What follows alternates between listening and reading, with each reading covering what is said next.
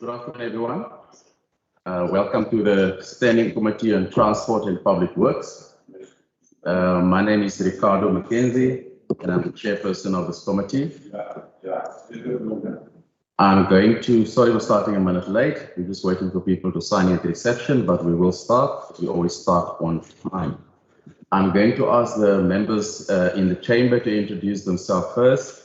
Then I'm going to go to the members online, and then we'll come back and set up the next further introductions. Thank you. In the chamber. Good afternoon, chairperson and members and guests. I am Regan Allen. Good afternoon, chairperson and colleagues of the members of the standing committee. My name is Lulama Mvimbi. I'm the member of the committee. Thanks. Good afternoon. My name is Brett Heron. I'm a member of the committee. Thank you. Can I go to the members that are online, please? Hi, good afternoon. My name is Khalid Sayed. I'm a member of the legislature. I'm on the education committee. Thank you. Thank you. Good afternoon. Good afternoon. Yeah. Continue. Good afternoon, Chair. Wendy Philander. Good afternoon, Chair. I'm Derek America. I'm a member of the committee, and good afternoon, everybody on the platform. Thank you. Good afternoon, Chairperson Ferlin Christians, a member of the Community Safety Standing Committee. Good afternoon, Chair. Andrikus van der Westhuizen, a member of this committee. And good afternoon to everybody else.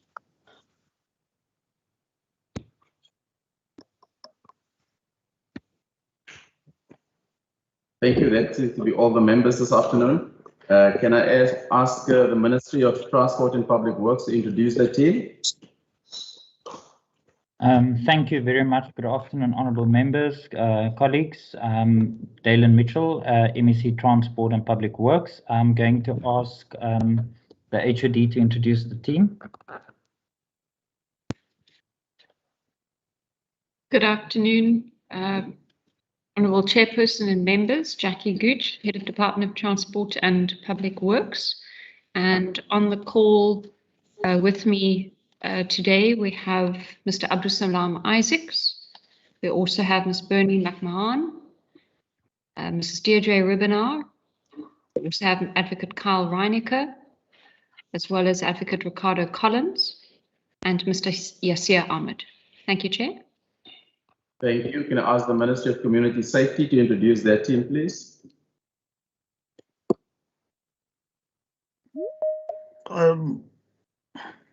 Good afternoon, Chairperson. I'm Albert Fritz. I'm the MEC for Community Safety. I'm not sure whether my team is on board because I don't think they were invited. I think I'm the only one invited from Community Safety. Oh, Yasina, yes, Yasina. Okay. Ms. Pillay, can you introduce your team? It was with you. Thank you, Minister. So I think it's just myself, the Head of Department for Community Safety. Thank you.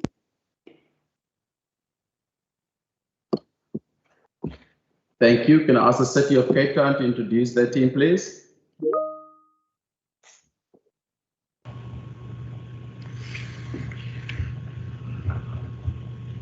Member Mackenzie, Chair. Afternoon, it's JP Smith. I am representing the city, and we should have some of our colleagues present as well. Director Robbie Roberts was intending to undertake the,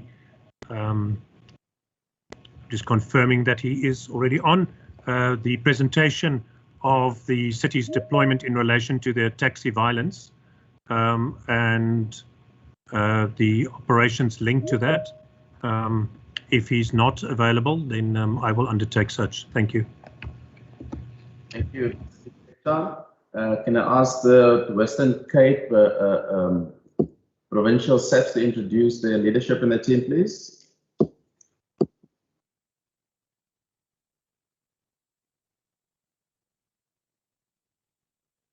Lieutenant General, you are muted. Good afternoon, Chair. I'm Lieutenant General Patekile.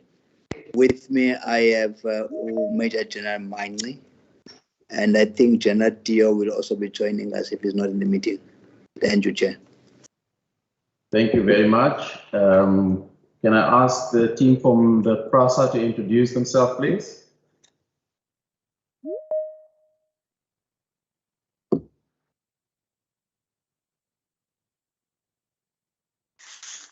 Morning, afternoon, Chair.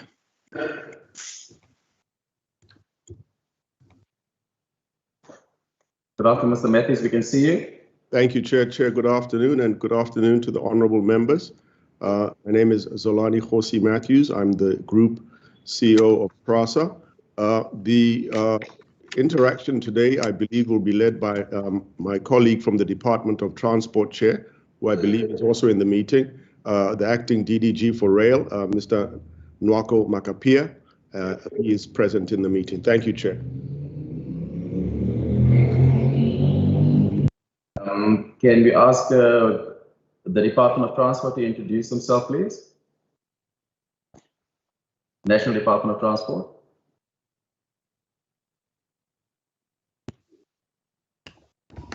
Good afternoon, Chair. My name is Thandiwe Mpondo. I'm the PLO in the Office of the Minister from Department of Transport. Thank you. Thank you very much. And we also note the apology from the Honourable Minister Mbalula. Is there anyone else from the National Department of Transport? Correct, Chairperson. Johannes Makhatu is my name. I'm the acting DDG Public Transport, National Department of Transport. Thank you. Thank you, Advocate Makhatu. Can we ask the team from Golden Arrow Bus Service to introduce themselves, please? Good afternoon, Chair, and good afternoon, everyone else. My name is Derek Meyer, General Manager for Golden Arrow, and just apologies from the CEO, Provincial May at the moment. Thank you, Chair. Thank you very much. Can we ask the Provincial Chairperson of the CPF to introduce their team?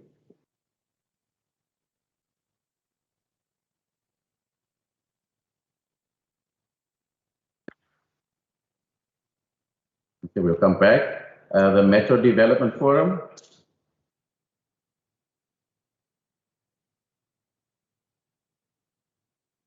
We'll come back to Mr. Tito. The United Commuters Voice.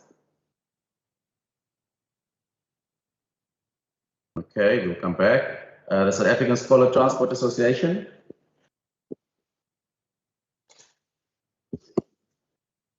Mr. Batembo, I see your camera's on. You can introduce your team, please. Afternoon, Chair, and honorable members. My name is Simpio Bate from South African Transport Association.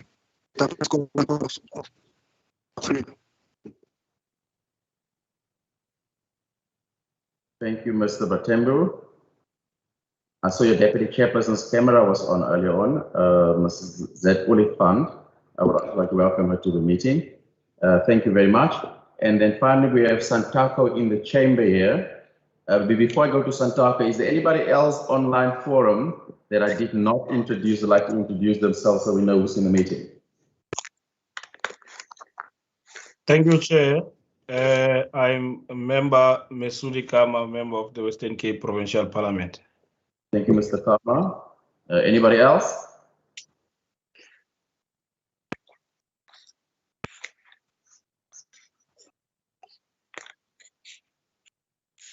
Okay, Mr. Batembo, can I ask you to switch off your camera, please? And this Ms. Zanele Oliphant, can we ask you to mute yourself? And then we go to Santako Leadership, who's in the house here. Can you introduce you and your team that is here, please? Good afternoon, Chair. Just put on your mic, please. Thanks.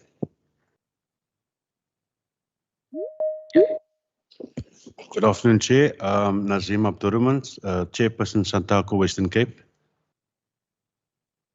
Good afternoon, everybody. Hendrik Williams, Regional Chairperson, Richard Frank, also a member of Santako, Western Cape.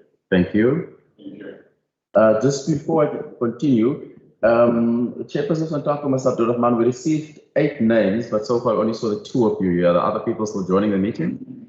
Yes, Chair. The other people are running late, Okay. but we can proceed. Yeah, thank you. Thank you very much.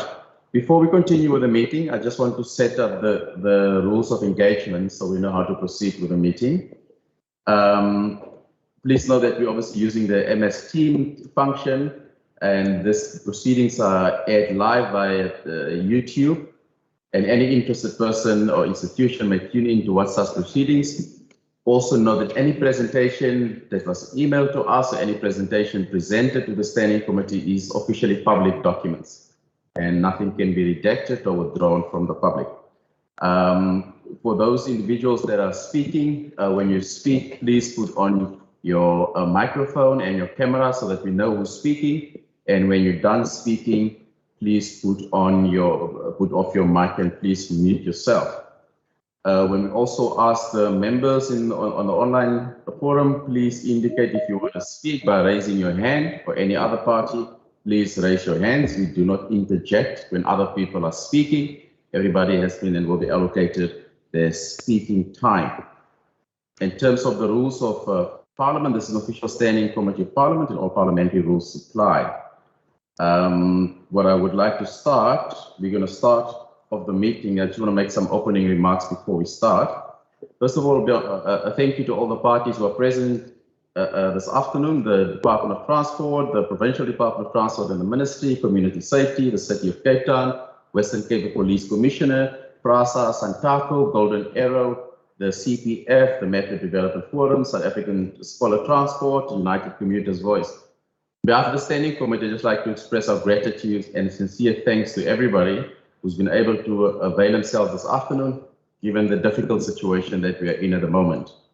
As you know, to date, the taxi violence has been responsible for the tragic loss of life of 83 people. And I further wish to make it known here today that we gather here today in the both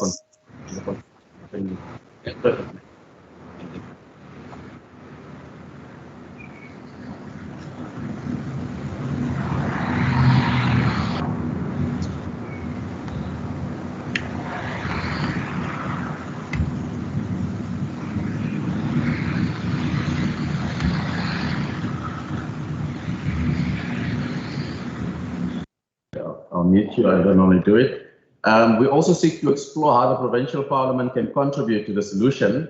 It is vital that we review the efforts taken by all spheres of government along with the industry stakeholders. As a committee, we are further well placed to consider the relevant legislation and the impact it has on the industry, government and law enforcement. We again welcome the partnering of government and the private sector thus far to mitigate the effects of what has transpired. Whilst we note that the conflict between the stakeholders in the taxi industry has calmed in the meantime, the impact of the recent events have been affected every sector of our province. It prevented people from going to work, it has meant that children have been unable to attend school, and in some cases it meant that residents could not access all services such as our healthcare facilities. Let us not forget that we also have many hard-working taxi drivers living in fear of losing their lives when merely trying to make an honest day's living. The transport industry is the lifeblood of the daily economic activity of the Western Cape. Within the city and other municipalities is expected to grow over the next few years. It will require that people, goods and services are able to commute effectively without any hindrance. That is why it's of utmost importance that we use every opportunity at our disposal to ensure that the important relationship between the various transport stakeholders, whether it's Metro Rail, PRASA, Golden Arrow, the taxi industry, remain intact and that the necessary partnerships are in place for further commuter safety and our convenience. Having said that, I'm going to hand over to Santako to start with the presentation. Mr. Abdurrahman. Thank you. Thank you, Chair. Firstly, I want to place on record that Santako totally denounced what is currently happening within the minibus taxi industry. We have dealt with the issue via our constitutional guidance and in support with our MEC of Transport and department officials to make sure that we try to understand what is the cause of the violence that is currently happening in Paarl and other areas. Chair, suffice to say, after numerous engagements with the Minister and the Department of Transport, we could not reach a middle ground where the conflict and violence is currently between Kata and Kodeta. Now, in our study, we have depicted and discovered that with the route B97, that is actually the bone of contention, and also further with our engagement with our Department of Transport and Santako and Kata and Kodeta, there's a few issues that was raised where the infringements of routes, the recruitment of members, and also going into areas and recruiting members from other areas, and that is actually the problem that we have. We have a memorandum of agreement, Chair, that is now given to all the regions to peruse and also to give comment on where we have went wrong. We have done everything in our power from our side, Chair, but we also picked up that there is criminal activity happening within the minibus taxi industry from certain routes, and we want SAPS to do and to arrest those people that is doing these things to our members. The Minister has issued the Section 91 with regards to closing of the interchange in Belleville due to the safety of the members, and we actually applaud that as a move from the Minister to do that, because we cannot have innocent people losing their lives at public transport interchanges. We as Santako would like the SAPS to expedite the investigations on those people that is currently using the barrel of the gun to settle scores instead of using the negotiating table, so that we can all be free. As Santako, we are supposed to provide a dignified public transport service to the commuters that deserves that service in the province. And with what is currently happening, Chair, we totally denounce this action of industries, regions in the province that is actually tarnishing the name of South African National Taxi Council. Chair, thank you. Thank you, Mr. Williams. Thank you, Chair. I would like to support what the chairperson of Santaka has said, but my version goes much deeper than that. Because as the chairperson of Mitchell's Plain, I operate a route that is directly affected by these activities. And worse, the government, the very government in which hold I'm sitting here now.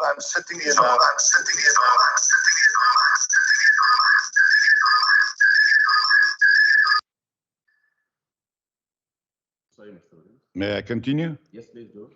Now, the very government, this DA government with all its organs, the city, the police, they have failed us. They cannot protect us because our route has been taken over by one of the groupings that is committing war in this province, and nobody seems to be able to stop them. Now, as an operator, I am out there every day. I don't know who to consult. I don't know what police to phone. There is just nobody.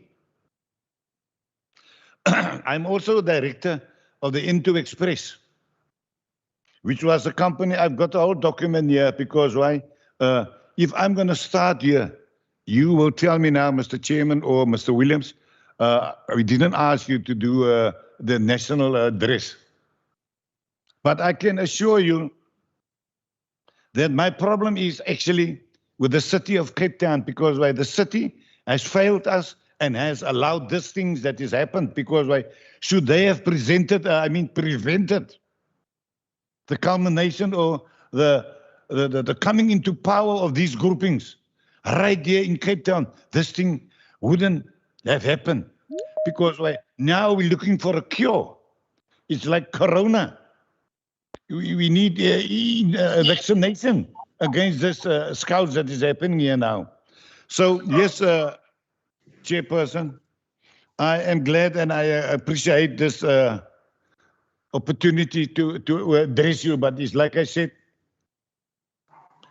we are directly affected. I don't want to mention names. I also don't want to say the wrong things, because I might be construed to make racial statements, because nowadays a man must be very careful how you address people and how you say things. But as I'm saying now, we are sitting with a problem, and the problem is not gone. We've heard through the grapevine that a solution has been reached, and then some other political players has come to the fore. We've seen it in our newspapers, The Soul and The Voice, Mr. Bantuolo Misa and Zima, Vaviel and them, they have made an agreement. But we know 2 weeks ago, the very same people made an agreement in Worcester in a conference, but just 1 day later, they committed 2 or 3 murders. So agreements, and this agreement that my chairperson is talking about, it means nothing, because agreements are made and they are broken. So now, our government, we personally have a problem as an operational group, because our business, our legal business as a company has been stopped by one of these groupings that is holding our province ransom, that is holding our government ransom, the city ransom, and us, who is on the ground as taxi operators, we are being held ransom. Our vehicles cannot operate, and we don't know what to do, who to address. I know I'm going to address you now, but I don't know what is going to be the result of this presentation. But I just need you to know where we stand. We are affected out there, and we need government to step in. We want to make use of this opportunity to congratulate and salute the new MEC for taking that stance that he took. That was a penal approach. It was long overdue because here we had people, we have a structure that has powers to make decisions. They have the law at their disposal, but they just don't dispatch these people. And here we're looking at our government, our DA government, and we're looking at the city run government city, but they're just doing nothing. They are allowing these people just to run over us. I'm going to make an example. You are all aware of the top deck here, right in the city. These people are shooting in open space on the deck, and here we are citizens, ratepayers. We are born in the city. We cannot go to our places where we are born. That is the threat we are living. And so now our government, it is here now. I don't even want to go in here into this book. It's like I said, you're going to hold me, Chairman, and say, I'm not allowed to make the nation address. But that is our problem, and that is the reason why I came here, to tell you these things that you can know. You're probably aware of the fact that a High Court decision has been made. And that decision has been openly and blatantly disregarded. The police was there in front of the High Court. It was towing, and it was told to the judge, this buses is not going to operate. This my city buses. The Into Express, our program where we gave in our permits for a partnership with Golden Arrow and with the city, we are being prevented from operating by the very same grouping that is causing this war, that is creating war in the city. Our people is afraid, even our passengers, to go onto the deck because it looks like a ghost town for them because they don't trust nobody. But and the other thing is, I'm not being a racist, but as soon as they see a black man, whether he's somebody that's going to the shop, then they think, hey, this is a gunman coming here. That is the perception of our people. Because I have children making use of the taxis, and they give me their feelings. They are afraid. And that is besides the other people. Then there is the commuting public. I am not an ordinary chairperson, Mr. Chairman. I'm a regional chairperson. I associate with the people on the ground. They talk to me and I associate with the people. And the people in our constituency of Mitchell's Plain, they talk to me. So now we are stagnated. There is no movement. So where do we go for protection? I think we are at the right door now. I mean, we in the legislature, and I think this body has the ability to take this thing forward with the powers that is be. I just want to pull up the handbrake for now, Chair. Thank you. Mr. Dorman, I see your other 6 regions are not here yet, but we'll continue with the meeting. You say they are on the way, because obviously we want to hear from all perspectives. Can I hand over to Minister Albert Fritz? Oh, sorry, Minister Mitchell. Good afternoon, Chairperson. Good afternoon, honourable members, representatives of the various organisations, HOD and officials in the department. Thank you for, Chair, thank you to you and the committee for creating this opportunity for reporting on the developments in relation to the disruption and violence linked to activities in the minibus taxi industry, which is a crucial part of the public transport system in the Western Cape. Chair, I want to say that when I was appointed as the MEC, there was a call by the minibus taxi industry that I must do everything in my power to try and protect the innocent lives of the legal operators because of the violence that's continuously plaguing the industry. That was a direct call from the industry. And when I took my oath, I made it clear that I will do everything within my legislative legal power to try and create that safe, dignified public transport system for the citizens of this province, which includes the legal operators. But what we've seen over the last a couple of weeks, Chairperson. I know in your opening remarks you referred to, or you said that there's 83 people killed. What we're actually standing on, Chair and honourable members, at this stage is 86 murders since the beginning of this calendar year. In July alone, there was 24 murders directly linked to the taxi violence. But I'm not going to go into the detail now because I know that the department has prepared a presentation that will directly speak to this. But I would like to thank all the structures and individuals, including various opposition political leaders, my national counterpart, Minister Mbalula, the Department of Community Safety, under the leadership of Minister Fritz, as well as the Western Cape Cabinet colleagues, the South African Police Services, the SANDF, the City of Cape Town Law Enforcement Agency under the leadership of Alderman J.P. Smith, and then also Santaka Western Cape under the leadership of Mr. Abdurrahman, who has, as a collective, has come together to try and see how best we address the situation. At the root cause of this is the B97 route that is in contestation between two associations. That process ultimately led to an arbitration process, which is currently that commenced yesterday, the day before, on Tuesday, and I don't want to really go into the details of that at this point, because it's now a court process and all parties, including government, will have to abide by the outcome of that arbitration process. So I trust that when we reach that outcome, that we will all be able to take forward the resolutions. And I will again, like I've always said, that as the executive authority responsible for this department will ensure that whatever the recommendations is that comes out of that arbitration process, that it will be implemented, and that we will ultimately ensure that we create a safer environment in the industry for the commuters that we all serve, and that is at the center of the decision making behind all of this. Chair, we are making progress, but there's a lot still to do.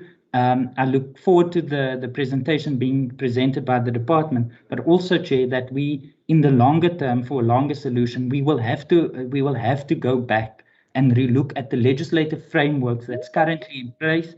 And I've had a discussion with the national minister, because the legislation was written in a way many years ago, that and conditions and things have changed. So we as in the long-term solution have to try and see how best we can ultimately address the industry, because like I said in the beginning, there's many legal operators, law-abiding citizens that's paying the price for a criminal few that is disrupting this industry. Thank you, Chair. With your indulgence, I'm going to ask HOD through you if Mr. Ahmed will take us through the presentation, and if there's any further questions, I would address it at the end with the department. Thank you.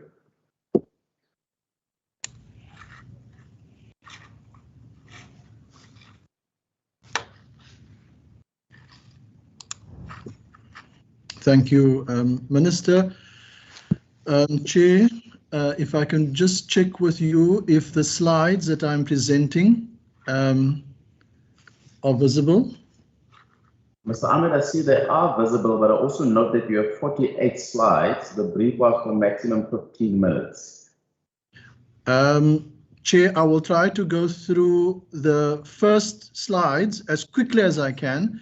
That's just to contextualize what's currently happening, and then try to give some further context and background to perhaps the history of the conflict and what's brought us to this point, if that's okay with you. Yeah, thanks. And if you can put your slide on presentation mode, please, so we can just see it. I'm trying to do that now. There we go. Yeah, perfect. Thank you. Okay, Chair, with your permission, I'll kick off straight away. Okay, Chair and members, thank you very much for this opportunity. Ministers, what I'll cover in this slide presentation, Chair, is the current conflicts that we currently have, the players and the trigger events. We look at the stats on taxi-related crime in this province, integrated interventions. I think Minister Mitchell made it very clear that right from the start, we indicated that we want to work together as government so that we do not contradict one another, and we use the available resources effectively. We look at the contingency plans that have gone together with the process of closing the routes and the ranks. And then I would like to at some point get to the bigger context and the evolution of criminality within the minibus taxi industry as it affects the industry as articulated by Mr. Williams and by Chairman Abdurrahman. Now, firstly, with regards to the conflict, the parties, I think we all know, South African National Taxi Council, Santaco Western Cape is the overarching structure representing a number of regions. There are also mother bodies defined only in the Western Cape. We have CARTA and CODETA. Now, I just want to pause on CARTA and CODETA. The chairman of CARTA, Mr. Victor Wiebe, was shot and killed in April of this year. The new leaders are younger, more aggressive, and I'll be very honest about this. And the older leaders, to some extent, are being sidelined. That is our perspective as government. The CODETA has historically been much more stable as a mother body and as a region. Their long-serving leader, Mr. Miselo, died in September 2020. And there have been challenges to the interim leader, Mr. Spielman, but the CODETA has generally been stable over many years. The conflict, however, between CARTA and CODETA go way back and has got a very, very deep history to it. Route associations specifically involved in the conflict are CARTA Boland, the Paul Alliance Taxi Association, which is affiliated to CODETA, and then also there's a link with Belta CARTA, that's the Belleville Taxi Association, and Bloemkombos Wallisdean Taxi Association. Now, these associations are very unstable, and it is that conflict that led to the breakdown of what was called the 15-15 committee, the 15 by 15, which was a committee of 15 members of CARTA, 15 of CODETA, that to some extent kept the peace between these two mother bodies. The issue of mother bodies I will come to, though, at some point in the presentation. Now, the hotspots that we currently have, as was mentioned by our minister, is Belleville, the Belleville Public Transport Interchange, and then specifically in Bokweni, in Paarl, and that route between Bokweni and Belleville, that's B97. Other townships served by CARTA and CODETA have, of course, been affected. Nyanga, Langa, Crossroads, Khayelitsha, Nyanga, Langa, Crossroads, and Philippi served predominantly by CARTA, and Khayelitsha served by CODETA. Now, I just want to pause here a little bit, and I want to give you our perspective as transport, and also what we've uncovered with our partners in the police. There's a playbook that is unfolding. You have a registered local association that works very well with the planning authority. That local association, because based in that municipality, develops integrated transport plans with the municipality to help balance the supply and demand. So there is a role for minibus taxi associations at the route level. But a group of illegal operators, sometimes disgruntled drivers from the local association, then starts operating illegally from a makeshift rank, and the local association or the municipalities take action. Fines are issued and taxes are impounded. This illegal grouping then runs to the first mother body for protection, and or the lobbying power that comes with that mother body, with the authorities and the municipalities. Now we know, and this has been admitted to by the leaders in the minibus taxi industry, that they recruit individuals with this type of pull, with the type of lobbying power. So they recruit municipal officials, they recruit political players, they recruit members of the SAPS. And that is something that has to be looked into. In the absence of effective law enforcement, the first local association, that is the legitimate local association in that area on those routes, then are in a sense forced to affiliate with a second rival mother body. Both parties start to pay fees in exchange for protection and allowing the mother body to take over control and to deploy additional taxes additional taxis to the local routes. Now, Mr. Abdurrahman and Mr. Williams mentioned this in passing, but it is a big problem, and it is one of the underlying causes of the conflict that we're currently facing, but also conflict that sprouted up not just in Paarl and Mbukweni, but conflict in Ceres, Saldanha, in George, conflicts throughout the province, and therein lies a problem that we have to address. The mother bodies and local taxi associations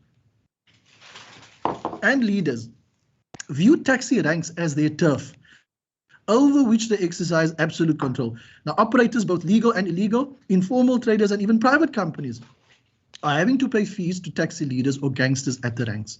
Now, I want to emphasize here, please, Chairman, just as you mentioned in your opening statement, the minibus taxi industry is comprised of the majority of operators who are decent people who simply want to make a decent living for their families.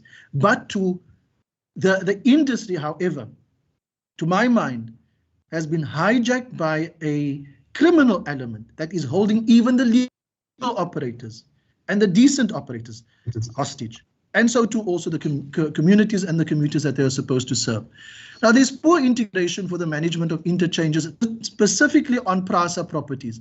Municipal rank managers, where they are appointed, and I hats off to the City of Cape Town, they've appointed a company to manage their ranks now, and the security staff, they are ill-equipped to maintain order and are afraid to engage the taxi bosses who break the law. Many facilities are also in very poor states, impacting on the dignity of commuters.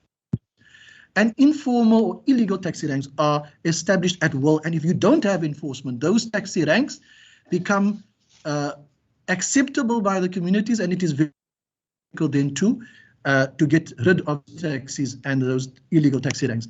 On the stats, Minister Mitchell mentioned murders in this year alone, 86 murders, 66 attempted murders, and 63 other taxi-related crimes. From the 1st of July, 24 deaths and 29 injuries. I'm thankful that over the last 2 weeks, we haven't seen a minibus taxi-related murder, or in the last week rather. And we are also thankful that arrests since 2018 has now crept up very, very quickly to 168. I think just over the last couple of weeks, there's been something like 14 arrests relating to this particular round of conflict. But we have got the SAPS in the meeting, and I'm sure they will go into more detail on this. We're also grateful that there are 84 cases on the roll and convictions thus far, standing at 9. Not where it should be, but I think with Provincial Commissioner Patekile, together with the Community Safety Department and our department, working together, looking to improve on that rate of convictions of these criminal warlords. There's very good cooperation, Chair, I must emphasize, between the SAPS, the National Prosecuting Authority, and all Western Cape government departments who made this pact right from the start to work together.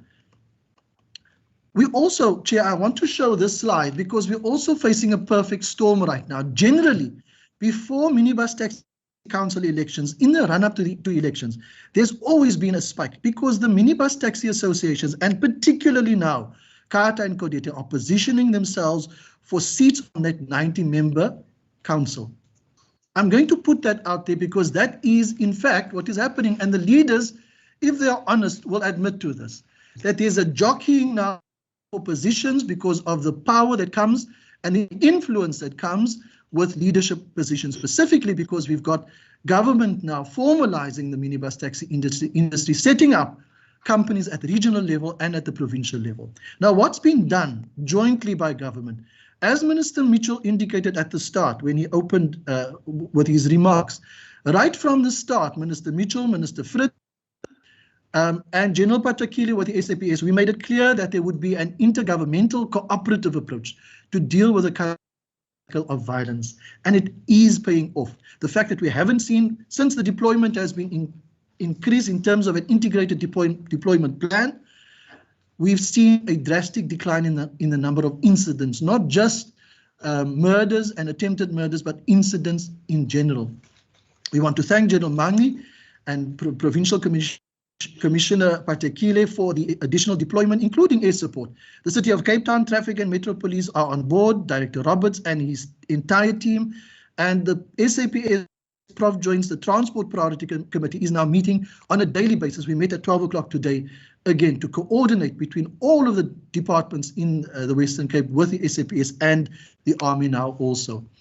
The integrated interventions also included our pulling in Santaco right at the start. And Minister Mitchell, as was indicated by Mr. Abdurrahman, drew the line in the sand. Criminal behavior and breaking the rule of law will not be tolerated and cannot be tolerated by us as government. Minister Mitchell informed Santaco that each of the regulatory and punitive steps that we as Transport and Public Works, together with the City of Cape Town, have at our disposal would be taken. The registrar started off with initiating the 7A20, that is in terms of Provincial Law 8, and that is inquiries into the Code of Conduct breaches by Carter and Kodeta. Those hearings are scheduled for the 4th of August. On the 9th of July, there was a facilitated meeting between Carter and Kodeta leaders, which led to the signing of a peace pledge. And I'm sorry to say, but the peace pledge was not worth the paper that it was written on. On the 13th of July, our officials, Transport and Public Works, met with our colleagues from Gauteng to look at fresh ideas that we could apply in the Western Cape. This peace pledge that was signed on the 9th of July, which I'm showing on the screen now, was signed by the leaders, and that very next day, a Kodeta leader was shot. And I think Mr. Williams also mentioned this in his opening remarks. Coming back to the integrated interventions, our Blue Dot incentive, which our department is piloting in this year, we immediately stopped payments to Carter and Kodeta by placing the regions in the red status. The City of Cape Town put on hold a special regulatory process which they had initiated with the entire Santaco, particularly with Carter and Kodeta at their request. That special regulatory process was stopped. The Santaco Provincial Executive met first with Carter and Kodeta to try to come to some sort of agreement, what we called a bridging agreement, to come to some sort of agreement around B97, which our officials from the provincial regulatory or entity were on hand to regularize, to ensure whatever agreement is come to, that it is supported in legislation, because we will not allow some agreement to be reached between parties that are not agreement which is not supported in legislation. And our officials are on hand to ensure that it can be supported in legislation. On the 16th of July, MECs, Ministers Mitchell and Fritz, joined by Minister of Transport Balula, met with Carter and Kodeta and Santaco leadership at Jean Low Traffic College. We sat there for 2 days, Chair, hoping that they would come to some agreement on B97. On and off, they were close and then they were not close. At the end of the day, however, there was no agreement reached between the parties. The 16th of July was also the date, the closing date by which members or interested parties could submit representations to the Minister of Transport and Public Works why he should not close ranks and routes in terms of Section 91. I'll come back to Section 91, what that entails. On the 19th of July, Carter and Kodeta continued to meet in facilitated sessions that was only between them. Our officials were not on hand. The 6 of the 8 Santaco regions are open to signing a peace agreement and having errant route associations placed under administration, as was done in Gauteng.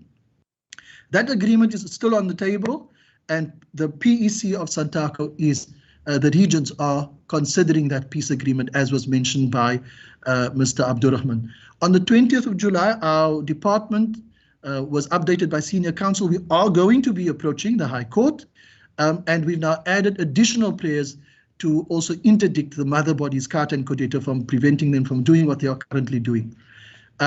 On the 20th of July, our department, together with the supported the SAPS rather, in briefing COSATU leaders on the conflict and interventions taken at that point in time.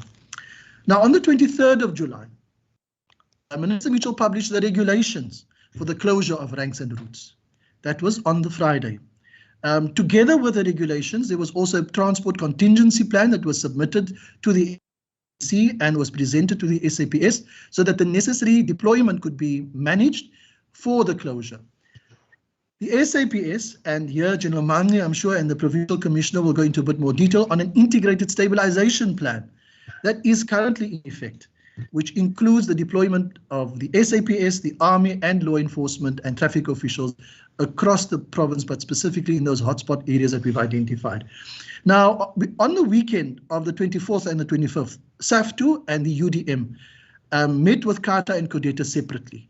On the 25th of July, the SAPS and our department also briefed the security cluster ministers, Minister Kele, Minister Mapisa Ntakula, and also Minister Dlodlo, Ayandla Dlodlo. And that was, of course, to ensure that the army deployment was sanctioned by that cluster. On the 26th of July, the ranks were closed and the deployment plan of the SAPS, or coordinated by the SAPS, was operationalized. Minister Mitchell briefed, or rather Minister Mitchell and our department, we were briefed by Messieurs Vavi and Holomisa in the presence of CATA and CODETA on a draft, as yet unsigned, piece of that is currently on the table with the two parties. The B97 arbitration process, as Minister Mitchell mentioned, started on the 27th of July. Unfortunately, it was supposed to start on the 26th, but there was a delay when the interpreter did not pitch up. On the 27th of July, CODETA informed stakeholders that their affiliates would resume services on their routes not affected by Section 91 as of today. Now, just going back to the Section 91 notice, what does that entail?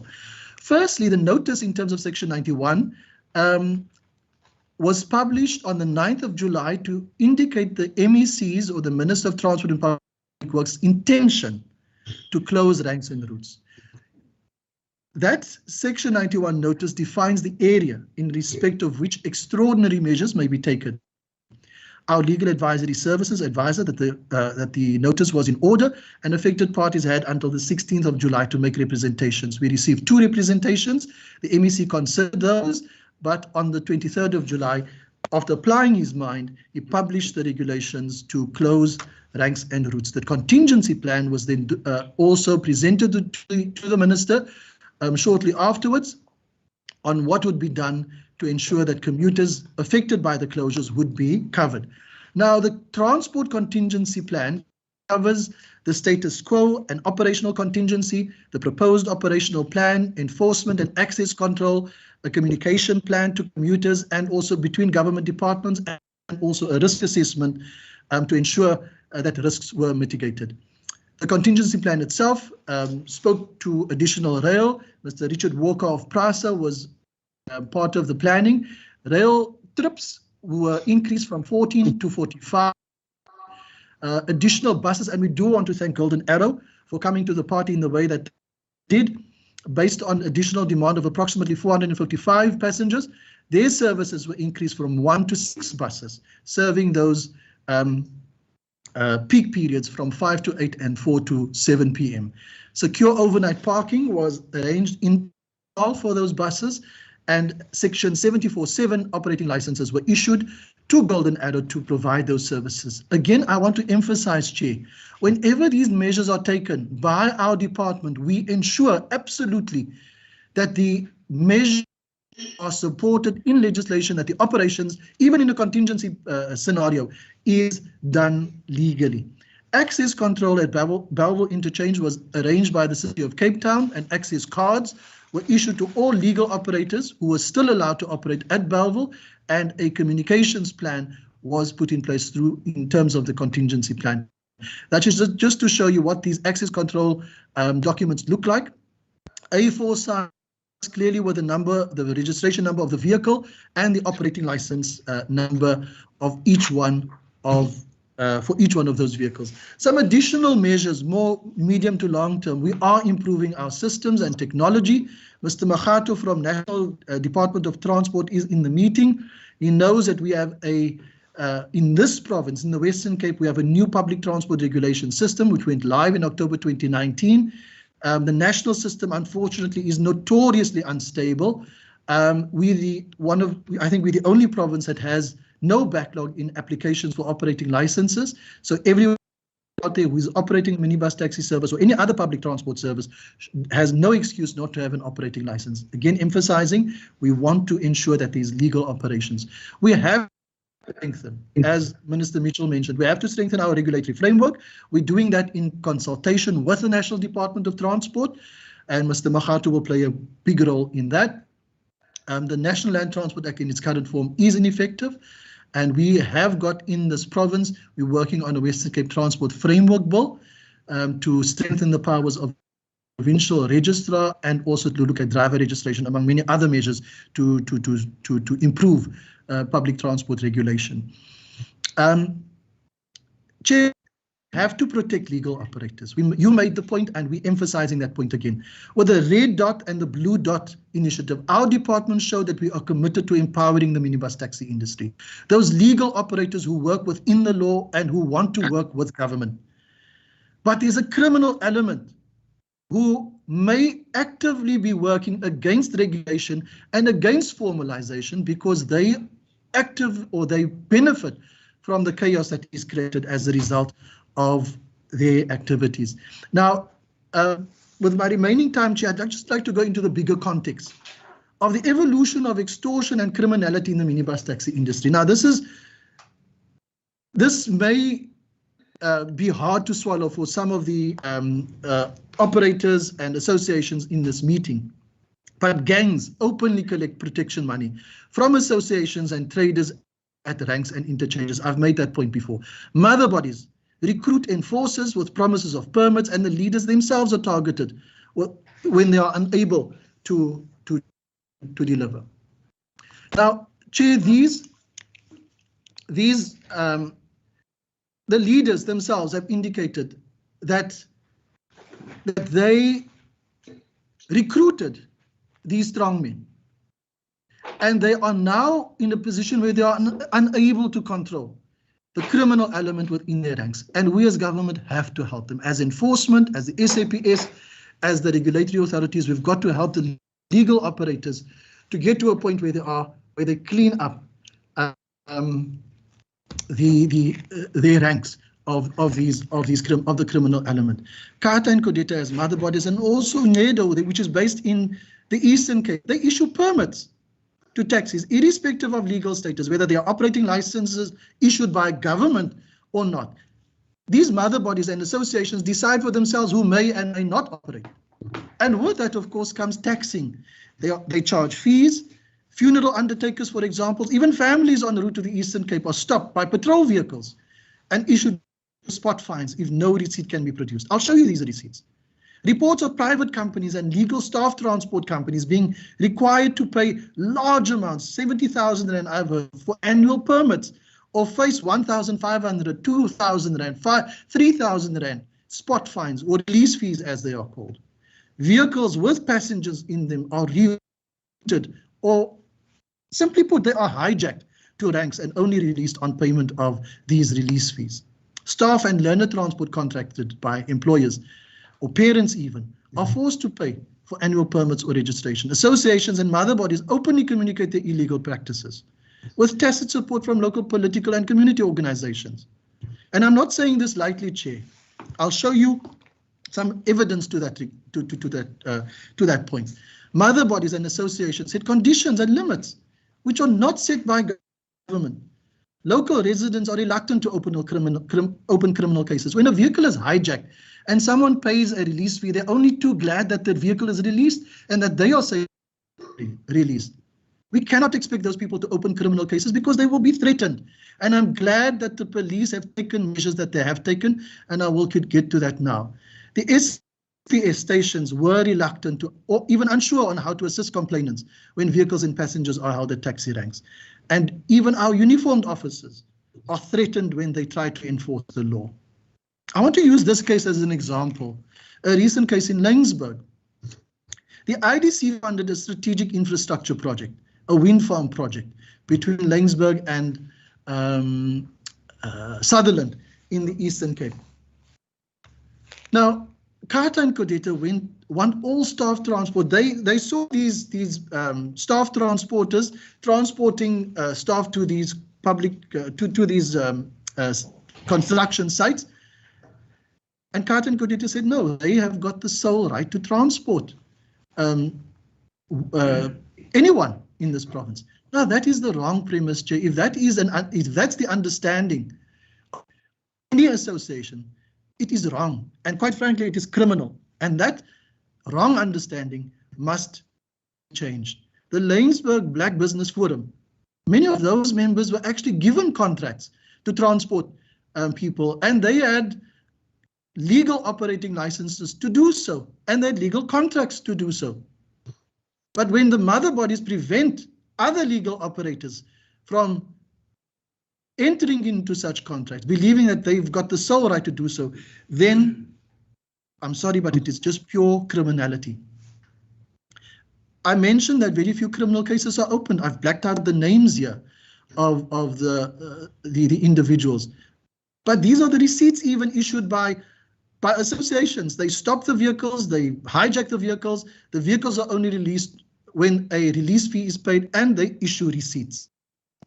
Unfortunately, because the criminal cases are not open, the evidence there is not used in criminal cases. But SAPS, together with Western Cape Government Departments, are addressing this now with all of our might. Institutionalized extortion cannot be tolerated in any form.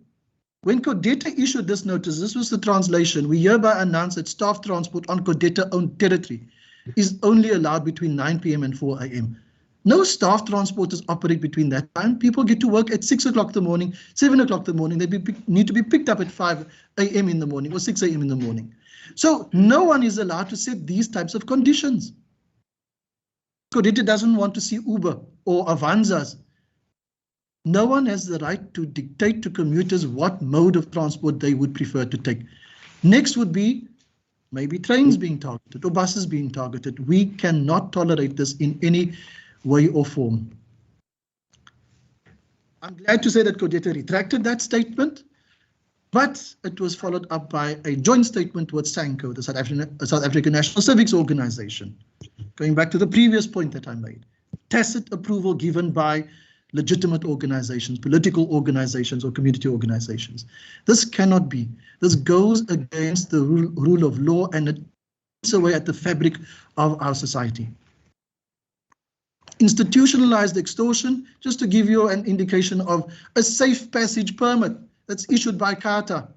Again, this is not part of a criminal case, but CARTA issued this safe passage permit. Let me show you what it reads. The above taxi association hereby grants safe passage to this company. Codeta does the same. It's agreed that this company may operate safely in our area. They hold roadblocks, Chair and members. And they issue notices to communities. So there's a bigger issue at play here than just Route B97. It is about control over turf, about control over routes and ranks that mother bodies are vying for. The newspapers have picked up on it. CARTA and Codeta vehemently deny it, but there are receipts issued to the effect that monies were received for allowing companies to pick up their own staff. What's even more concerning is that the actions are becoming more brazen. R5 rifles at ranks. Communities being told you can't come and pick up your own staff in our townships. It's not their townships, it is our community's townships. My apology, I should have blacked out that bottom line there. Judge Sabeza in 2005 already said that there's a culture of fear and terror amongst drivers. And again, Mr. Abdurrahman and Mr. Williams emphasized this. It's a culture of fear and terror perpetuated by certain associations. No one is ever prepared to give evidence, but people are now stepping up to give evidence. Cases are being opened. Judge Msebeza said it, mother bodies operate like a modern day mafia, which is why we have to go to court as a department to get clarity on what it means in this province alone that we have mother bodies.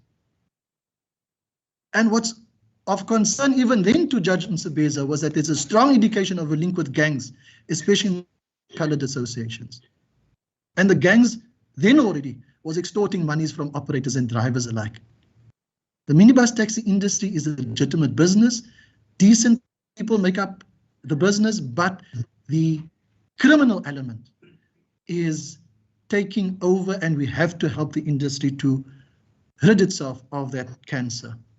There are positive steps. I don't want to depress everybody. There have been positive steps, and I'm glad that the PC is in the meeting. A standard operating procedure was prepared by SAP's legal services. No station commander can now say to a member of the public who goes to a police station and says, "Ah man, just pay the release fee." Disciplinary action will now be taken. This was done by the police in this province. It defines, the SOP defines the crimes committed and charges that should be brought, including extortion, hijacking, and kidnapping. Because it's not just a rerouting, or it's not impoundment. It's not impoundment of a vehicle by Kata or Kodeta or any other association. It's hijacking, and it's kidnapping if people are in that vehicle. And we are very grateful as Western Cape government to the SAPS for setting up this extortion hotline, where anyone who knows about extortion can call the SAPS and action will be taken against the criminals who hold people and communities ransom. The integrated approach by the SAPS, there was a workshop of the Transport Priority Committee, and again, General Patakile has endorsed the setting up of a fusion center to deal holistically across departments with the SAPS, with extortion cases in the transport sector, and a detailed project plan to that effect will be submitted to the PC and to HODs. Chair, my last 2 slides. We've learned from this. We will continue to learn and improve. And we are not as transport saying that we are completely blameless. We've looked at our own doorstep first. But firstly, the crimes that we're currently seeing are just that. Firstly, they are crimes. And the rule of law cannot be subjugated. Investigations and arrests for taxi-related murders, historic murders, must be prioritized by the SAPS. Enforcement of operating licenses and operating license conditions must be stepped up. We agree that that is a weakness on the part of government, and we will improve on that. We need to monitor and investigate non-compliance with the National Land Transport Act, even where charter operating licenses are abused. And we've heard the industry, the legal minibus taxi industry, saying that charter operating licenses are abused. And if that requires training of traffic officials and police officials, our officials in the PRE are on standby. We've made the offer, we will do the training. We need to investigate conflicts of interest. When the industry says that there are government officials who are benefiting from the minibus taxi industry, bring those names to the HODs, to the accounting officers, bring those names to the provincial commissioner, because it is illegal for any enforcement officer or police officer to hold an operating license. Not just the officer, but even the officer's immediate family. That's Section 13 of the National Land Transport Act. We need to strengthen public transport plans and planning. Municipalities are responsible for this function, but we as a Department of Transport and Public Works have offered assistance to any municipality where there is a need for assistance because of a lack of capacity. We need to review supply and demand on key routes. And Chair, I must emphasize here, most routes are overtraded already by legal operators with legal operating licenses. There's overtrading, let alone the illegal operators that are brought on board by associations, because those illegal operators are paying for the right to operate. We will unbundle network operating licenses because it may shade the supply and demand figures, but there are clear indications that routes are overtraded. We need to review route descriptions. We've heard the industry, so A and B point definitions. We need to ensure proactive planning for new developments.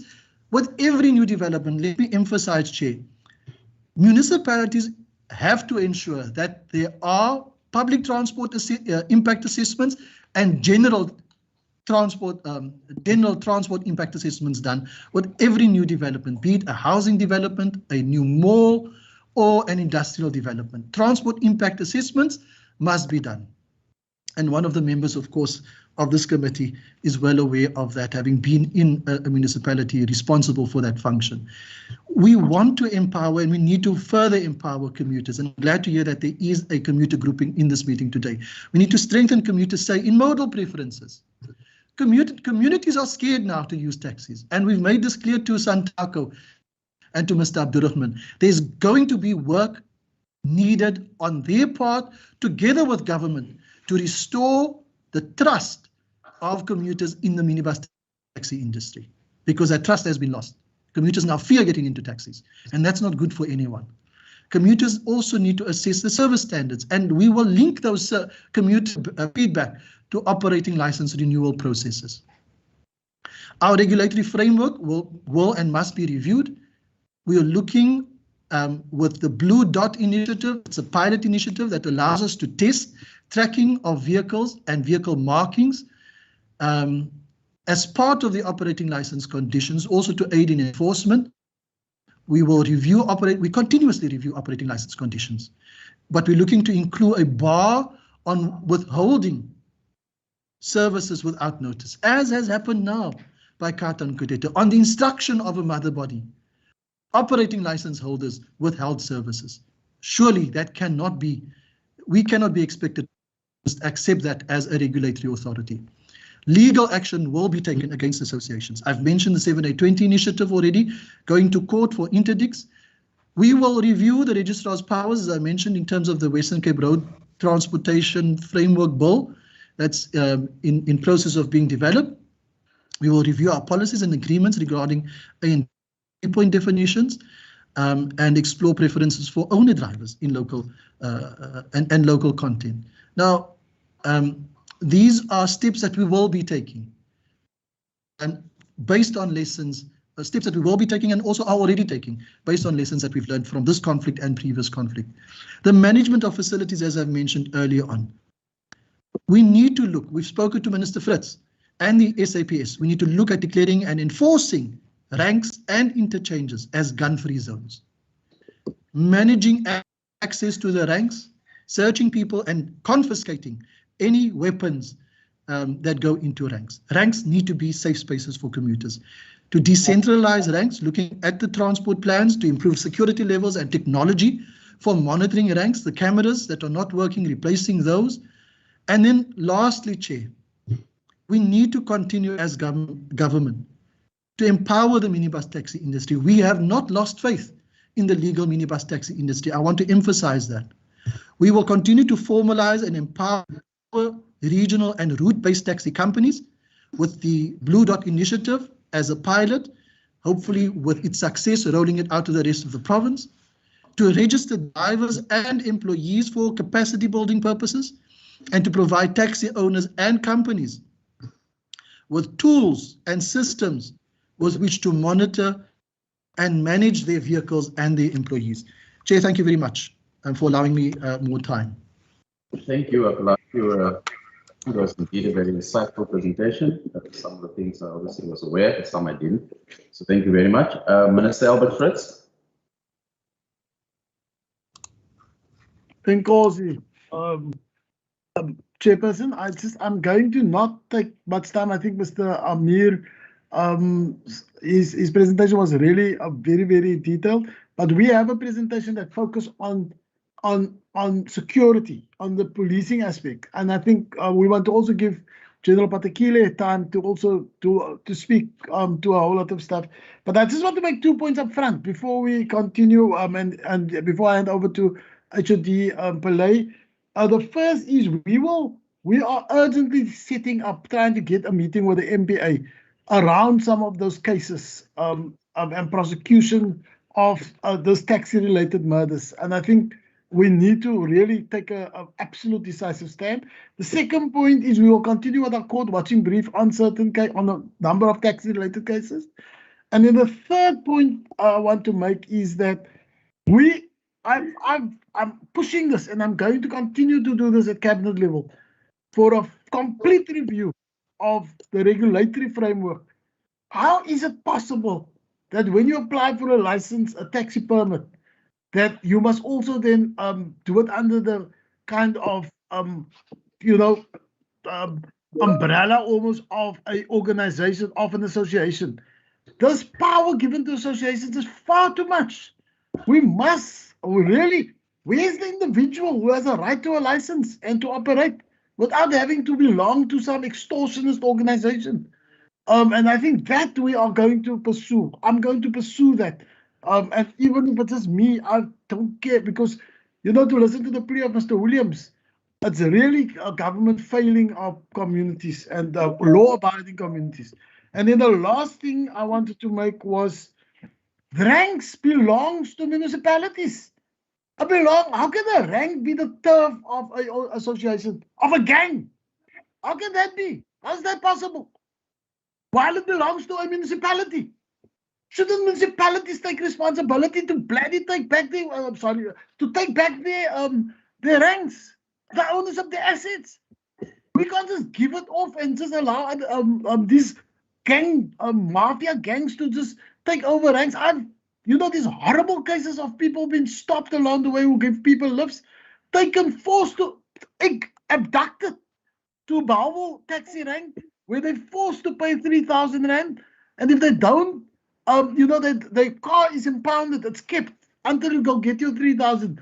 Where is there another parallel law enforcement organization, or are people is this a lawless banana republic? This cannot be. So on that note, Mr. Chairman, let me hand over to HOD. Oh, my blood pressure. Thank you very much. Thank you, Minister. First, mind your blood pressure. HOD. Thank you very much, Honorable Chairperson. May I request control, please, so that I can flight the presentation? You want me to do that? You just provide. Actually, before I proceed, Lieutenant General, can I just ask, if you don't mind, can we proceed immediately after this presentation with you? Because it fits quite nicely with what we've listened to. So your team can prepare, Lieutenant General Patekile, if you don't mind, please. Actually, you can continue. Thank you, Honorable Chair. I unfortunately do not have control, so I'm unable to share my presentation. Johan is giving you control now. Thank you. Thank you.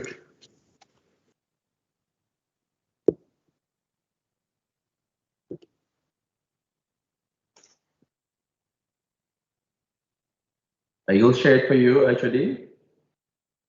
Thank you very much for that. If you could, thank you, Johan.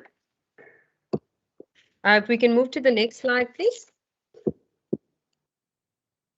Okay, this is just the approach that we have adopted in relation to the public violence, unrest situation, and the taxi violence. So it's an integrated multidisciplinary approach that is in place to address any incidents of public violence, unrest, looting, and taxi-related crimes through intelligence operations, visible policing, detection, involvement of the Directorate for Priority Crime Investigation, which is the Hawks, the Metro Police, traffic law enforcement, and disaster management.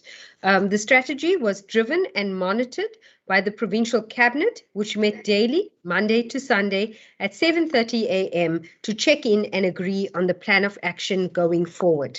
Next slide, please. The operational approach, the following operational concepts applied. Pillar 1 being intelligence gathering, analysis, and coordination. Pillar 2, proactive policing. Pillar 3, combat and reactionary approach. Pillar 4, investigation. And Pillar 5, communication. Next slide, please.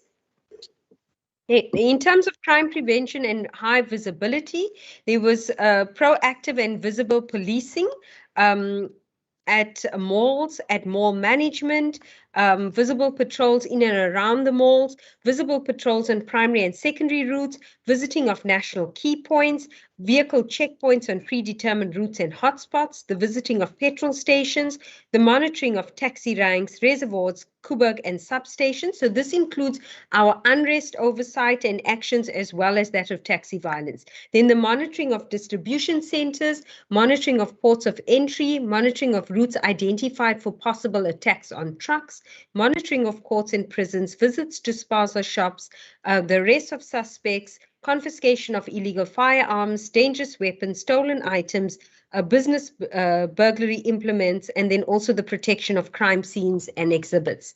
Next slide, please. In terms of communication and liaison, there's been a proactive communication plan in place. There's been a monitoring of all social media platforms, quick time verification of incidents trending on social media and counter reporting, management of public perceptions, media liaison, attending to media inquiries, marketing of successes, and then marketing of the extortion hotline, and then marketing of call center numbers of the city, as well as the SAPs. Next slide, please.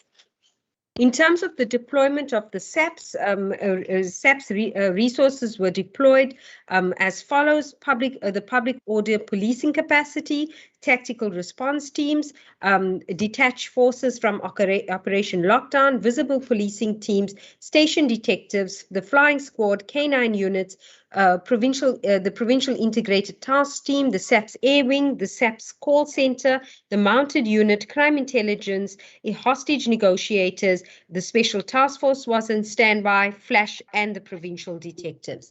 Next slide, please. Deployment from the city of Cape Town was in the form of the Metro Police, law enforcement, traffic, and then LEAP officers. Thank you. Next slide.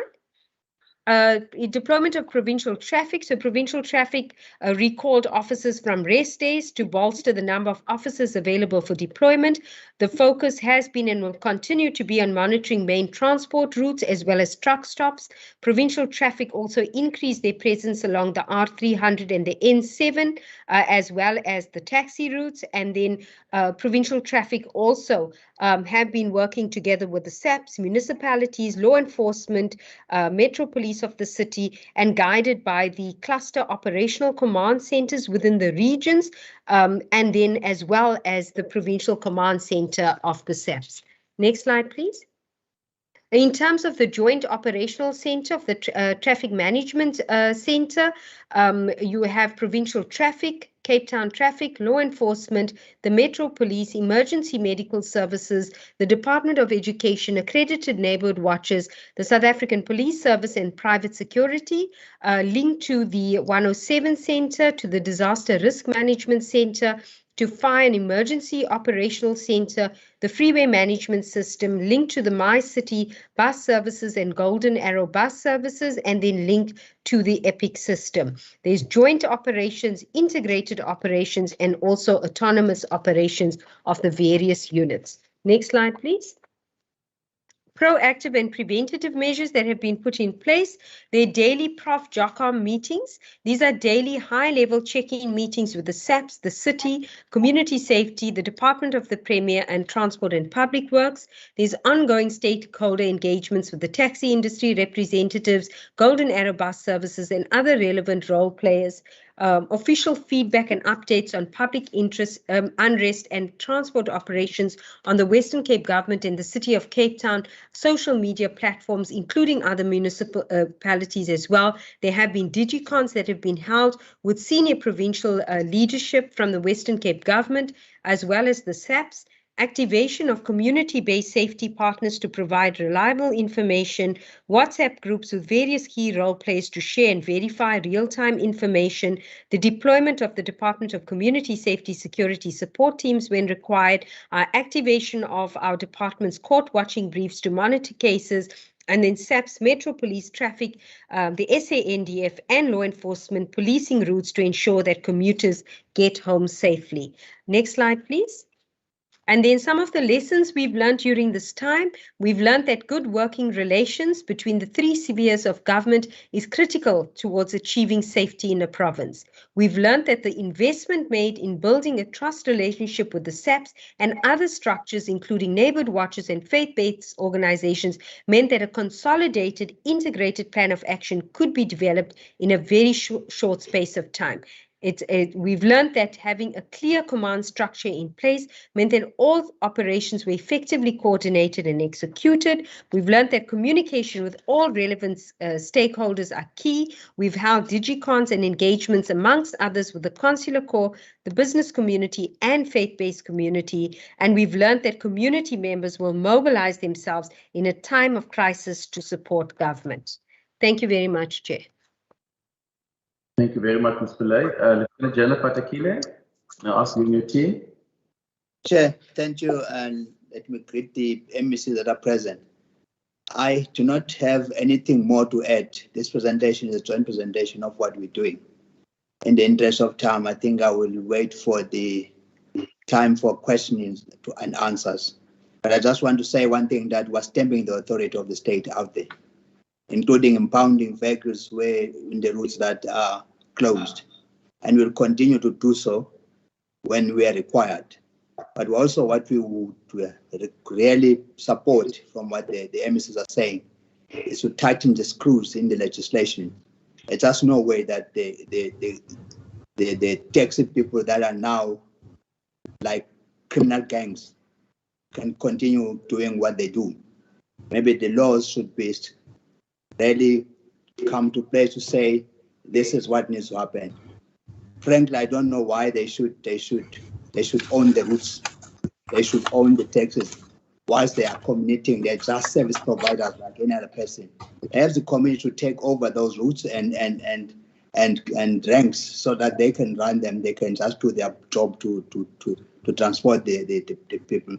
That's all I could say now. Thank you. Thank you very much, Lieutenant General Patakile. Colleagues, I'm going to hand over questions to the members. We'll start with the members in the House first, before we go to members online. All the members are still to get their notes ready. Can I just make an opening comment?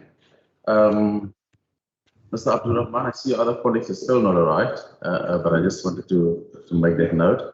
But it's fine. We'll still continue. Do you want to say anything on that? Yes, Chair. I just want to make a rectification. I see Mr. Ridwan Koni says Mr. Imanis, and some of the guys is online. Oh, are they online? Okay, virtually, excellent, yeah. excellent. Thank you. Because I do want to hear from some of your other colleagues as well. So if you just get an indication which region they're from, and you can give each of them maximum 5 minutes just to say a few words, so that it's important that we do get feedback from all the different regions in the Western Cape, so no one can say that they left out. So you can just identify which of the colleagues, so they can introduce themselves, and then they can just give input into the committee. Yes, Chair. I see Mr. Ridwan Konis, the Secretary General, if he can maybe come in from Santaco side. Thank you.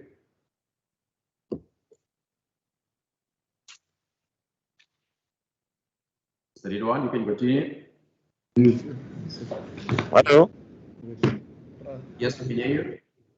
Yes, good afternoon, Chairman, and also good afternoon to my chairperson, Mr. Nazim Abdurrahman, and all honorable members of Parliament.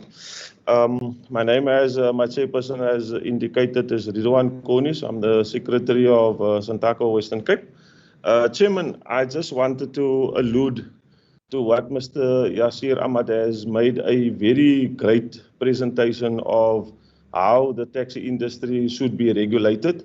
But I also want to allude to the fact that, that the department must also take grace in the sense of how these routes were registered. And I can also say that our members, as Kata and Kodeta, has alluded to the fact that there is issues. And the main issue is that in both meetings, or all three meetings, that the department was with us, and also the facilitator between us and the department has alluded to the main issue to this violence is the acceptance of membership of both sides, Chairman. So I wanted to say that the Department of Transport, especially where the registrar is concerned, of how we register these routes and how we accept registration of members. So these fightings and these things that happen where they fight for roots is the acceptance of membership, and where also these members are registered by the registrar. Now, these routes that is been taken on, or these wars, as we call it, Chairman, that has been taken place in the Western Cape especially, it's all about power of membership.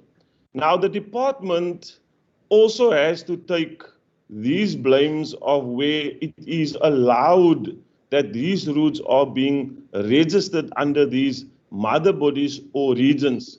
So there is a couple of issues that has to be taken also.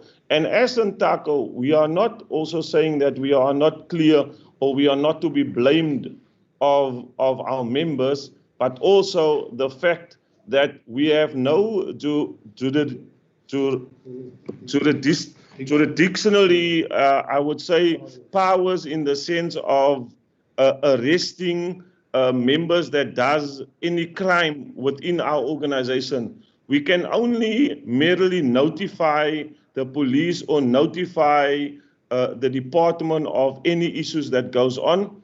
But whenever we write to the department or whenever we notify the department of issues happening or red flag issues, it is always said to us that nothing can be done because where no law enforcement or law enforcement can be done because there's not enough law enforcement given, Chair. So, Chair, as Santaco, we say that we are not clean. We cannot wash our hands clean by saying that we are not to be blamed. It's not our members, but merely also, Chair, that these members that does all these crimes, it's not, like my chairperson said, that we do not say that these members or any people outside that doesn't belong to us to do these crimes, Chair. So, Chair, I just wanted to stop there and also give my other members a chance, but I wanted to say that as Santaco, we won't stop negotiating or try and bring peace between these two organizations that belongs to Santaco. Thank you, Chair. Is it everyone? Also see the Treasurer Chair, Mr. Mandla Hermanus, he's also online, Chair. Okay, Mr. Hermanus, you wanted to add anything? Hello.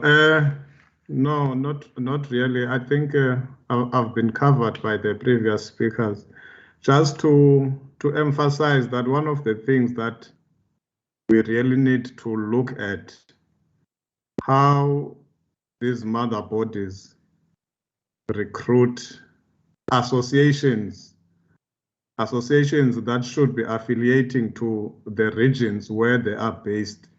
So you say mother bodies going around to other regions and recruiting associations there in order to bolster their numbers in preparation for conferences where one region might want to have the most votes at a conference.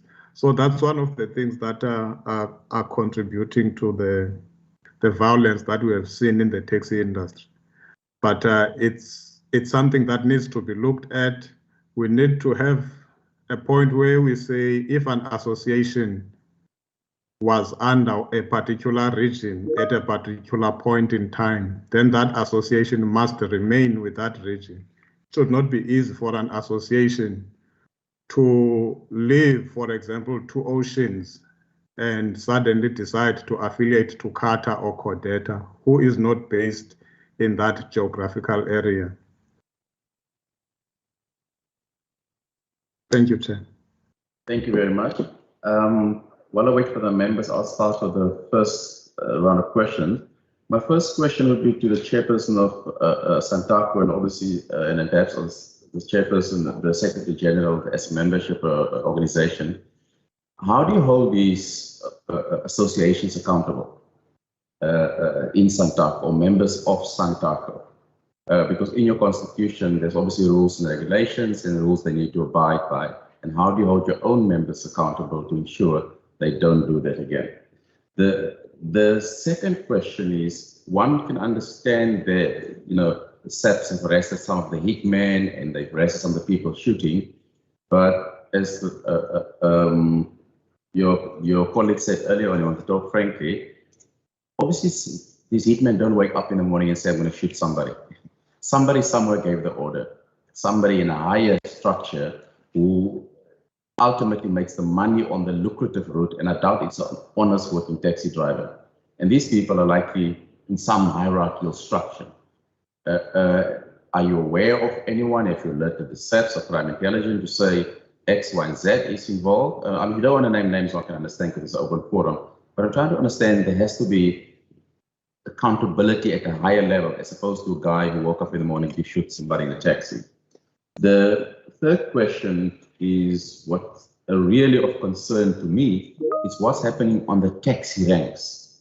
Uber drivers, people in Hondas, people being held hostage to say you must pay X, Y, Z, company cars being issued with permits. And somebody mentioned the word, there's a parallel law enforcement structure. And I actually want to add, there's a parallel state running on some of these taxi ranks. Somebody could just randomly hold somebody hostage.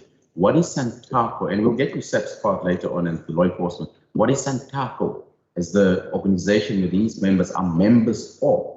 You obviously know about these things, or you should be know about it. What is Santaco doing about that? That is my question to Santaco. Any further questions on the floor to Santaco? I see Member Regan Allen.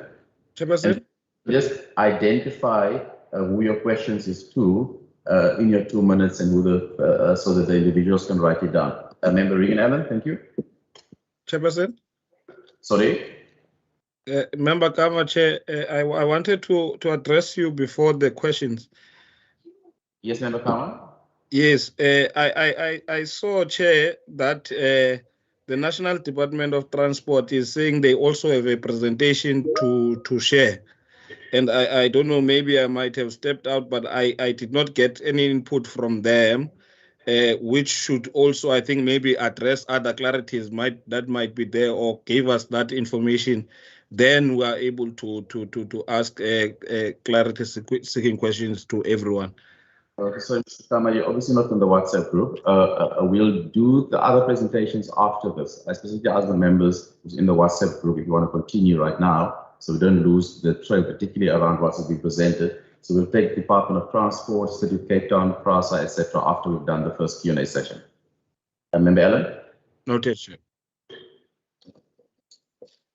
Thank you so much, Chairperson. I don't want to rehash what you said, but I would like to, from Santaco, if this code of conduct exists within your organization, and when you become aware of criminal activities, whether, and like the Chairperson said, you don't need to divulge information, whether any of that information has ever been escalated to the South African Police Service. I know personally some of our members here in the House have taken matters up directly with SAPS, and the integration between DOCS and SAPS and Transport has been amazing in order to help and facilitate small business owners who are being taxed, whose livelihoods are being affected, because I fully support what Minister Mitchell did with the closing of B97, and yes, it should be applauded, but it leaves us at a very tricky and a very sad situation.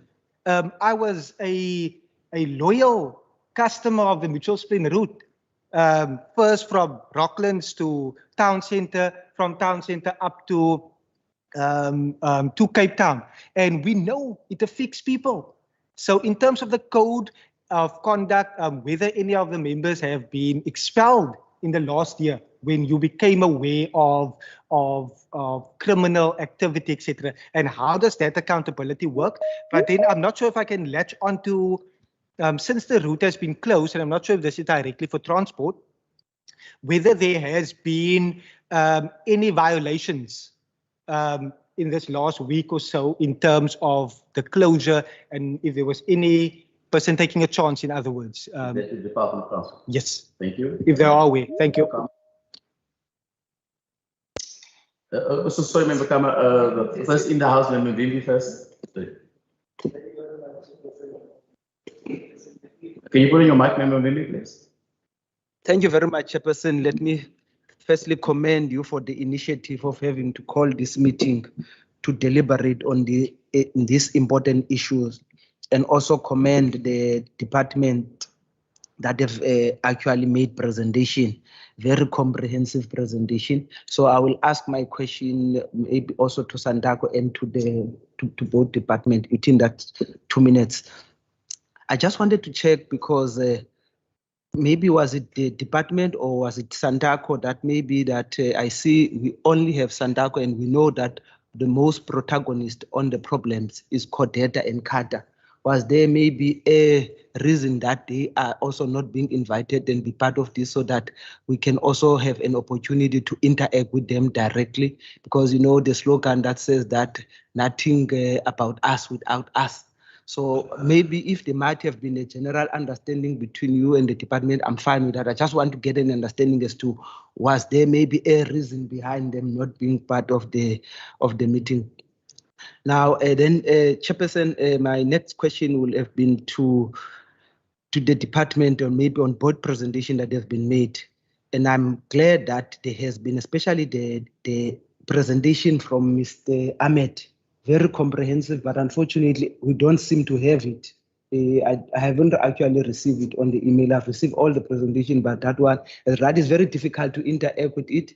And then the most important part really I can take from that is on the lessons and the way forward.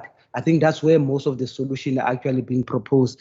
But just to take some issues from it, it's safe to say that, and I think Mr. Ahmed also acknowledged this, that the industry is a very decent industry. Generally, I think he also made that point, but there are few elements that are actually putting the name of the industry into disrepute. And then those are the elements that we must actually start identifying and dealing with them. Now, I think with this comprehensive plan that has been put here by the department and also by the law enforcement, because I think most of the time, the issue of law enforcement, I think, has been lacking, which leads me to two issues, really, Chairperson. Like the issue of extortionist. We used to hear about it, it's just as a rumor, but at least now we had factual presentation about where it's taken. Has there been any action taken or maybe any, I would say, charges laid against some of those? Because that's where actually the problem starts. If there are no charges, then the thing is actually going to continue going ahead. So I think for now, Chairperson, on those 2 minutes, let me stop at the end. Member. Thank you, Chair, and thank you for the presentations.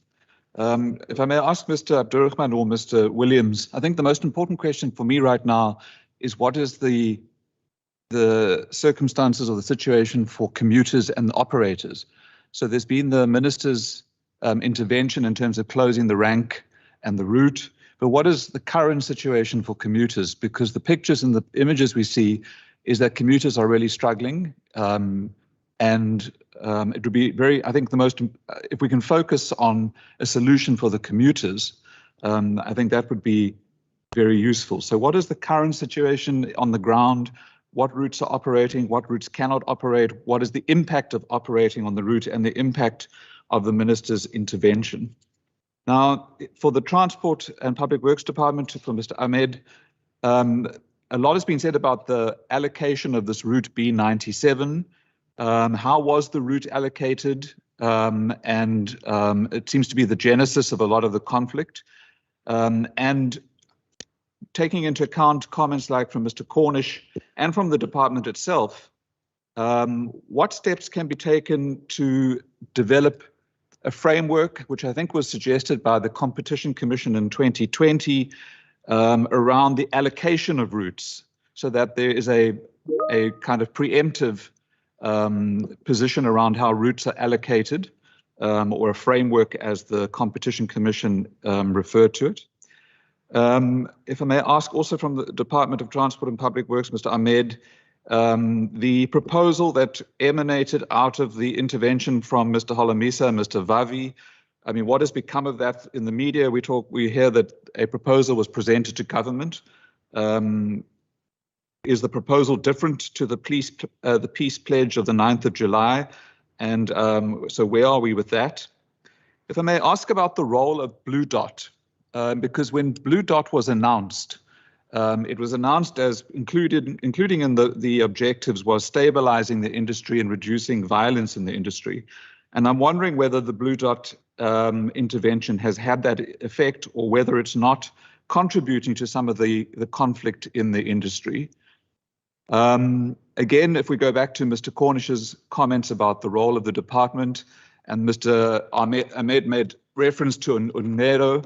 I mean, we know that in George, for example, the PRE allocated licenses to UNEDO in order to support the Go George project, despite the municipality objecting to those licenses. So is the department not also contributing to the conflict in the industry and to the tensions in the industry? And I'm wondering whether that sort of intervention, where the PRE makes an exception because it supports their Go George project, whether that doesn't contribute to the tension that exists in the industry.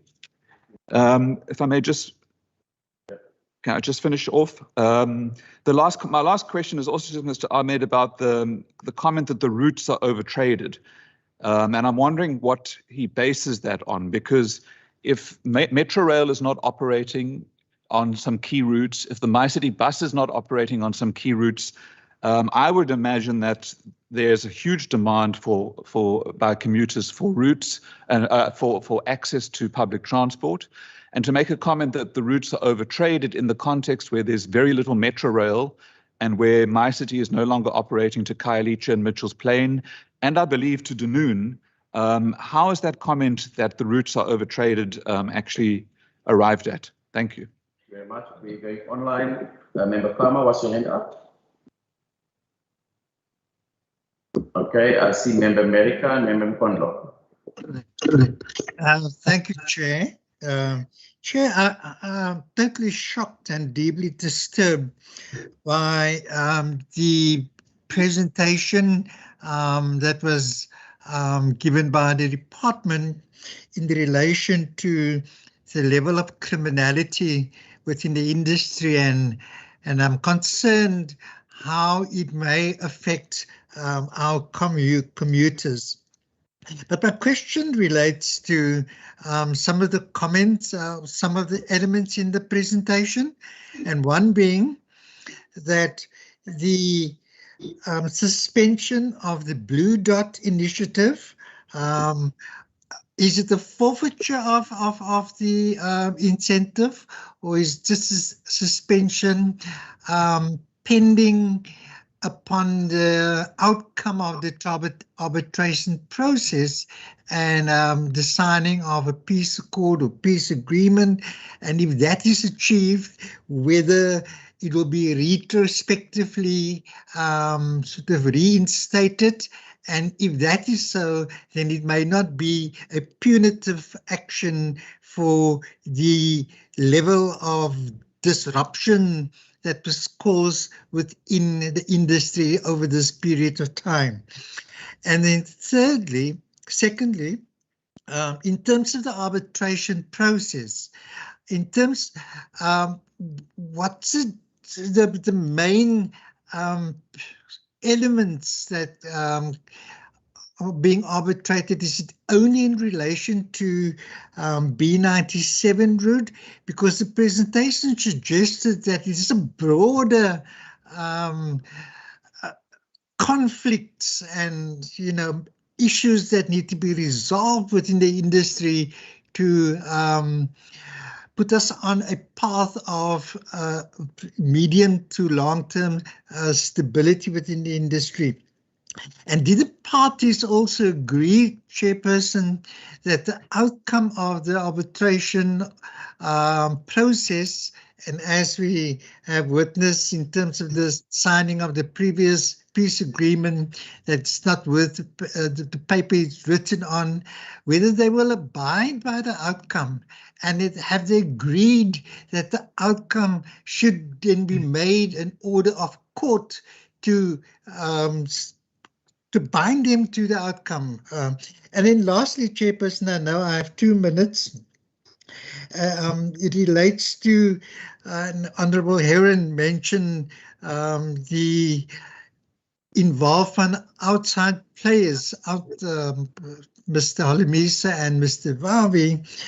What is their status for entering into the process?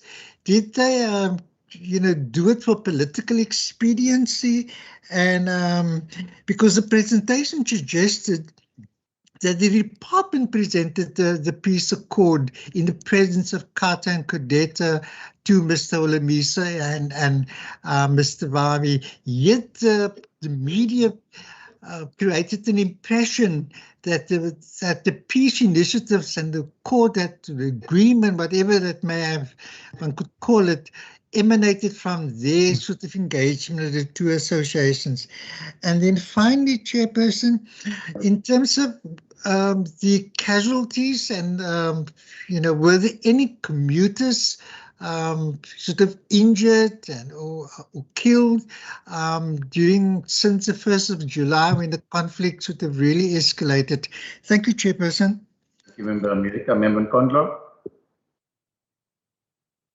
Thank you. Thank you, Chair, and thank you for the initiative. And just a couple of questions, Chair, in my 2 minutes. One, to the MEC, when he made the announcement to close the rank, he promised to provide information regarding alternative transport, which, whilst he has made the statement, I'm not sure the extent to which alternative transport announcement, when and how it was done, and which alternative transport outside of Golden Arrow has been provided, in particular in the areas that are outside of B97. This includes how the matter of scholar transport, which we are made aware that they have tried to reach out to the office of the MEC and of education, because this week they send alerts to parents that says they are not gonna take kids to school for this week, and what is the MEC's intervention in this regard? Secondly, to the MEC, how is the community or commuters allowed to participate in the arbitration as a stakeholder that gets to be affected on this matter? Quickly, Chair, moving to the department, I just want to get some clarity, I think, amongst others, on this issue of the route description. Can you give an indication on the situation of Belleville? It is alleged that Belleville is a point A, and how is it that Belleville is a point A? How was that arrived at, and who is responsible? Is it the city? Is it the province? And actually, has the province dealt with any of the cries of many other taxi associations, including Kodeta, about the fact that Belleville is not supposed to be point A if you look at how that description is being used? So I'm interested to get the view of the department in that regard.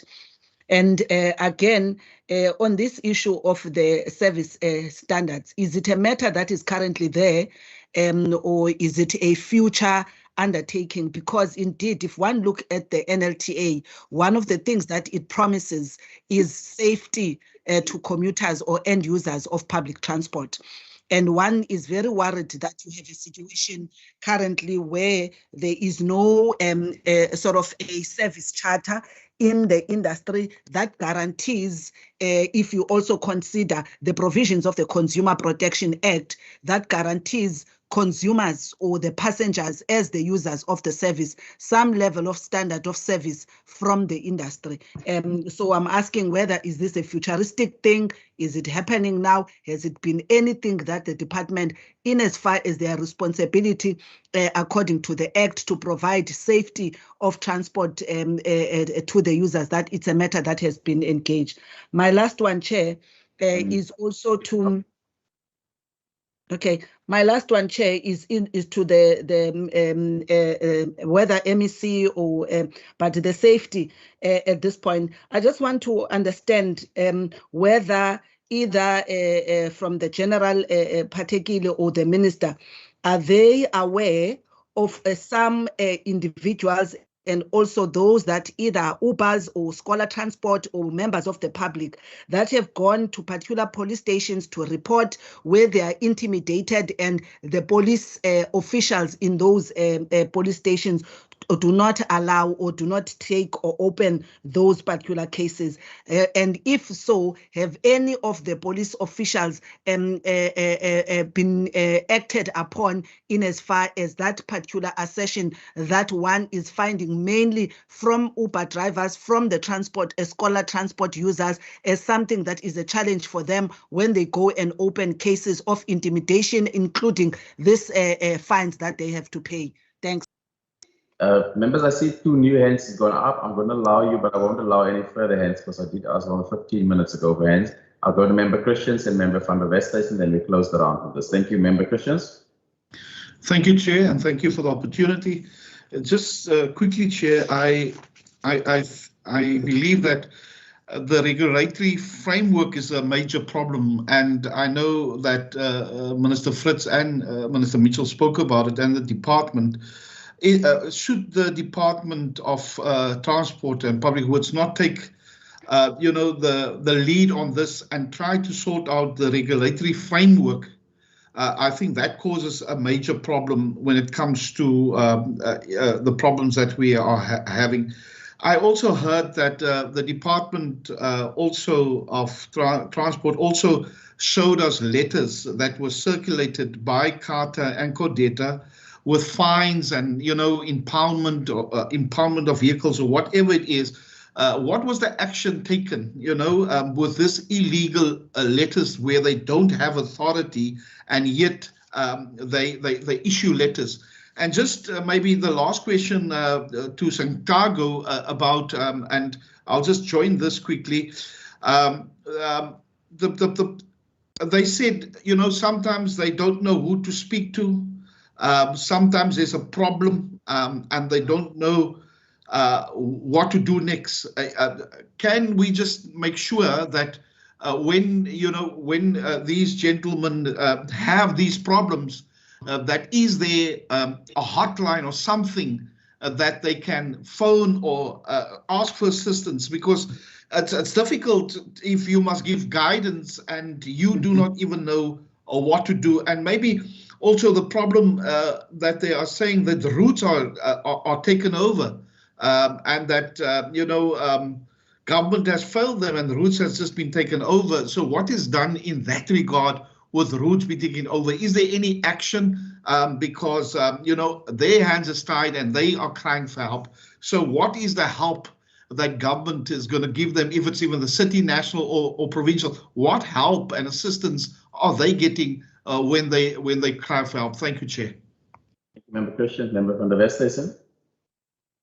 Thank you, Chair. Chair, 2 questions.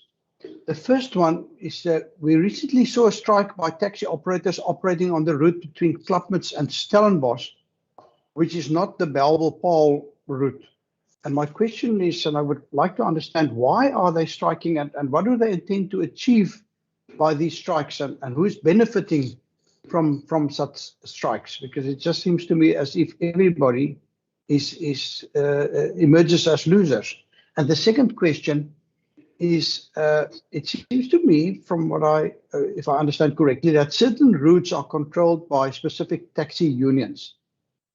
Where does this come from? And don't we have a freedom of association and competition as core values also in our constitution? Where and why has this emerged as a practice? And shouldn't this be addressed? Thank you, Chair. Thank you, Member van der Westhuizen. And just to give some guidance, the majority of the questions was to Santaka, so we'll ask the chairperson and his team to respond. Then it was MEC Mitchell, a few questions, then to his department. And the last 2 questions was to MEC Fritz, and I think the 1 question was either to MEC Fritz or General or Lieutenant General Patakile. So we'll start with Santaka, chairperson. Over to you. Thank you, Chairperson and members. Between myself and the ESG, we will try and answer most of the questions. But the first question with regards to what do we do and how do we deal with members that is in contravention of the Constitution? Look, we have under Clause 7 of the Constitution of Santaka that we deal with members that is in violation, but it's difficult to say because we hear through the grapevine there is investigations going where people are being shot, but it's never the members' names that come up in that complaints. So we are not we are not police. We are depending on the police to give us guidance as to who are these people that is shooting and that is under the Santaco, falling under the Santaco Constitution. In view of the Blue Dot, the pilot program is designed for making sure that we bring a new innovation towards public transport and bringing that dignified service to the communities that they deserve. But these problems that there is not related to Blue Dot. It is problems that's been there for many years, and because of the mother bodies that is there. There is a not, in view of reason for not inviting Kata and Kodeta. They were invited to attend this meeting. Mr. Mandla Hermanas also has dual membership, is also on the executive of Kata and also on the executive of Santaco. In view of the stats that we've seen from Mr. Ahmed with regards to the murders, the attempted murders, and the other crimes relating to taxi industry, it is actually hair-raising because as Santaco, we do not support killings, we do not support conflict, and suffice to say, I've been branded as the chairperson of the graveyards in the taxi industry because I don't represent members, I represent tombstones, which I reject in its totality. The B97, I must say that government, that is a regulatory error, a regulatory flaw, and government needs to step in and rectify that matter because Santaco, we don't have the regulatory powers to oversee that current problem. I actually welcome the proposal of the hotline. We do not have a hotline, but it would help Santaco, and it's something that I will definitely look at and create that hotline through the structures. I'm going to pause for now and maybe ask the SG to come in and to assist with any things that are left out. Thank you. Yeah, thank you, Chairman. Mr. Chair, if I may I continue? Hello? Yes, we can hear you. We can hear you, so you can continue. Okay. Chair, just to start where my chairperson has ended off, I think the membership of Santaco that was asked, we do accept the membership of Santaco as in general belonging to Santaco, but remember, the membership from the associations is being registered by the Department of Transport, which is the registrar. So the registrar accepts membership of that organization of association. Meaning if you register another 20 members or 15 members, as Santaco, we do not register those members without the operating licenses or accept them as members unless the registrar accept them and they have the permits or issue more permits as membership check. So I just wanted to make it clear that we do not register the members. The membership of each association that goes from the registrar's office of the department. Chair, I also want to say that the Kata and Kodeta members, it's being asked of what is being done on the roads and the letters and the stuff that Mr. Ahmed has presented onto that.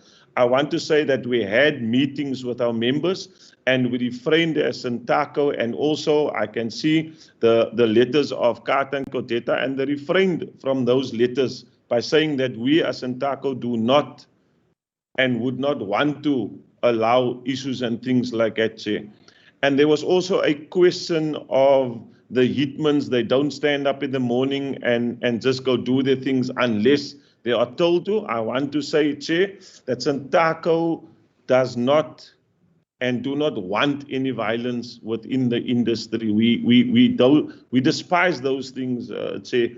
Just to add to it also is that it is maybe some members with not with Santaco, and also we do, as was proposed for the hotline, we cannot expose and say names, say, as we know, even the leadership of Kata and Kodeta, as we can see, is also very much afraid to say names, and that's why I have to protect and say that those leadership do come forth and do say, but say, to who do we go to, or who do we trust to say that those are the elements that we know that is the problem? And I can frankly say that the department also knows, say, who these people are, because it's been told everywhere and anywhere where these people just bluntly say that they won't allow. So that is where the law comes in, and the law must take its course. Because surely as Santaco, we cannot allow people's vehicles being taken from the load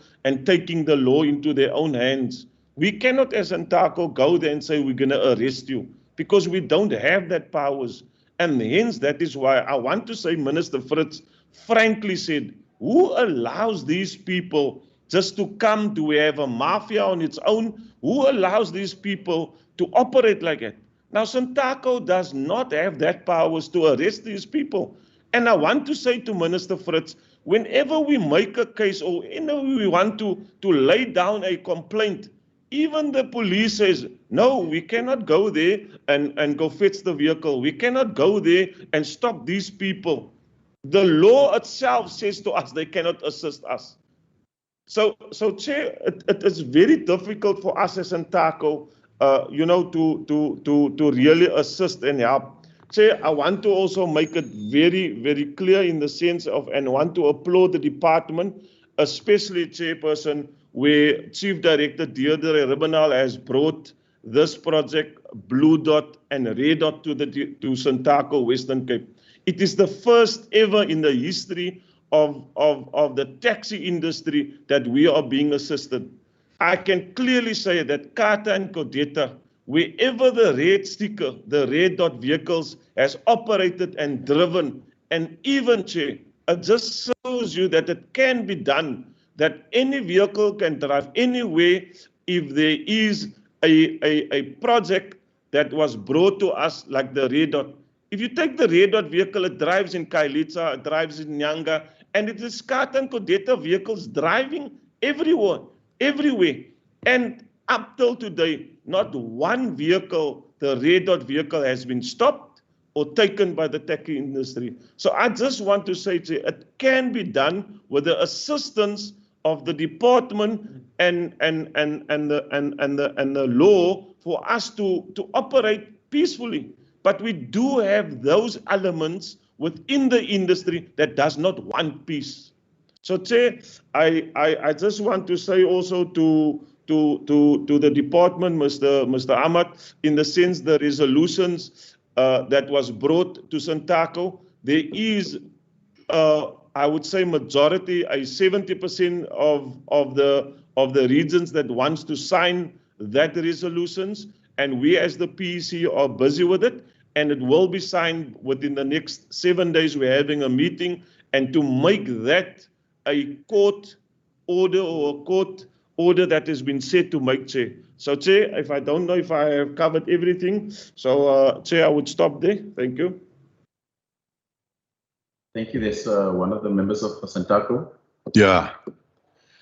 Yeah, I'm going to make some comments. I'm going to not ask questions.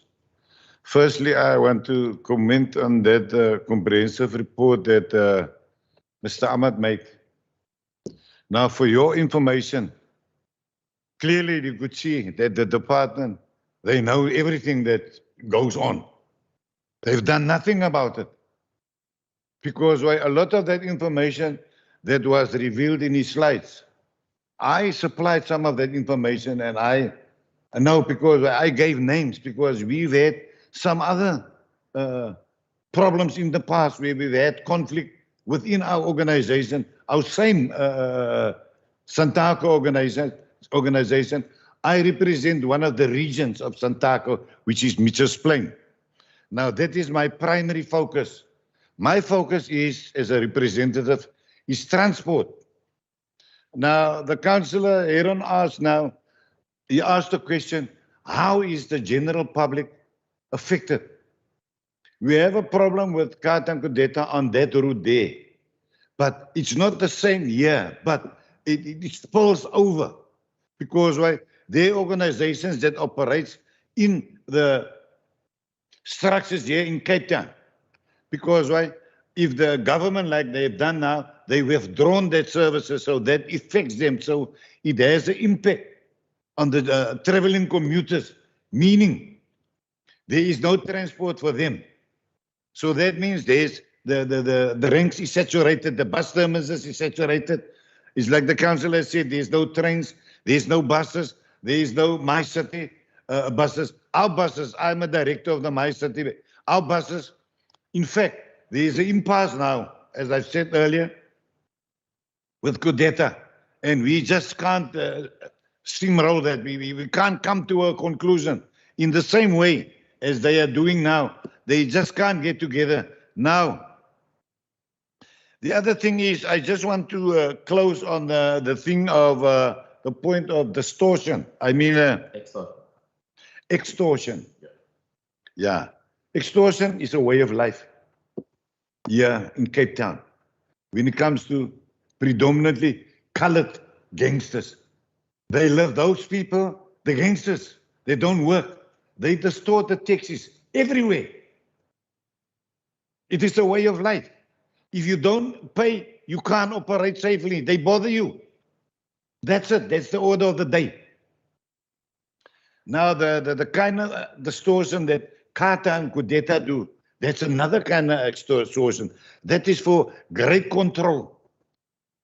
Now, we, as Mitch explained, we are purportedly or supposedly to have been a mother body, or it has been said that we are a mother body. But in reality, we are not. We are just ordinary law-abiding citizens that wants to work within the system. That is what we want to do. Because why? Like for instance, Mitch explained, we have 1,300 operators within that area. Now, we talk Mitchell's Plain, we've got 13 wards in Mitchell's Plain.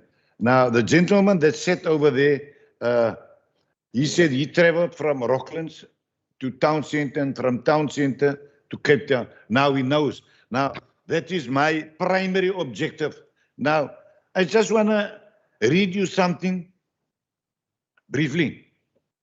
This was in 2015, and that was a week after our graduation. Remember, the city of Cape Town, they spent more than 30 million on a grouping of us, 90 of us, to train us to do integration. And we are ready now.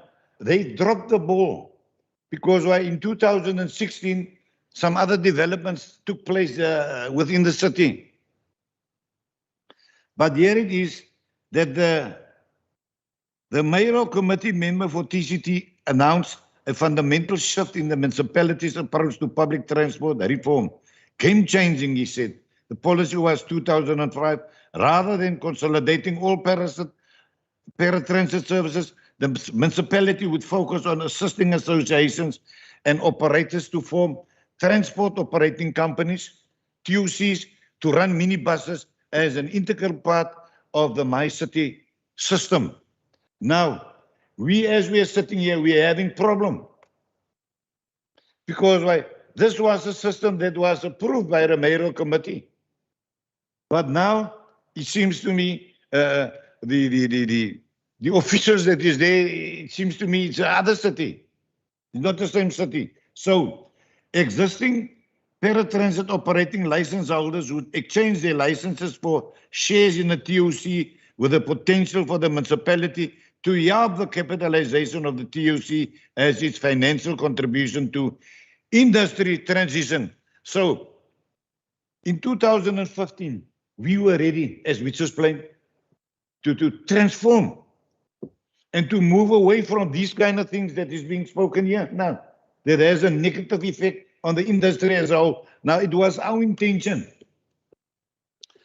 to form the model for this province so that other regions, so they could look at us and that we would lead as an example for them. But what I hear now, we know about that, but it is not within us. It is right there. It is in our neighbors because we are surrounded by these people. And as I'm saying here now, They might not have that necessary, that great effect in our region, but we are affected. We've got two routes that is affected by Kata, that has infiltrated that routes with that system of extortion and forcing the people into membership and giving them permits there. And as Mr. Ahmed have said that information that they have, they know about it and they did nothing about it. Now, we on the ground, we say it is our government. That is what we say, because why? Western Cape Transport Department, it is the government. Now, if they know all this information and they do nothing about it, it demoralizes on the ground. But as I was saying, this move could also allow TOCs to adjust vehicle and fleet sizes to be more appropriate to passenger demand. Where TOCs operate from the same transport interchange facility, the municipality would also assist such TOCs to collectively form a regional transport company, which they call RTC. We have that plan. We have it now. We call it our prospectus. It has been given to some officials. It has been given to Mr. Ahmad. It has been given to the new ED and other officials within government. But I don't know what happened to that plan. It is the plan, and then 30, it's like I said, spend 30 million on us, and we are ready. Now we are compelled to participate. I'm a member of Santaco, but a regional leader. But our politics is the same, because once they say Santaco, it also means us. It pulls me in. But I've got, as a chairperson, I've got my own responsibilities in our region towards our members there. But we have this plan. Now, government must come to the party. When we talk about intermodal, I see law enforcement. I had a discussion with our MEC that departed, Bonginkisi Madikazela. We met and we spoke about these things, and he was going to call an intermodal meeting of all the department heads and tell them about this great plan that we have, and he was going to assist us in that. But the same thing happened like infighting. Yeah, okay. That is why I said earlier, Mr. Chairman, I don't want to make the address, the national address. I knew what I was talking about. Thank you, Mr. Villiers. All right. Okay. Mr. Mandla and Manas can also comment from Santaco side. Manas, the last. From Santaco side, Chair. Okay, I'm sorry, I'm out of time. Mr. Mandla? No, thank you. Thank you much. I don't have much to say other than to say the question relating to what is Santaco doing where it comes to members who are transgressing. The big challenge there is that there is no regulated link between an ordinary member of an association and Santaco as a structure. And also there is no regulatory link between an association and Santaco as a structure. So that limits the things that can Santaco do to discipline members, because affiliation is voluntary. And at no stage does Santaco get involved when a member applies for an operating license, for example, or an association applies for a registration certificate when it has identified specific routes that it would like to operate on. That happens between that association and the City of Cape Town and the provincial regulatory entity. Santaco does not get involved. And so because Santaco is almost an outsider, then it's difficult for Santaco to actually act in terms of saying, okay, a member can be suspended, association can be suspended, because government will tell you that I, as government, have issued the operating license. Therefore, I'm the only one who can suspend an operating license, not any other person. So that leaves Santaco hamstrung in a way. And also, as far as the impact of the the impasse between Kata and Codeta. If you look at the Bellville interchange, the routes, every route there that is operated by either Kata or Codeta has been suspended. Not only the B97. So you've got people who would be coming from Khayelitsha to Bellville, they cannot use taxis. People who are coming from Fuleni to Bellville, they cannot. And people who are coming from Nyanga, Kukuletu, and all those areas. And yet those routes are not the cause of the impasse in the Palm-Bekweni area, but those are the routes that have been suspended. And strangely enough, PAL Alliance, which is the association that is based in Bekweni, where this conflict stems from, for them, the only route that has been suspended is the route from Bekweni to Bellville. They are free to operate on the local routes there. It's only this B97 that has been suspended for them, whereas the rest of the associations, even if they have got no business in being in PAL, they've been affected, and a whole lot of lines in Bellville has been closed. And our associations, therefore, are unable to operate, not only the line that is between Bellville and Mbekweni. And also just to say, even there seems to be the belief that everything hinges on the arbitration. The arbitration was initiated by Kata in the first instance, not by government. And also the arbitration is not going to deal with all the issues that are currently facing Kata and Codeta in PAL, because the arbitration is only about a specific route from Bekweni to Bellville. And yet both associations, they share routes in PAL that are not disputed, and those routes are not part of the arbitration. And yet one organization at the moment is able to operate there, and the other cannot operate because it has been chased away. So we seem to be pinning our hopes on the arbitration, but I'm worried that the arbitration deals with only a specific route. It does not address all the challenges that we are facing in that area. Thank you, Chair. Thank you very much. The rest of the colleagues, NEC Neutral Department, and then Lieutenant General Patakile, and colleagues, I'm going to keep the answers very short because we still have a few colleagues of others coming to present. Thank you. All right. Thank you, Chairperson. Thank you, members, for the questions. I just want to, before I get to the question that has been posed by Mr. Hermanus's point now, I want to state that it's only the B97 route that has been closed. At the Bellville PTI, it's certain lanes that is linked to the B97 route closure as per the Gazette.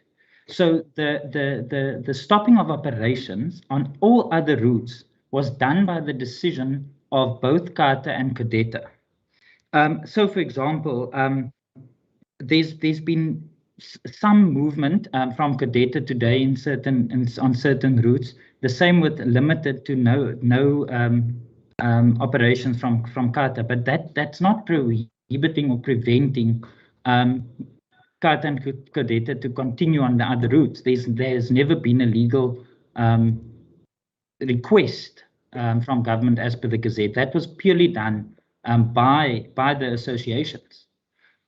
So I mean the limited services by Codeta today, I commend, because we obviously and absolutely need to try and see how best we can get all systems or all the role players back into the integrated transport system in order to assist the commuters. Chair, then there was a question about the regulatory framework, which I feel very strongly about, and I think member I don't know which member raised it, but that is absolutely in the longer term what needs to happen. It can't be. It's not just the regulatory framework. It's from the NLTA to all legislative processes that is currently in place. Because obviously, like we need to accept the fact that things change, conditions change, facts change, and we need to adjust the legal framework to address those impracticalities. And I trust that in the longer term we would be able to achieve that. With regards to the communication on the closure and what routes would be available, or what commute transports would be available on a daily basis. Since my announcement, there's been a consolidated public transport operation plan that I communicate to the members of the public. So that has continuously happened. As part of the contingency plan, Golden Arrow has stepped in really to try and assist with the filling of the void, as well as Metro Rail. I mean, Chair, we're speaking about 14 trips in Metro Rail that has been increased to 45 trips. Golden Arrows is working, providing additional services to 100% capacity.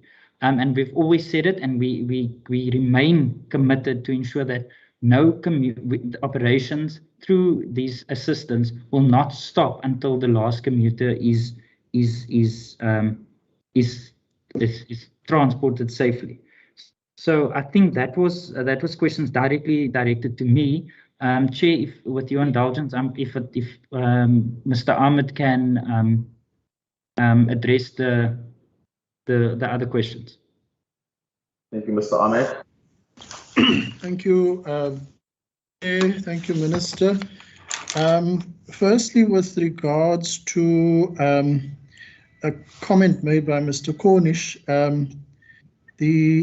I just want to say that since 2007, the department has not issued operating licenses to more than one association on a single route.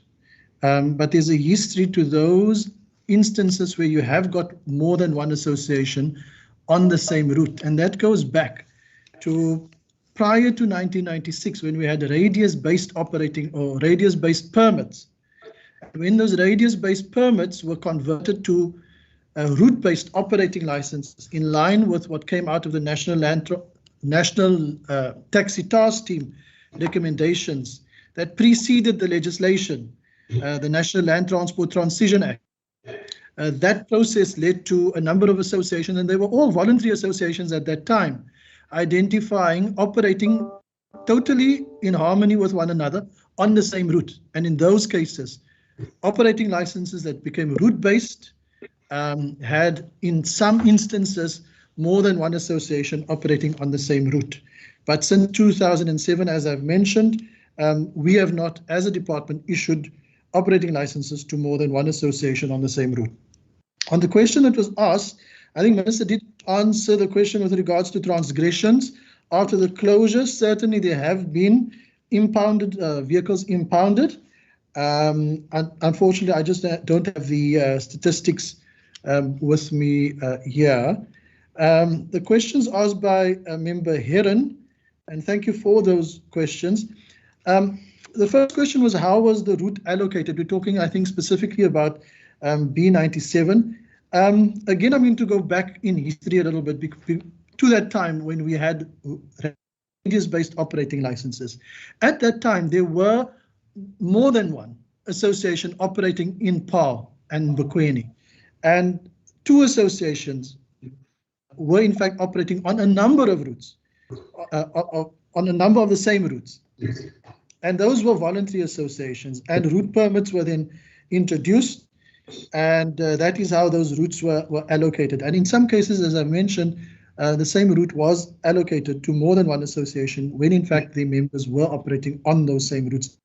And you still have those instances where more than one association is operating on the same route, totally in harmony. The proposal made by Mr. Vavi and Mr. Holomisa, it was made to the department, to Carter and Codeta. It has not yet been signed by the two parties, as far as I know, and it was presented to us. I think that also touches on the question that Member America asked.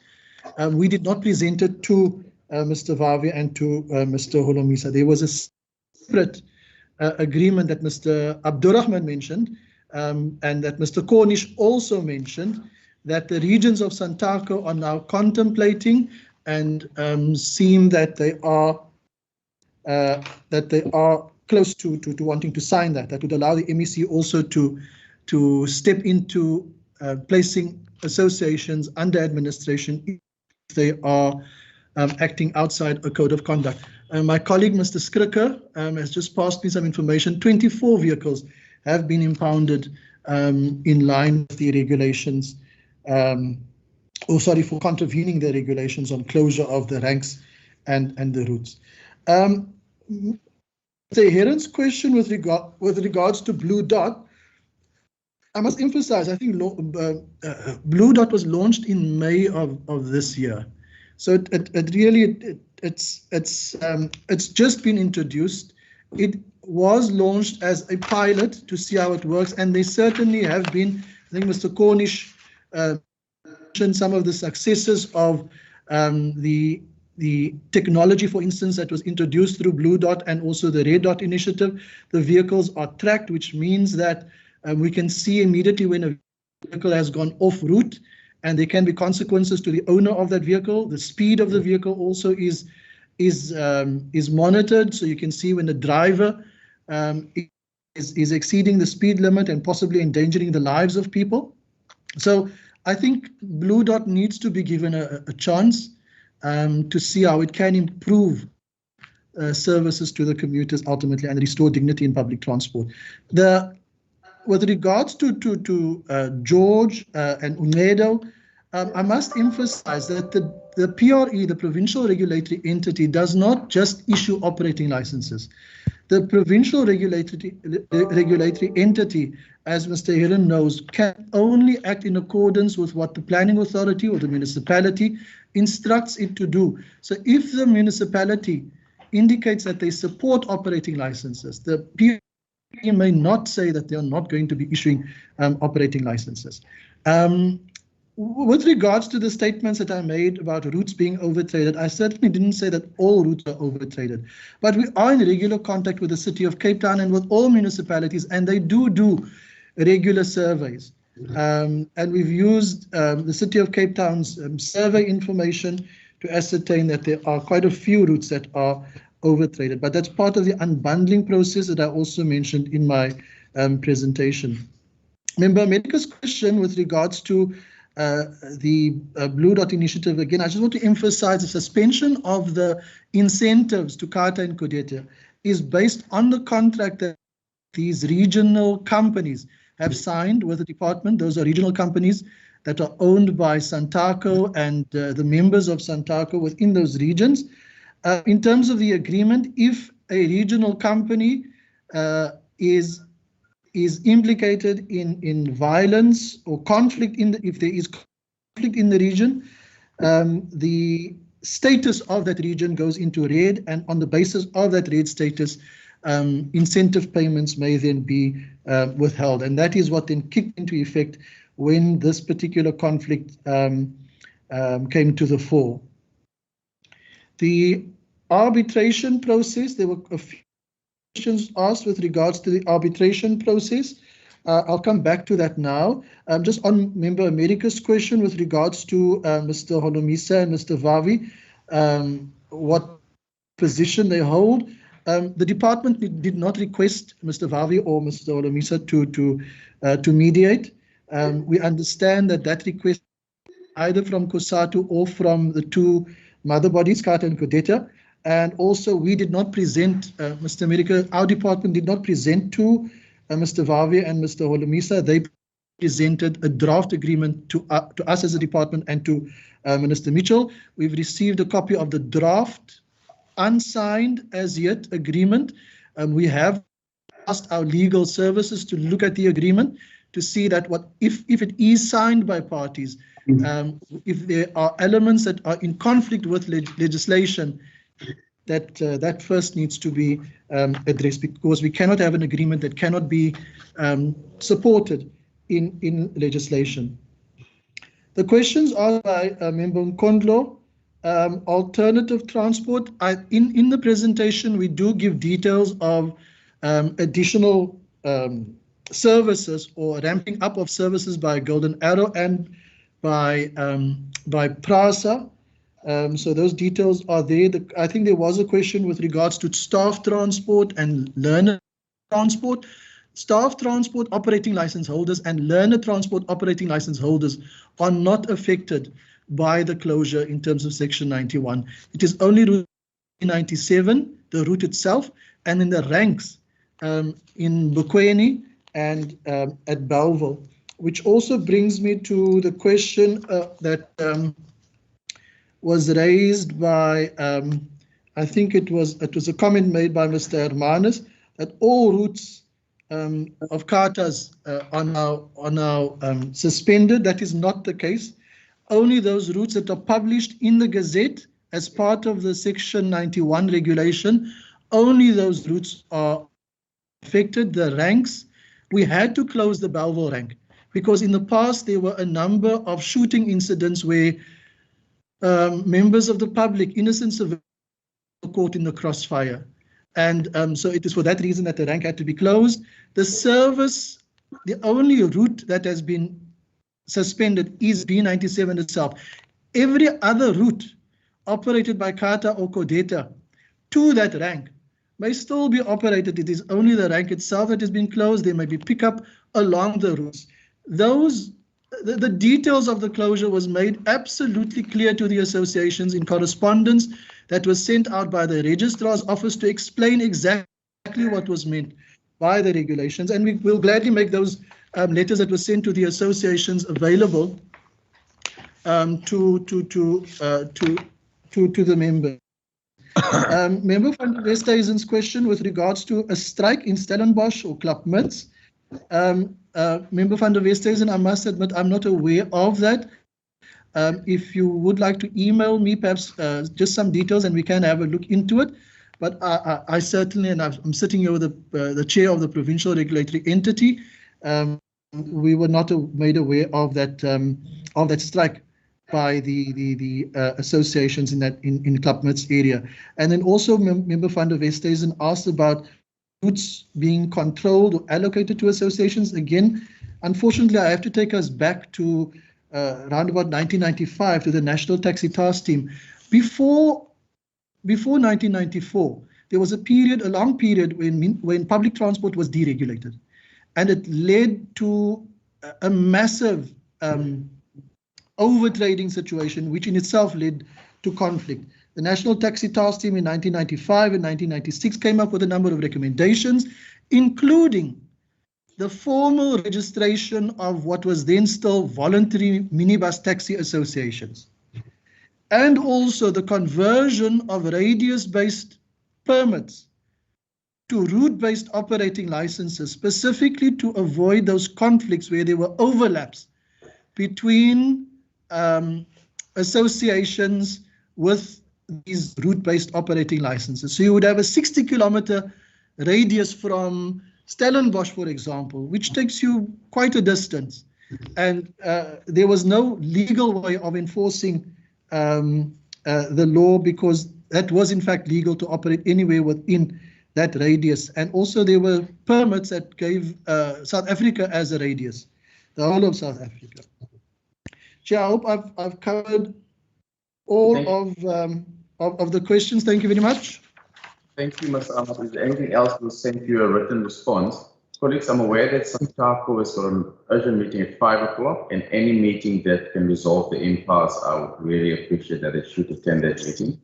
What I would like to do is just from the City of Cape Town, so they can quickly prepare their presentation. In the meantime, for the chairperson of Santaco, if you can just under a minute and not longer than that, just tell the committee where to from here. How do we fix not only the route from Park and Bokweni urgently, but how do we get so we don't sit here in 20 years from now? Because in 1997, I was quite taxi from town centre, by the way, and I was pulled out. I was still a student. 24 years later, he's still here. I'm a member of parliament. So how do we fix it? So in 24 years, another Ricardo doesn't sit here with another committee dealing with the same issue. And I really would like your commitment that the committee can invite Santaco and its affiliates in a few weeks' time so we can have the discussion again. Just look at any other matters if we need to regulate or laws that we can assist with the national colleagues in national parliament that need to be fixed. Presentation? Yes, sir. Thank you. Thank you, Chair. As Santaco, we represent 8 regions, and we need to look at the well-being of all the 8 regions.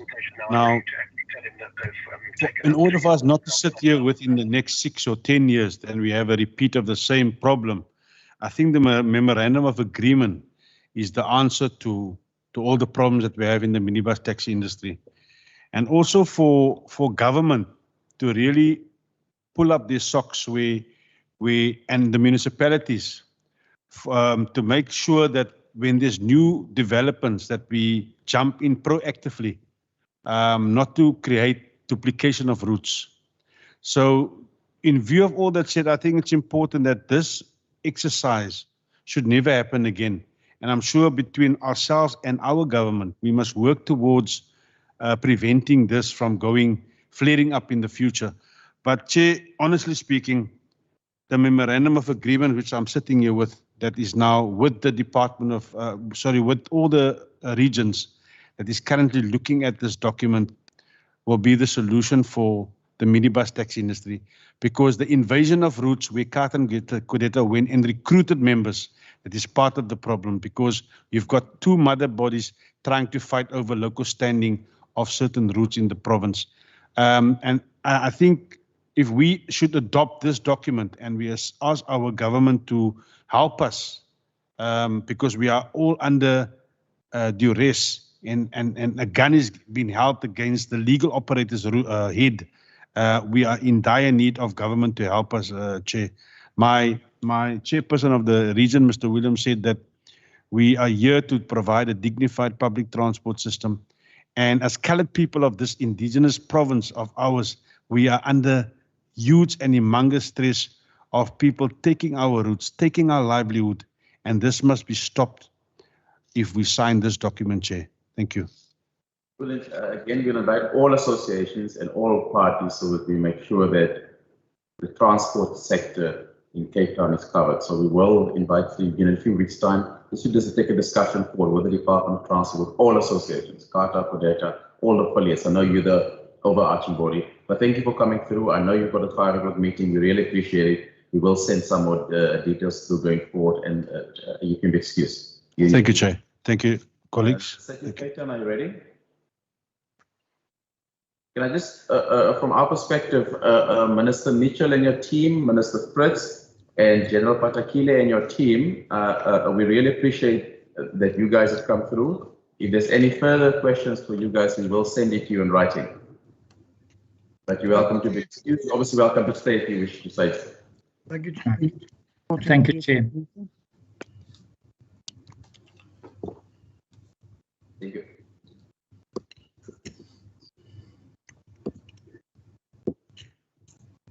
Alderman J.P. Smith.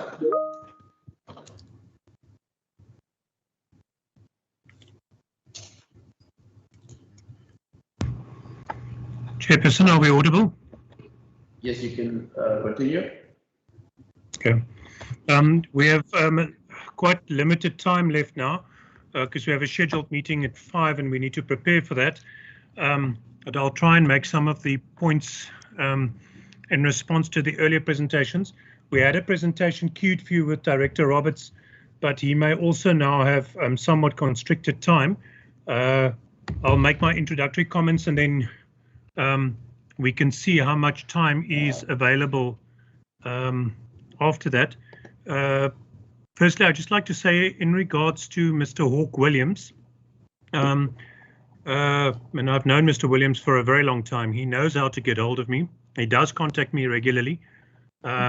And I don't think he'll be able to say that we've ever been anything but helpful. And I appreciate how frustrated he is with the criminal elements and the lawlessness of some of the stakeholders.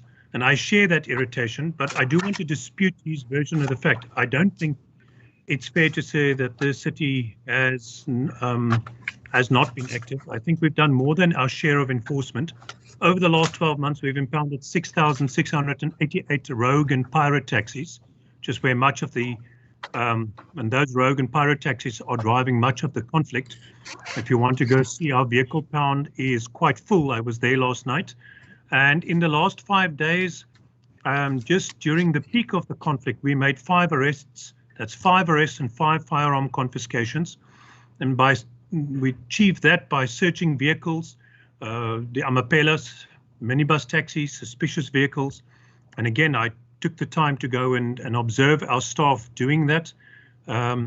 We've achieved that through constant patrols and escorts from 4 a.m. in the morning and in the evenings, which I've taken the time to again be present for, to see our staff doing. And I think that we've been more active on the enforcement side than a local authority can almost be expected to be. As the taxi strike is now in its 3rd week, we are still dealing with the fact that COTA and CODETA have not come to an agreement. But I do want to say that today is the 9th day that we've not had any violence, as Mr. Ahmed also referred to, except for the incident on Saturday. But there's been a distinct cessation, and I do want to attribute that to the very significant operations of the South African Police in conjunction with the city's enforcement services, who, if you've been to the PTIs and otherwise, have had a very robust presence with constant searches and operations and VCPs and otherwise. Essentially, prior to the incident on Saturday, the last incident before that, or taxi-related violence, was limited to the Tuesday morning, and before that, the Friday. So that weekend and most of last week was in fact violence-free. That is not true of the intimidation towards Golden Arrow. We've seen very substantial intimidation and continuous intimidation leveled at Golden Arrow. Their drivers and the commuters, including gun pointing, and admittedly some of those are imitation guns, but if you're that bus driver, you don't know that, and nor do you want to find out, because at least one Golden Arrow bus driver was severely injured when as many as 16 rounds were discharged into the driver's area of the bus. And we even saw paint being thrown at the windscreen of the buses. So I think that the fact that Golden Arrow bus service persevered and tried their best to get commuters to their destinations has to be commended. And throughout all of this, for me, some of the heroes in this story must be Gabs, who I think really soldiered on and did the best they could despite really difficult circumstances. And those drivers are really brave. They took the decision last week to start increasing the number of buses operating. They even started working in some of the hotspots again, even while I think the state couldn't really guarantee their safety. And that just speaks to the commitment they have. The city, I think, quite robustly condemned the cowardly and reprehensible actions of those who victimized Gabs and other minibus taxi associations and other public transport operators, and even some rogue shootings at vehicles who they may have presumed were minibus or public transport vehicles like Avanzas, but were in fact private vehicles, or, in one case, a Fidelity security guard vehicle. So I strongly support the statements I saw by Transport Minister Fikile Mbalula and MEC Dalen Mitchell. I think the National Minister, his comments are spot on. The things he said needed to be said in relation to COTA and CODETA, and his approach to them, I think, is quite correct. I think his comments are were quite brave and forthright, and those things needed to be said. Just because they are not operating and choose not to operate doesn't mean they can hold the rest of the public transport industry or sector to ransom. And they certainly can't force their strike on the Golden Arrow bus service as well. So I think this is one area where we tried as the city our level best through the escorts we did in the mornings and afternoons of the buses to try and support them. And thank you also to the South African Police. they have made now a serious attempt, and we want to thank the Provincial Commissioner, Lieutenant General Patekile, for the very serious attempt they made in terms of getting those criminal cases prioritized in the criminal justice system so we can ensure that justice is seen to be done. I don't think the dynamic of violence will shift significantly unless one is going to start seeing the prosecution of the people who pay the triggermen. Those are the real offenders, the real villains in this story. And until they stop doing so, until they start using whatever funds they have or the membership fees to drive those assassinations, we are not going to get stability in the sector. The operations last week in those hotspots resumed in Khayelitsha, Langa, Samora Machel, and Nyanga. But of course, in Nyanga, we had to operate from in front of Nyanga SAPS on some mornings because Kata and Kodeta went and blocked the Nyanga rank to make it impossible for the rank to be used, and that caused us to have to start towing more of those vehicles. But it's that kind of attitude of spite and the intentional disabling of other stakeholders in the industry that I find really unacceptable, and that I think leaves a bad taste with the city, and certainly with the commuters and stuff we were engaging with who were calling us, expressing their irritation. The deployments that we've deployed daily at the PTIs and the escorts for those vehicles is something we're happy to do, Chairperson, but you must understand that these come at the same time as many other challenges to the city where we're expected to make contributions in terms of gang violence and land invasions and safety issues for communities across the city. So the resource contribution that these daily operations in relation to the public transport sector takes is not a sustainable intervention, and it is having a significant drain on our resources. But we'll support any attempt by the Transport Department and the Western Cape Provincial Government to bring this taxi strike to a close. That includes the proclamation that MEC Mitchell issued and the enforcement that goes along with it. I was out on the roads last night with the city's traffic department to observe them doing so. And I want to just underscore something that MEC Mitchell highlighted. For me, at the root of much of this conflict lies a regulatory framework that is contributing to the conflict. It's imperative that the many legislative gaps and the weaknesses need to be closed and fixed through the Provincial Traffic Act. The city has made extensive input on that act. It's an almost pointless endeavor for our enforcement day by day with laws that allow repeat offenders just to carry on. Last night when we were at the pound, these owners whose vehicles we're impounding come around. They're repeat offenders. Their vehicles have been repeatedly impounded. They carry on doing the same thing. They see the impounding as a business expense, and it's an affordable business expense.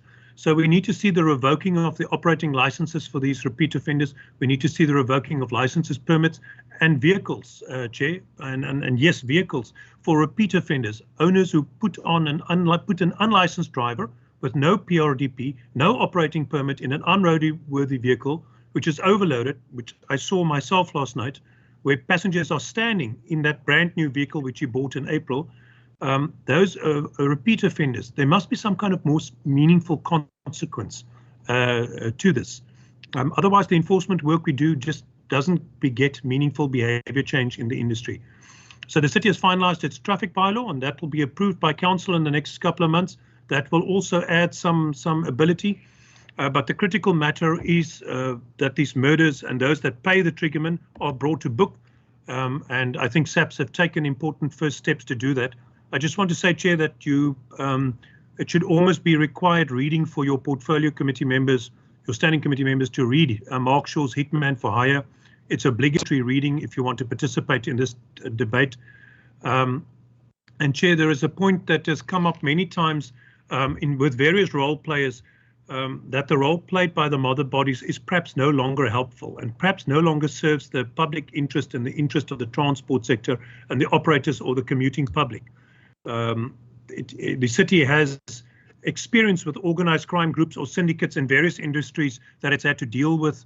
And informal trading had a similar dynamic where the middlemen played a very harmful and destructive role, where syndicates held these trading opportunities, and then the informal traders who had to rely on them were the constant victims of the syndicated and organized crime behavior. So we can resolve that, as we did, by giving permits directly to the traders and not using the middlemen. This same approach can be taken with the operating licenses for the minibus taxis, where the applicants should be applying directly to the regulatory body without membership of the mother bodies being a prerequisite. And that achieves a prosperous open opportunity society. And the city is hoping that amendments of legislation is something that your committee can drive. With regards to the comments of Mr. Ahmed, I just want to confirm what he said around the extortion rackets. The associations are playing a major role in these extortion rackets. 2 weeks ago, while out on enforcement operations with the staff, I observed us being called for assistance by SAPS. In Khayelitsha, an e-hailing vehicle had been, in quotes, impounded. In other words, as Mr. Ahmed correctly says, hijacked. The mother body was one of these mother bodies was completely involved in that extortion. Upon searching the offices, we found a firearm of a deceased member, which was illegally stored in the premises, and many people's ID books and driver's licenses and stuff that they had, in quotes, impounded. This is a serious matter, and the associations are directly involved in it, not tangentially, not accidentally, not some of their members. This was happening out of the office of one of these mother bodies. And then with regards on Tarka's comments, Chair, it just underscores the need to detach the operating conditions from the membership of the mother bodies. The city really wants to help them against the thugs who don't want peace and who engage in the extortion rackets. And at the scheduled meeting we have with them, I will supply them with contact details so that they have nodal people within our service who can respond immediately when one of their vehicles is hijacked, as we did on that Friday night. We really want to assist. And then, Chair, finally, I understand that this is not an operational forum. This is a legislative and oversight body. But I want to appeal to you to help us address the issues raised by doing the one thing that your body is meant to do and is able to do, and that's legislate. There are many legislative gaps and weaknesses that need to be closed. And I see the Provincial Traffic Act and your concurrent legislative powers in terms of the Constitution and Schedule 4 and 5B of the Constitution as a tool to do that.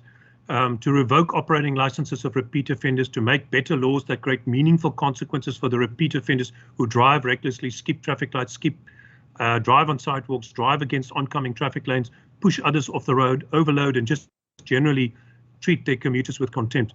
So we need to start seeing the revoking of those licenses and serious consequences for owners who put an unlicensed vehicle in their vehicle, like we saw last night, where the owner shows up in an extremely expensive vehicle within minutes of his vehicle being stopped with 3 men in the vehicle with him to come and intimidate the traffic officer.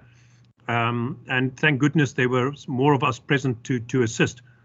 Chair, you can't fix the operational reality and you can't change the criminal justice realities, but you can, and I would say you must, change the legislation at whatever level, provincial level if need be, with your concurrent legislative mandate, and in this term of office, to just help us bring to order this industry.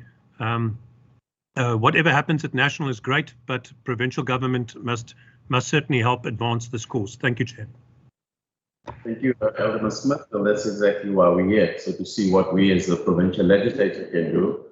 And I will make sure that we have this item as a standing item on our agenda for at least for the next 6 weeks. We can get regular updates of what's happening in the transport industry in the Western Cape, because we cannot have hundreds of thousands of commuters being stranded again, for whatever reason, whether it's the taxi industry, metro rail,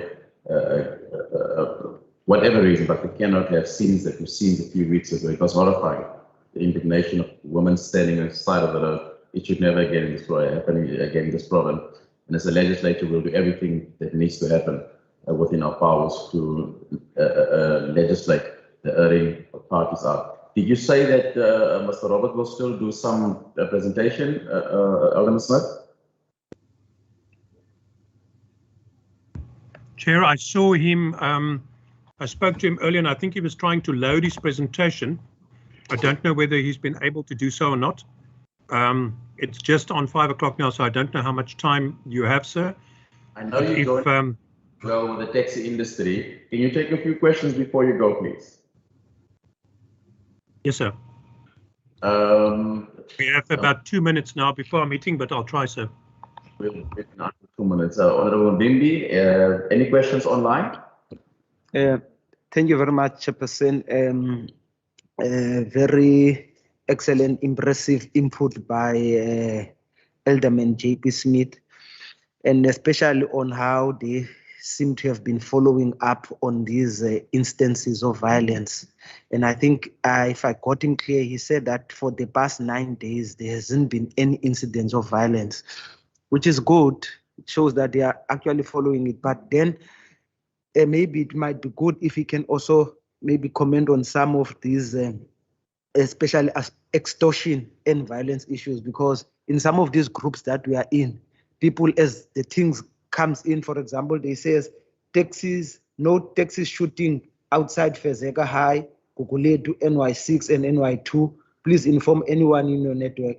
Then there's another one that says we got fined 500 rand by taxi drivers at Gooks for carrying more than 2 people in a vehicle. We're about 5. Just a warning to those using Gooks in Nyanga Road. So you get some of these things coming in. I just want to check whether are they following up on these things. Thank you. We'll submit written comments, colleagues, because we are running out of time. And if we go to the JP, you want to respond to that quickly? Yes, sir. I think that obviously we're not privy to some of those community groups and stuff. And I asked that the public office bearers just drop the city's emergency number or SAPS's number or SAPS's extortion hotline number into those groups. The city's number, which is 24/7, 021-480-7700. I'll put it in the chat as well. So that is a number which they can call 24/7, and we'll try and intervene as we did with SAPS on that Friday evening. We've got other similar cases being reported to us as well. This has become a really pervasive problem. It's not limited to Khayelitsha or Nyanga. It's in Bloemfontein, it's in Dunoon, it's in Wallerstein. It's happening across the city. It's become far more common, and we're getting a lot of complaints about it, not just from public transport operators, even from private vehicles, from staff transport, where companies are under emergency conditions on an unpredictable basis, needing to take 5 staff members home here or there for whatever reason, and then having their vehicles set upon. I think Lieutenant General Patekile is best placed to comment, or Director Roberts, on the issue of the extortion and what's happening with the extortion task team, because from my last insight via Director Roberts, we were making some good progress, or SAPS was making some good progress there with the city and province. Thank you. We will send some additional questions, if you don't mind, Alderman Smith. Is Mr. Roberts joining in the private meeting with the taxi industry as well? Because then you can just send us the presentation and we'll submit some questions, because I really want to hear from PRASA, because they've also been here for a very long time. Director Roberts, can we send you the questions and you just send us the latest presentation, please? Chair, no problem. I will do that. Thank you. Mr. Matthews, are you still with us? I know you've been waiting for a very, very long time. Yes, Chair, I am, and Chair, unfortunately, I will have to join another meeting which is scheduled for 5 o'clock, and all my colleagues are waiting. But Mr. Makapia from the Department of Transport, the acting Director General, Deputy Director General for Rail, is in the meeting. He has been allocated the presentation, which incorporates PRASA's input as well. We've consolidated it into one presentation, Chair. So I think that he would certainly be able to cover, I think, the points that have been highlighted in the discussion. But just to reiterate and emphasize, we certainly share the concerns that members have expressed about the situation in the Western Cape. We understand the challenges that we as PRASA obviously are facing, but we're doing as much as we can to see where possible in certain areas we can alleviate some of those challenges with our colleague, Mr. Richard Walker. So we are cognizant of the fact. I'm actually here on the ground to make sure that our teams are being responsive and under the direction of the National Department of Transport, but we remain available in whatever capacity. Thank you, Chair. Thank you, Mr. Matthews. And also from our side, we appreciate that you always keep us updated on the latest. And we sincerely hope that you'll see in the presentation what's happening with this, the current status of Metro Rail in the Western Cape, and when some of the lines that are not functioning will start functioning. So we do appreciate it, and again, apologies for keeping you so late, but thank you for coming. So we'll hand over to Advocate.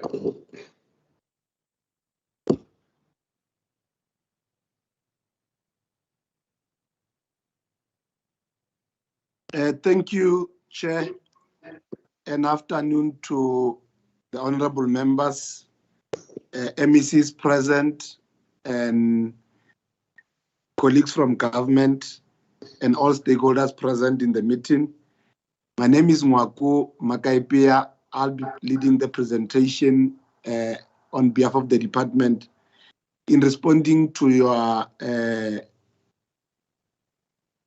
invitation, we therefore put a consolidated presentation together with PRASA. And we'd like to secondly put an apology for our Director General, Mr. Muemi, who couldn't make it to this meeting because of other engagement.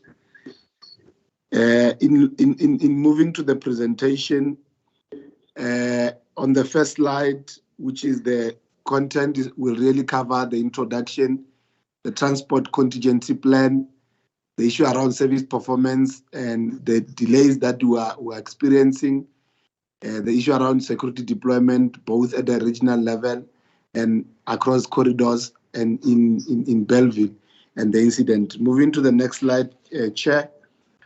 As the Department of Transport, we therefore want to emphasize that we support the MEC implementation of the Section 91 in line with the relevant legislation.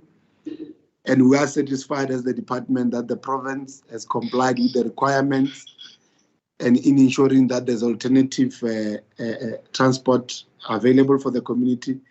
And we would like to emphasize that as the department, we therefore are interested in finding a lasting solution on this matter. And with regard to our engagement we have had with the province in terms of the road-based transport solution, there is additional services by Golden Arrow Bus Services in line with the public transport operation grants. And according to the report and the engagement we have received, there is a sufficient capacity to deal with the overflow of commuters who will have used the taxis in that corridor. Next slide. In terms of making sure that we respond, working together with PRASA in terms of the transport contingency plan, the minister had an engagement with PRASA on the 23rd of July to make sure that when the notice kicks in on the 26th, there are services that have been put there. And PRASA did present to us the plan to provide additional trips to cater for additional commuters. And they did promise in that plan that they presented on the meeting with Minister that they'll be able to have service improvement from moving from 45 to introduce 45 train trips as opposed to the 14 that they were operating in the previous week. And they did obviously made an undertaking that for the safety of our asset and the safety of commuters who will be using the rail network, they'll be able to make sure that there's additional security deployed in terms of that particular regard. As the department, in the next slide, in monitoring that service provision, Chairperson and honorable members, we therefore receive a daily operational reports from PRASA, which covers all the corridors in the province, but I therefore focus on this particular presentation on the North Corridor, which is the one that is affected, and we'll continuously, as part of our monitoring and oversight mechanism, will receive these reports from PRASA, and will therefore interrogate them. Looking at the slide, you'll see that we have really the operational report covers both the morning peak, the afternoon peak, and the off peak. In terms of the promise that PRASA has put, you will see that on the 26th of July, in terms of what they've planned across for the whole day, they have planned to run 56 train trips. They did manage to run 2 it managed 54 train trips. There were 2 cancelled, and there were 34 of those trains which were late. And on-time performance was not really that good. We're around 37%. And moving into the same corridor on the 27th of July, they've planned to run, that what was planned was 56 train trips. They ran 56 train trips. There were no cancellation. 9 was late. Trains were late, and obviously that translates to on-time performance in terms of 61%. In moving to the 28th of July, the plan was to run 56 trains in that corridor. We managed to run 39. Cancelled were 17, and 9 were late, Chair, and then the on-time performance then improved in that regard. For today, which is the 29th of July, because we have only managed to capture the morning peak, we're able to run 13, plan to run 13 trains, 11 did run. We have 2 that were cancelled, and then there were 3 that were late. Obviously, towards the end of the day, when we then reconcile our operation, we'll be able to update the statistics and the operational report, which will then cover both the afternoon peak and the morning peak.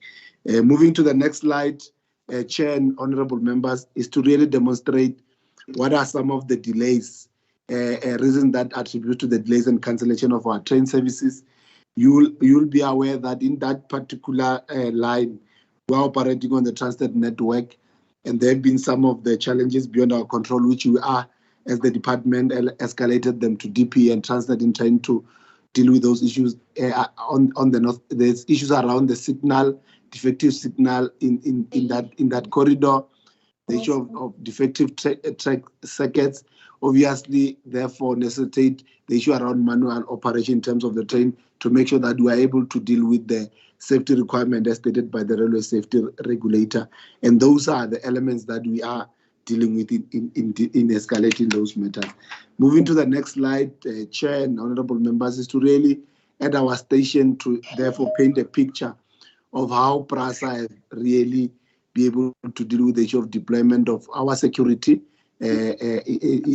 internally, but obviously that is complemented by the work that we do together with the city and the law enforcement and the provincial joint operation center in terms of the deployment, and it therefore really seeks to complement that.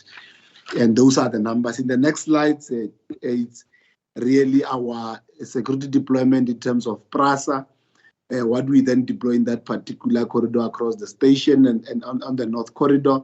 You'll see that's the deployment that we then had in terms of when the notice kicked on Monday, in terms of our own staff on the other side, which is within PRASA, and then on the other side, it's really our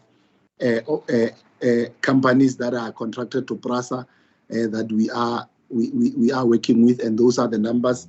In the next slide, Chair, we therefore demonstrating that we have increased the deployment of red ends with regard to the operational requirements, so that there is a protection to the commuters and to our asset in that particular corridor. And you can see that the numbers have increased from the original ones that were put in there.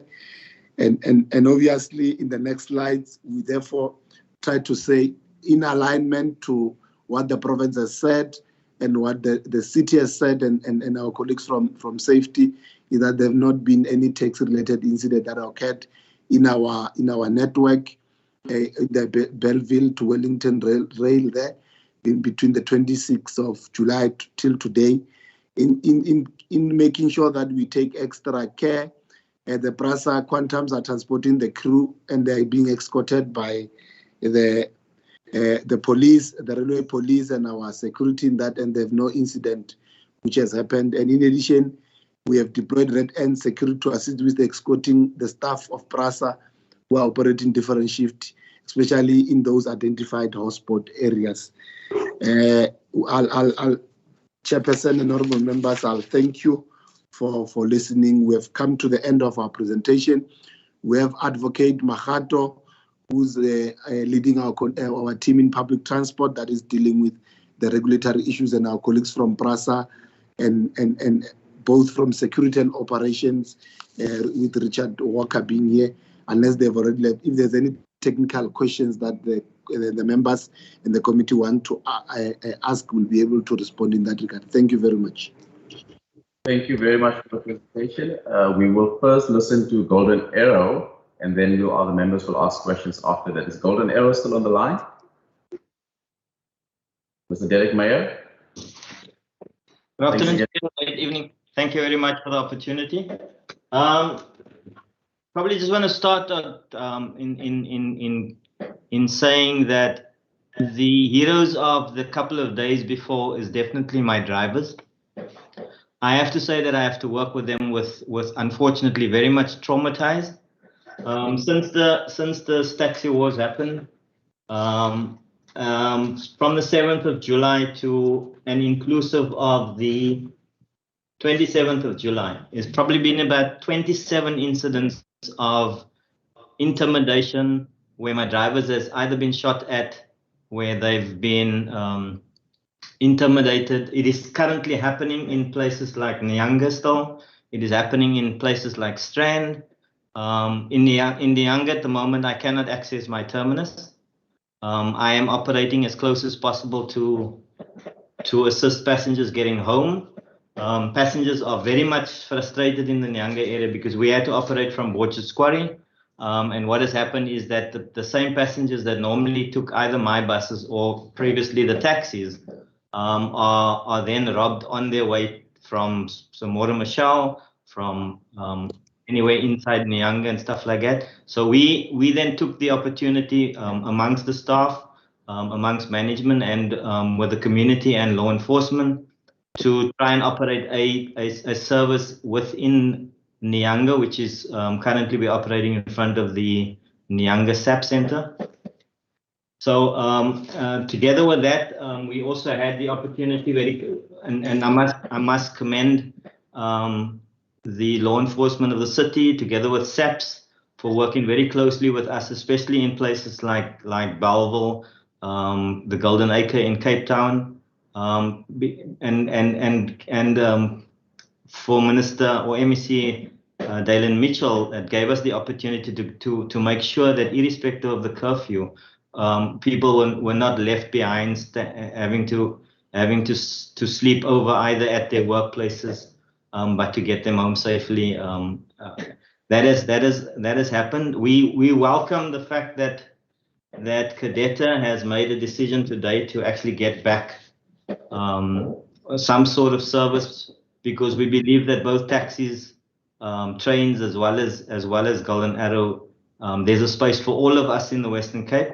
If we all believe that the passenger is the person and that needs to be transported, there's a space for everybody. So I welcome that they get back. I plead that both Cadetta and Carter sort out their differences, because I think that it is very much difficult for my passengers that I'm getting at the moment.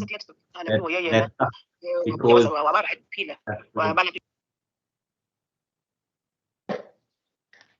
that is suffering because of the fact that some of them are not supplying service. So just lastly, Chair, I just want to commend again law enforcement, as well as SAPS, as well as traffic law enforcement, both the city as well as the province, for standing with Golden Arrow to supply the service that we're currently capable of doing. Thank you, Chair. Thank you very much, Mr. Meyer.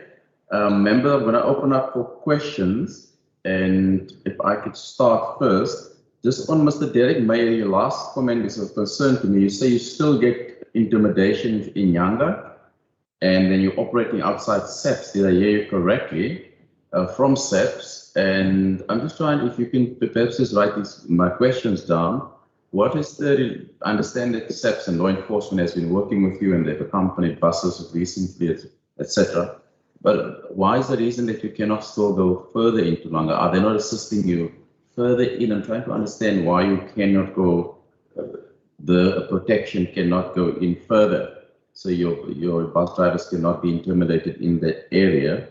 And what is the role the law enforcement, the army, and SAPS is playing? If you can just write that, just give me a response on that part of it, because that's a serious concern to me. Members in the House, before I go to the chamber, any questions for Golden Arrow? Nothing for Golden Arrow. I see on the member questions. Thank you, Chairperson. Just on to Mr. Mayor. Also, Mr. Mayor reported now that there were 27 incidents of intimidation. So I just would like to know, was this reported at SAPS, and what is the action when it comes to this intimidation, and what is the routes? You know, did they also now identify the routes where they also, the drivers receive the most intimidation threats? And also, I think, Chair, from a committee point of view, we must also take our hats off for the drivers. That's basically, you know, driving and risking their lives. So I think from committee point of view, we should also salute the drivers for taking care of our commuters. It's heartsore when we see how people must walk long stretches and get to home late and early in the morning up. So really our plea is that, you know, if this is sorted out sooner than later, because our people are suffering. Thank you, Chair.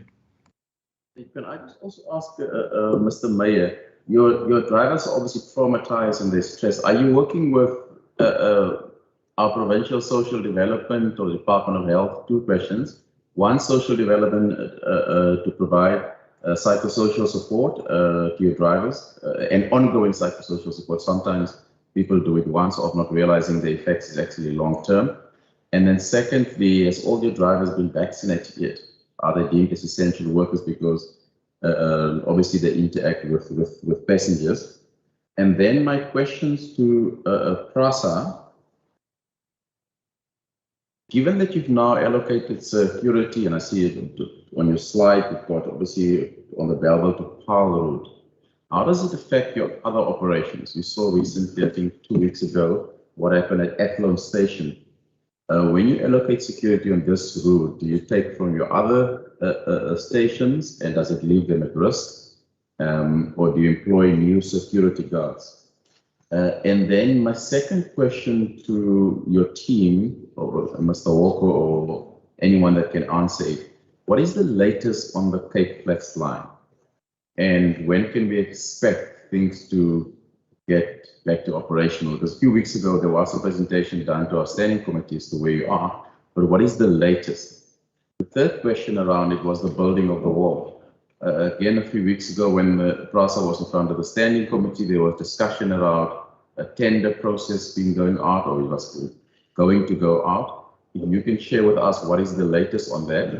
And then the fourth question was around the latest, the new trains. I know Mr. Walker indicated that I think they might, or they could, or they should be operational soon.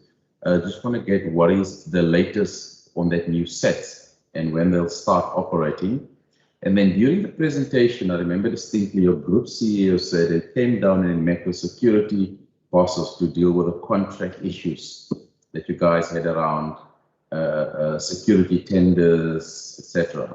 What is the latest? Is the fact that you've now employed people on one of your slides at the Bellville to Paarl route, does it mean all of those has been sorted out and you can now get security on the trains? So that is the questions from my side. Any questions in the House for PRASA? Nothing in the House. Anything online? Yes, Chair. And Kondlo Yes, from the Chair. Name Kondlo. Okay, who comes first? Okay. Chair, I think my question firstly to Golden Arrow, I just want to understand the problem you mentioned in Strand.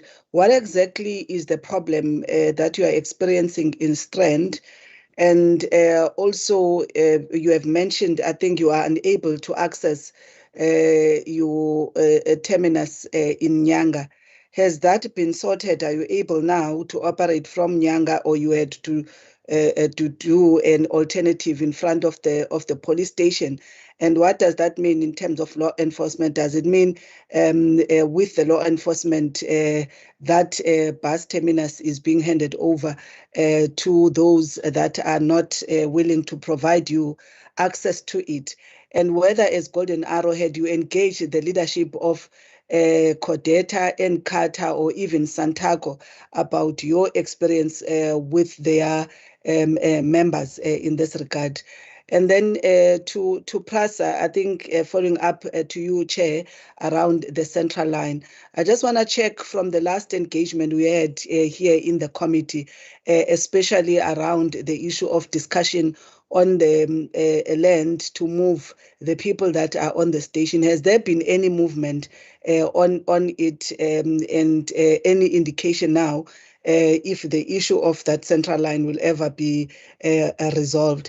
And the last one, Chair, I'm not sure whether the city Alderman Smith is still here, because my interest was that given that Codeta has already started operating from I think from today, whether especially in areas like Bellville, what is the arrangement of where they are going to drop off, given that initially they would drop off at the Bellville rank, which now is closed. So where are all these taxis from the different areas when they need to drop off in areas like Bellville going to drop off, and how will that sort of help or hinder traffic management in terms of, I do not know. That's why I'm saying I don't know whether there has been that conversation with Codeta and whether what is the plan of drop off once they get to Bellville. Thank you, Chair. Member Mkondo, your last question, Alderman Smith left, so we'll do a written question on that. Thank you. Member van der Westhuizen.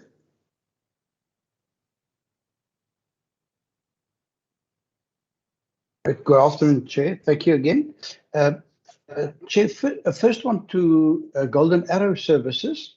I would like to know from Mr. Meyer, how well has your service between Paul, McQueenie and Bellville been supported? And do you see signs of passengers being intimidated, or do you have growing numbers of people making use of your service, which to me would show that people are more confident that they can safely travel with your buses to Bellville and back? And then to PRASA, Chair, you referred to our meeting just more than 5 weeks ago with PRASA.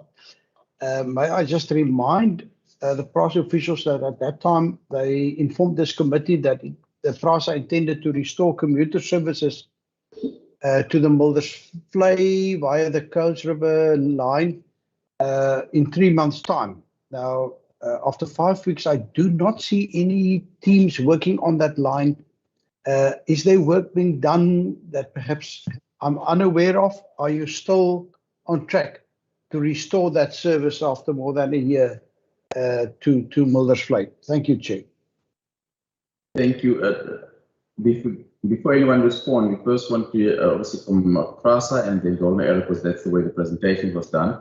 But just one more question on PRASA. I do follow the Twitter account of the Cape Town trains and the Metro Rail Western Cape, and I'm just trying to get at how does the communication on defective sets fit in to when the Twitter account knows or when the public will know?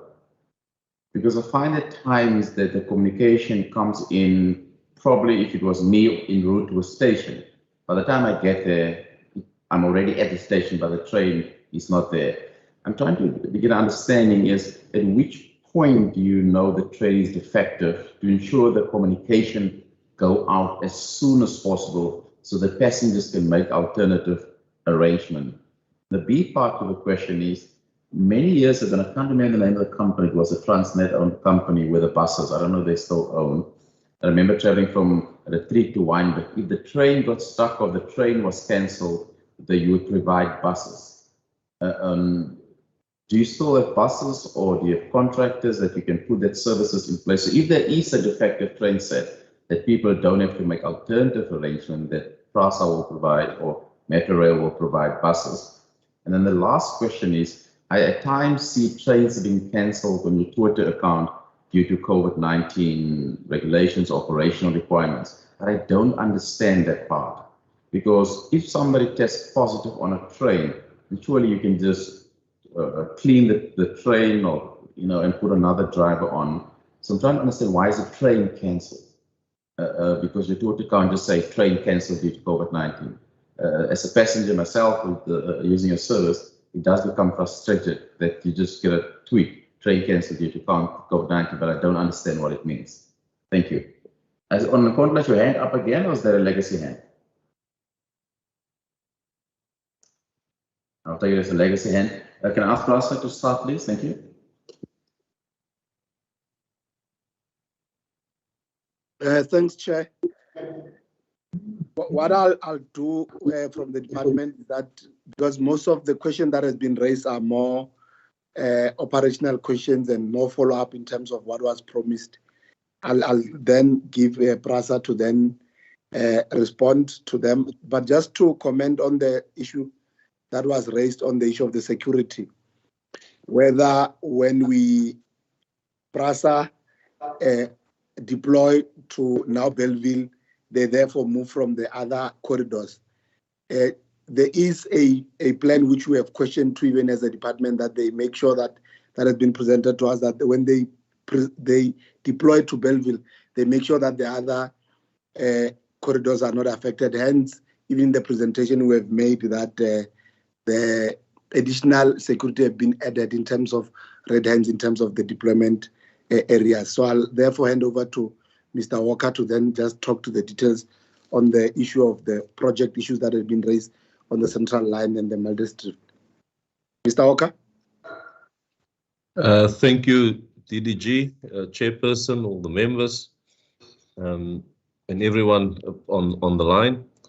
I think just to add to what the DDG has indicated around deployment, it's correct. We have just appointed probably about a couple of weeks ago additional security, and that allowed us then, given the risk with the closing down of the Belleville rank and the affected route, we were able to beef up with that security on the Belleville corridor, right down from Belleville through Paarl, Mbekweni, and Wellington.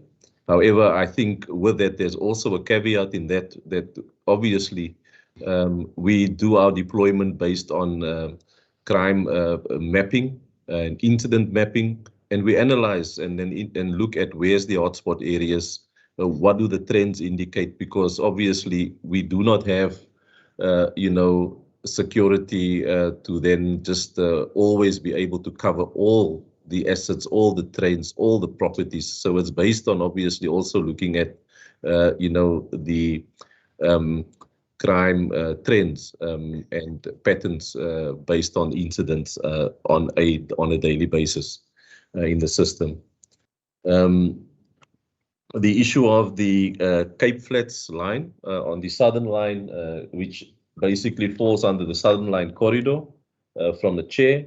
We're currently operating about, our planned schedule is about 76 train trips that we plan there for the day on the Cape Flats, as well as the suburban corridor. So we're basically currently sitting at about 76 train trips for the day, out of the about 149 that we run in the region.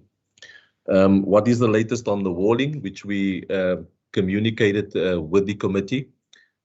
We will go out on the work packages. The consultants at the time it was communicated in the presentation was appointed. They were busy finalizing their specification work for the walling. Given the high spec that we're going for, the approvals that is required, the geotech, that had to be done, assessments that had to be done. That work has now been finalized, and we should be going out on tender for the wall by mid-August. And the process, we're looking then at probably, completing that wall within by basically next year. But the work will run concurrently in terms of the work packages.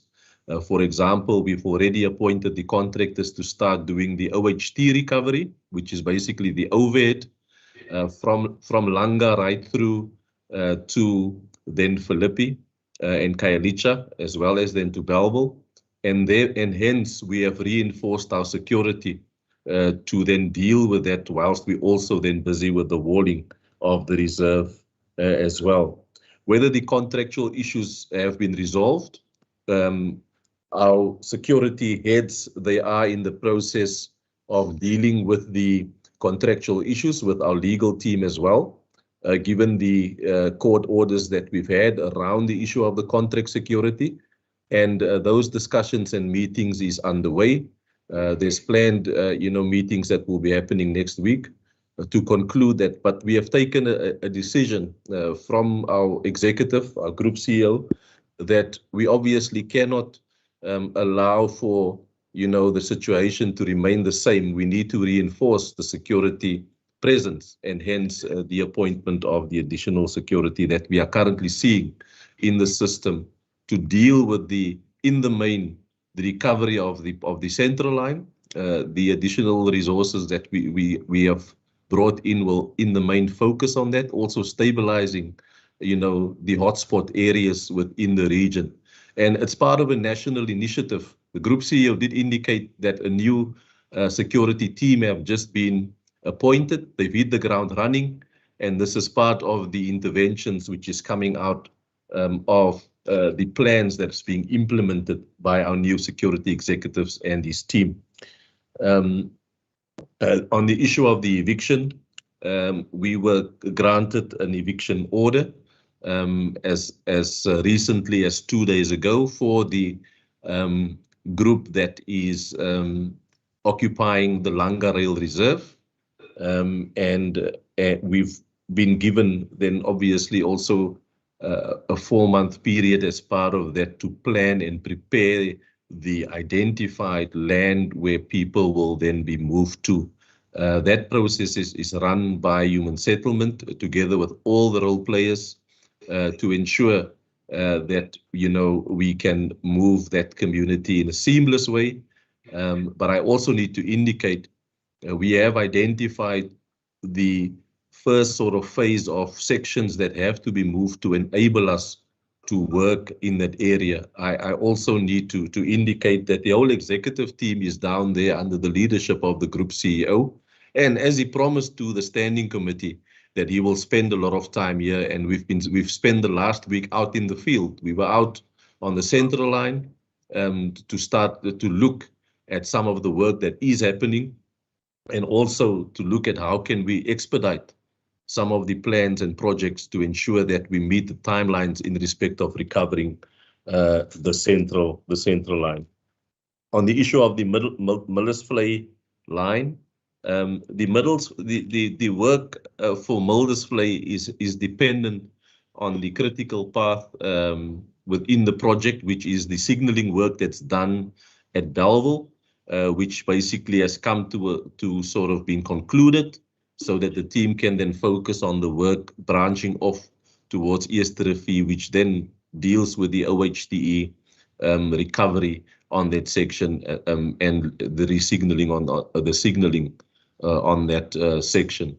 And that work is underway, and we're obviously looking at expediting the procurement of the material, because if you look at we've lost kilometer of OHT cable and wires on that line, and that's what we're in the process of ensuring that we're procuring for the teams to do the work and recover that line. However, we've learned that we can't continue to do work which becomes abortive, and we just put some equipment and wires and spend funding in an area, and then for it just to be there for a day or two and be removed. And hence, all the work that we are doing, is linked with the security interventions that we are putting in place to ensure that whatever work we do remains in place till such time we then also wall in that area and protect, isolate the rail reserve from all these issues and criminal impact which we're currently experiencing. The issue of Twitter, and I did have a discussion with the chairperson probably about a week back on the issue of Twitter communication. Obviously, as we become aware of problems with sets, whether defective train sets, we then communicate. Now, there would be planned technical issues which we can basically, if a set comes in, for example, our sets is exposed to a maintenance regime which requires them periodically to come into the depot to be tested. If anything gets picked up there, and which then the team would need more time to repair, those communications then goes out early enough because it's part of planned, sort of you've got time to communicate that. However, we also got operational failures. When a train fails in section, as that is communicated to the control center and the team can't recover it, it happens then basically real time, and therefore sometimes commuters will experience the fact that whilst on a train, it gets cancelled, they will have to detrain, they will have to then wait for the next train, or then in some instance we will then indicate if the recovery time is going to be take long, then we will advise commuters to make use of alternative transport. The chairperson is correct. We used to have these bus contracts in place, but it's been considerable time now that we've not been able, we've not had these contracts in place, given, how widespread delays and cancellations is. We can just imagine, what it would take to provide alternative transport to the commuting public and the cost associated to that. So it just became unsustainable at some point, given the fact that your delays and cancellations increased. It became a daily occurrence. With the challenges that we've had, which basically it was no longer affordable and feasible for us to continue with that transport. Unfortunately, commuters will then get a refund to then obviously subsidize whatever other means of transport they will then have to take. For the longer routes, which would then be your one trip in Worcester and Malmesbury, we then make a concerted effort to ensure we use our own transport at least to make sure that those destinations, those commuters are covered, but then it's also manageable numbers because it's one train that you are dealing with to Worcester and Malmesbury. Then the issue of COVID, and I think the specific issue around COVID, which was recently, and there can be a number of instances. About 2 or 3 weeks ago, we had a communication from Transnet that operates the Bellville Control Center on the Northern Corridor, which the DDG referred to on the line on which we operate, and they had a COVID case in their center, and that basically means they had to remove all that staff, sanitize the space, and at that point it then basically brings the entire service to a standstill. The specific question for PRASA, which we had a incident where 2 shifts of our train crew at once were compromised in respect of contact. They had to go on quarantine, and we lost 22 train crew. And that was the reason why we were impacted to such an extent. So it's not necessarily a situation where it's exposure on a train or in a cab, but it was a situation where it happened actually within a staff facility. And therefore, we were impacted at that point, losing at once that number of train crew and staff, and therefore the schedule was affected in the manner that it was. Fortunately for us, it was very opportune that at the time that they returned, it coincided with the closure of the bus rank, and therefore we could then increase the number of trips back to the schedule we had from the 14 we operated, where we now basically back to 50 plus trips on that northern corridor on a daily basis. Chair, I think I've covered all the questions, and on Mulder's Flay specifically, we are working towards recovering the Mulder's Flay line, and you know, our timeline still stand in respect of that recovery. It's obviously dependent on everything, you know, remaining equal and going well in respect of the plan, and we don't continue to lose, but therefore we've put the additional security resources in place, Chair, to ensure that we don't replace stuff that gets just removed the next day or stolen or vandalized the next day. Thanks, Chair. I'll conclude with that feedback, and hopefully I've covered all the questions. Thank you, DDG. Thank you very much, Mr. Walker and the DDG from National Department. We appreciate the feedback. And I hand over to Mr. Meyer from GAPS. Thank you, Chair. I've listed all the questions. I don't know who's asked them, so I'm just going to answer in general and hopefully cover all of them. Just with respect to the 27 incidents that were listed, what I have to say is that in terms of working very closely with Alderman Smith and Director Roberts, we have got and one of my staff members that actually sits in the Joint Operations Center on a daily basis. So every single incident that is reported to the JOC, and obviously wherever there's an incident that requires for my staff to knock on the door of SAPS to get a case number, that is also done. So every single incident that is reported in terms of either one of my drivers that was shot, buses that were shot at, or incidents of intimidation. Other than that, every single entity of mine has to go to a SAP station to make a case, and obviously that communication is directly sent to the necessary people. Just along the same lines, in terms of the question that was posed on the Strand terminus, there's been many incidents, and it hasn't stopped.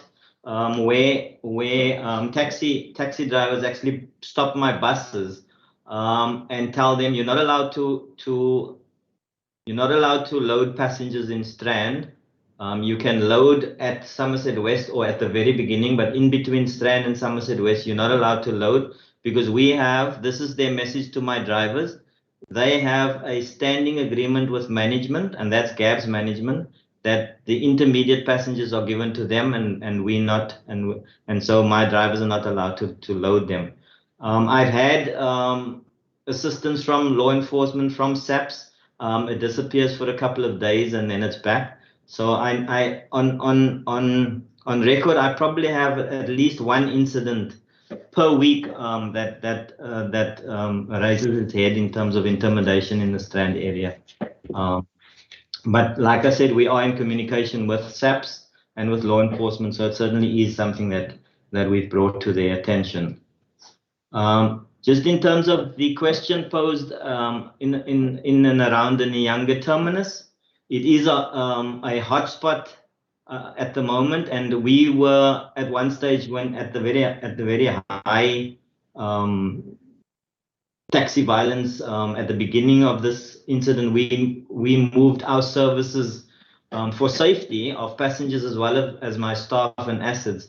We had to operate from Borchards Quarry, the Borchards Quarry end to under the bridge, and then obviously got lots of complaints from the commuters saying that they are being robbed, and we then made a concerted effort to try and get the bus closer to the passengers.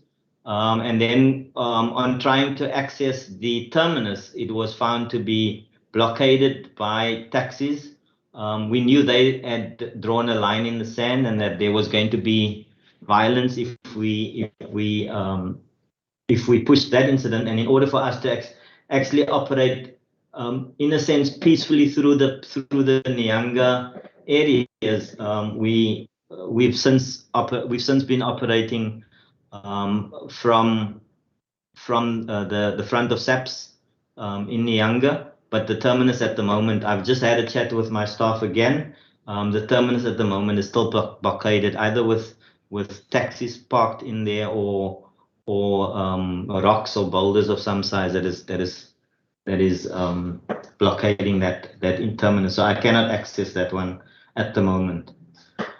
In terms of my drivers, social support or support for trauma, we've got an internal social worker. So every single driver has access to her, and if need be, she manages each and every one if additional or long-term support is given. So certainly we do have a nursing sister on the premises, as well as a social worker that looks after the trauma in terms of that support for my drivers. The vaccination, we were waiting quite a while for us to be declared as essential workers, and in the absence of that, we've certainly assisted our drivers and the rest of the company to follow the process as was for everybody in the province or in the country to get vaccinated through the H facility. We've put in certain apps for drivers so that we can actually have them registered quite easily, and that's the process that we're following. There is a parallel process that we're looking at to partner with a third party that might use their premises for bulk vaccinations, and if that happens, then I'll bus my drivers through. But at this moment in time, we are following the national protocol of being vaccinated through the age process. I think there was a question that was asked about, do we engage with Codetta and CATA personally? We as GABs don't want to be getting into a tit for tat with other businesses. So if there's any issues that we find happening that might be taxi related, we would rather speak to the law enforcement and engage in that way. And then I think the last question that was posed, and I think it was Honorable van der Westhuizen that was asking about specifically the PAL scenario. We found that at the very beginning, and I think it was a communication issue and probably fear and everybody not knowing what the process would be and the failover. So at the very beginning, we probably came out of the area with very low numbers. But I'm happy to say that at the moment we've got seated loads coming out of the PAL area into and out of Bellville going back. And what is a good thing that came out that I hear from my staff as well is that my drivers being new in the area are being assisted by taxi drivers at the moment to say, look, if you go around this corner, there's a couple of passengers there that you still need to take to Bellville. So that is something positive that came out of the area. And so yeah, the service that we're putting in there, I think is working well at the moment. Thank you very much, Chair. I think I've covered everything. Thank you very much. You can bring your drivers to Lenterfeer Mitchell's Plain site. Everyone is welcome within the required age group. Don't worry. Thank you very much for that feedback. We again to our partners, GAPS and PRASA, the Standing Committee always appreciate when people just share with us what's happening in transport in the Western Cape and Cape Town. We know things are not good and we have to be honest about it, and we hope that things get back to normal urgently, because our economy is standing still. When people can't get to work, they can't get to school, they can't get to health facilities. It is not good for any country. So thank you, and we really appreciate it. We've got the acting chairperson, Ms. Lucas from the Provincial CPF. Are you still with us?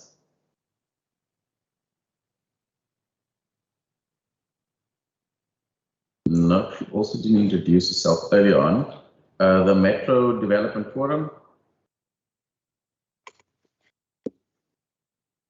Mr. Kyoto also not with us. Mr. White Dick from the United Commuters Voice.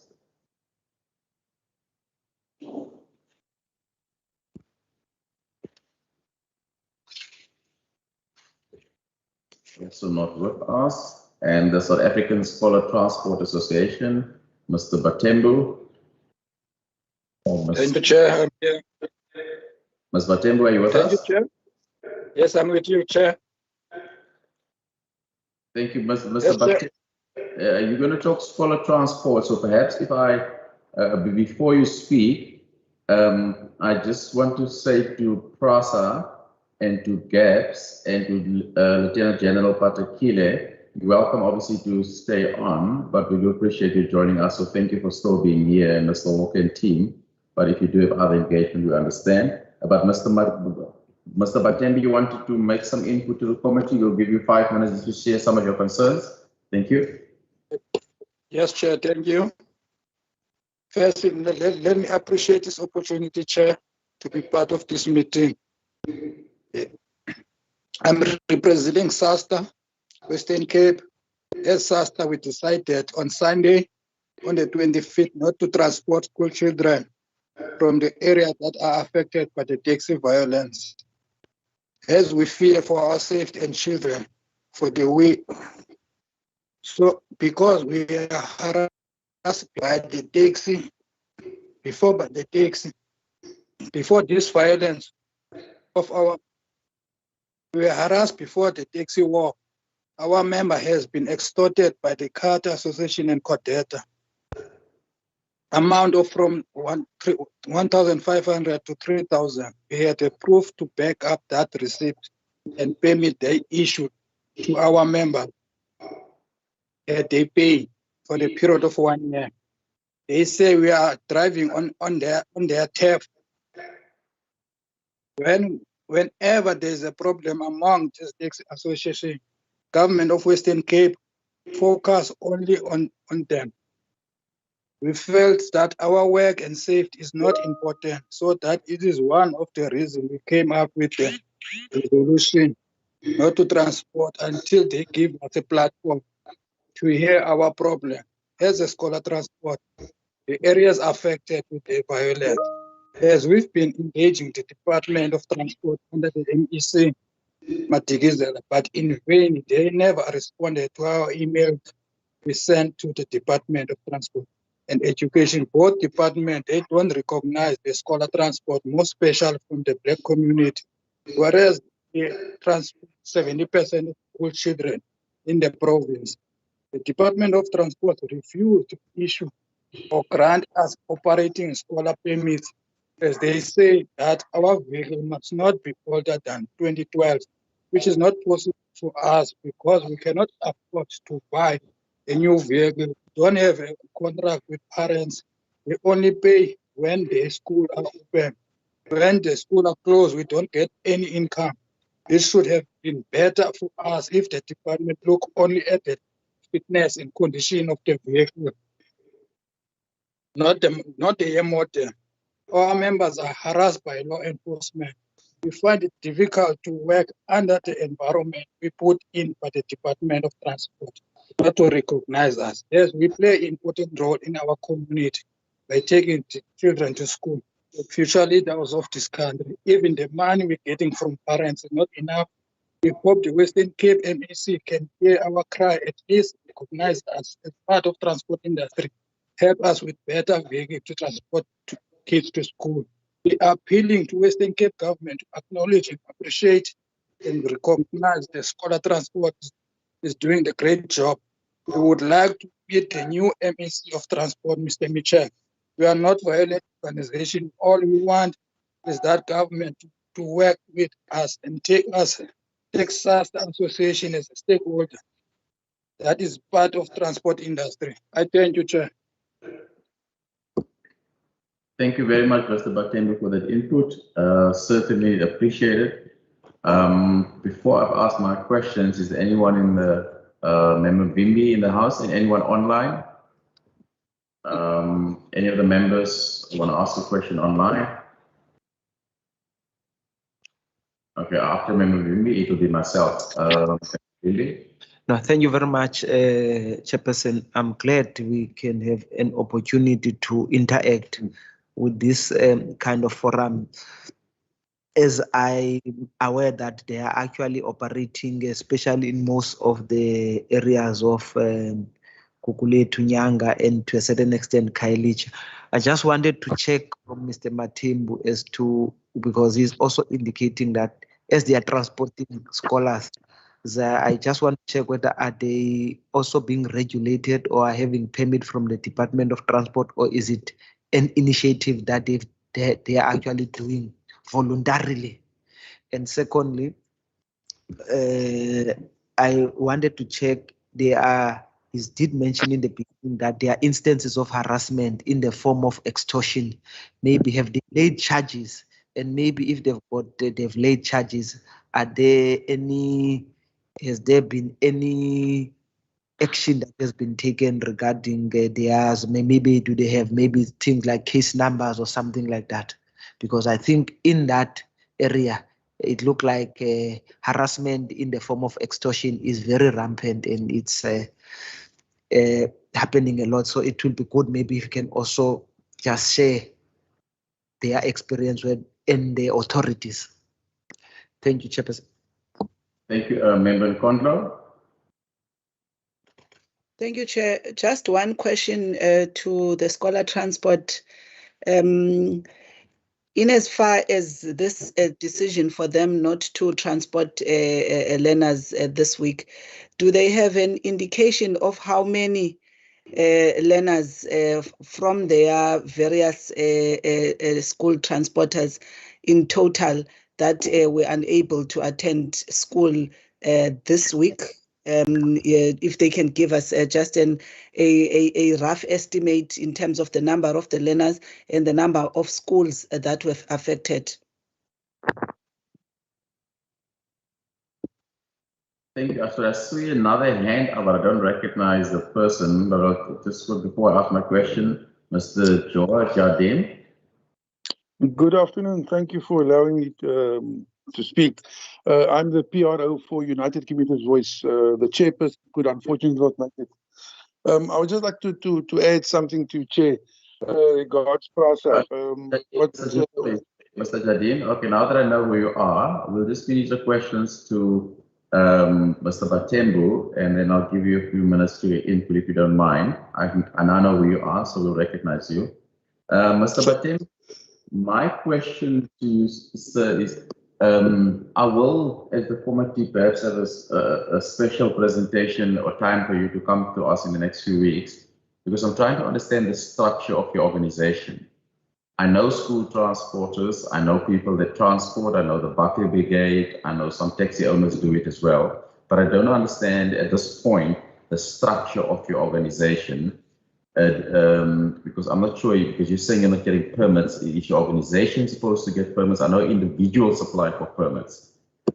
So in order for this committee to assist you properly, I will just spoke to my coordinator now to ensure that we send invitation so we can do a formal presentation to the committee. I'll just send a message to Minister Nikhil as well, and he responded with the affirmative to set up a meeting with his officials. So I will do that. I'll invite you and I'll invite the departmental officials to ensure that we get best value out of what your organization needs. Because I don't want to make any commitments now because I don't understand what the organization needs. I'm really concerned that you're getting intimidated because you're transporting kids, and I will raise it as part of our minister to the police just to liaise with you to ensure that, because what I don't want to see is, or read tomorrow on the newspaper, somebody being killed in a bakkie or in a taxi being transported to school. That will just break my heart. We've seen it happen in a taxi a few weeks ago.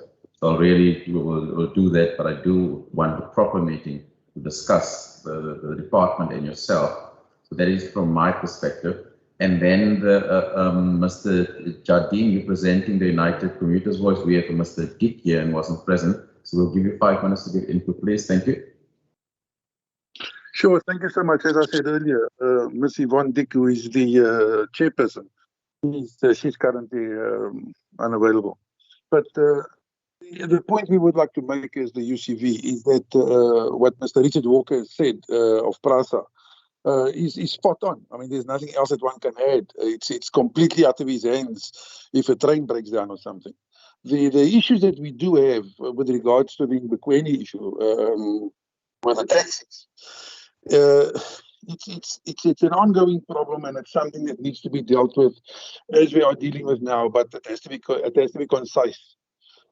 As UCV, we are more in line with the train services than anything else. And as of now, we are going to meet with Mr. Richard Walker soon, as well as with the GCO, and then take a decisive effort into understanding what the situation is and how we can better it, and how the UCV can actually contribute more towards the rail passengers. Thank you so much. Mr. Jacome, your line is very poor. Did you manage to get some of my input? If you can start again now, yes.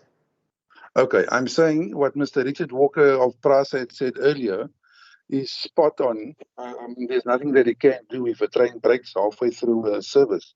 The intent is that the UCV is more based on a rail and commuter issue. So we will be contacting Mr. Walker shortly. So we can also have an engagement with him and as well as the GCO and see how we can work closely together, as well as then also addressing the issue with the taxi violence in Bokweni, where most of the commuters use the train and now are forced to use the taxis, and now the taxis are having a problem. So with regard to that, the UCV will be getting closer to the communities themselves. Thank you. Thank you, Mr. Jardim. Any questions for Mr. Jardim in the chamber? Nothing online. Mr. Jardim, just a question from me after Mr. Batendo has spoken. How active is your organization? Because I saw earlier on when I was looking at your Facebook page was last updated 23rd of July 2020. Now, as there's so much happened with the commuters in the Western Cape, obviously one of the United Commuters Voice was extremely active. So you can just respond after Mr. Batendo has spoken. Mr. Batendo? Thank you, Chair.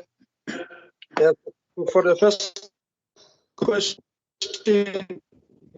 yes, the organization SASTA is a registered organization. Here in Western Cape, we've got about 13 branches, and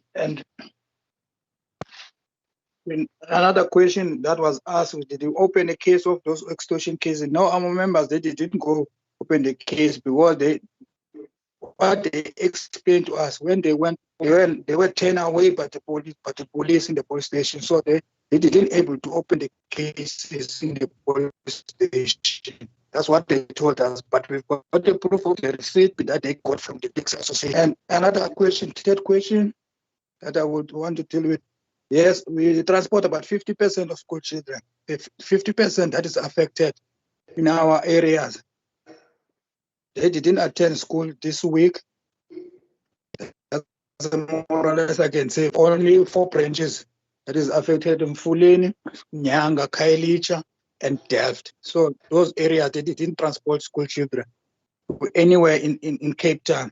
From Cape Town, Claremont, Whiteback, Misha's Plain, those areas we transport children to. We didn't transport Kells River, Esther River, we didn't transport school children from those areas this week. What is another question? Do we have a permit? No, our members do apply to others. They do have permits, others they don't have permit because of the regulation of the models of the cars. Because the city is telling us to get a permit, your model of the car must be from 2012 upwards. So other drivers of ours, they've got model from 2008, 2010, 2008, so they can't have permit. That's the problem that we are facing. That is why we want to meet the new MEC so that we can address all our grievances, where they can assist us, tell us where should we regulate, what should we do to be regulated by the department. They must come, at least if we can have a meeting, then we will know what to do and how to tell our members. Thank you, Chair. Mr. Batendo, are you telling us that you're driving children to school every day without permits? Sorry, Chair? Are you telling us that you're driving children to school without permits, and if those cars are older than 2012, how roadworthy is your vehicles? Yes, others are older than 2012. because they have been operating more than those years. So they didn't get payment. They didn't renew the payment because of the modem.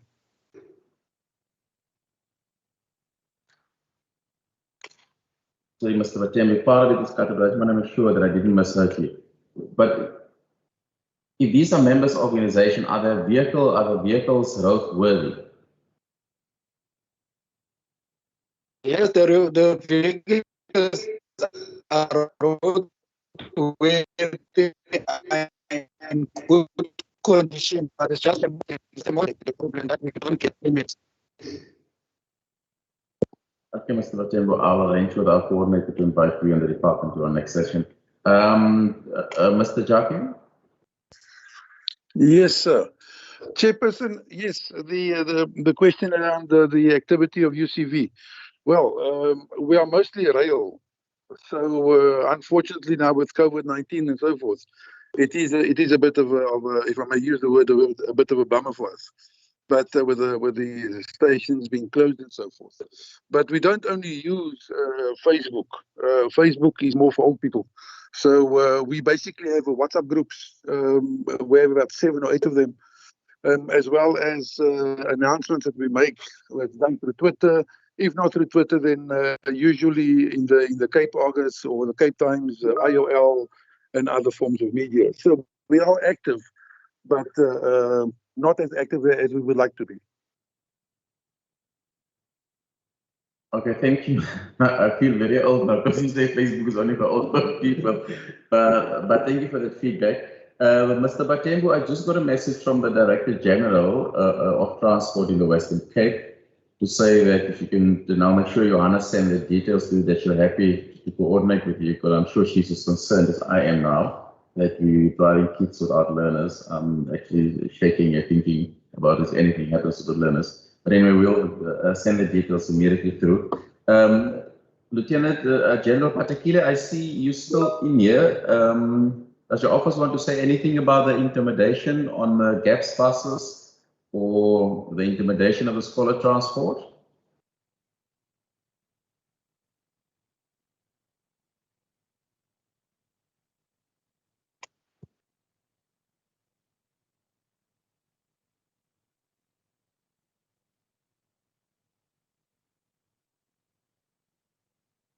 Can you hear me, Chair? Yes, I can hear you now. Thank you very much. I always encourage people to go to the police station to report cases. But I know of what is happening between at Inyanga, in front of the police station, and the buses. Perhaps the owner of the buses and us should just meet and talk, and the city. I mean, we can't have a situation where the rank is closed or somebody has blocked it with stones and then nobody goes in. But maybe we don't know who closed it. Maybe it's at the city or is that the people that they use the rank. So we must just look into that. Intimidation, this is where we're encouraging people. I've sent the number on the chat group where they should report, because our intention is to effect the arrest immediately.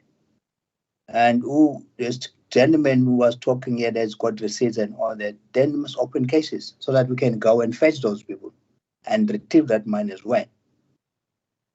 I think that's the way to go. If we're to stem the authority of the state, we must just go and ensure that if then he says that people are chased away, I want to know that. Because nobody should be chased away from the police station when he reports a case. Thank you, Chair. Thank you, Lieutenant General Patakile. Mr. Batembu, you heard from the Lieutenant General that these things need to be reported, and we will also send you those details that General Patakile gave us earlier to report these extortion cases. On behalf of us, to everyone that's still in the meeting, Lieutenant General Patakile, Mr. Manamela, Advocate Machato from the National Department, and everybody that's still in the meeting, we just want to say thank you very much. And we appreciate that you came through, that we addressed this very important issue of public transport in the Western Cape, particularly the city of Cape Town, and that we can get all these matters resolved urgently so that we can get people back to work, back to school, back to our health services, unintimidated, unscared, and that we also deal with the mental health of everybody that's affected here. So we do appreciate you attending and taking this matter seriously to come at such short notice. So you're welcome to leave, and we will, members as a committee, we can just stay behind just to do the administrative work. Thank you to everyone for coming. You can now exit our meeting. We do appreciate it. Thank you, Chair. Thank you very much. Thank you, Chair. Bye-bye.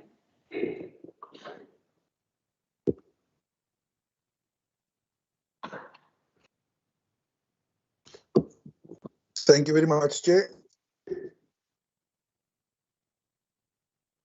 Thank you, Chair.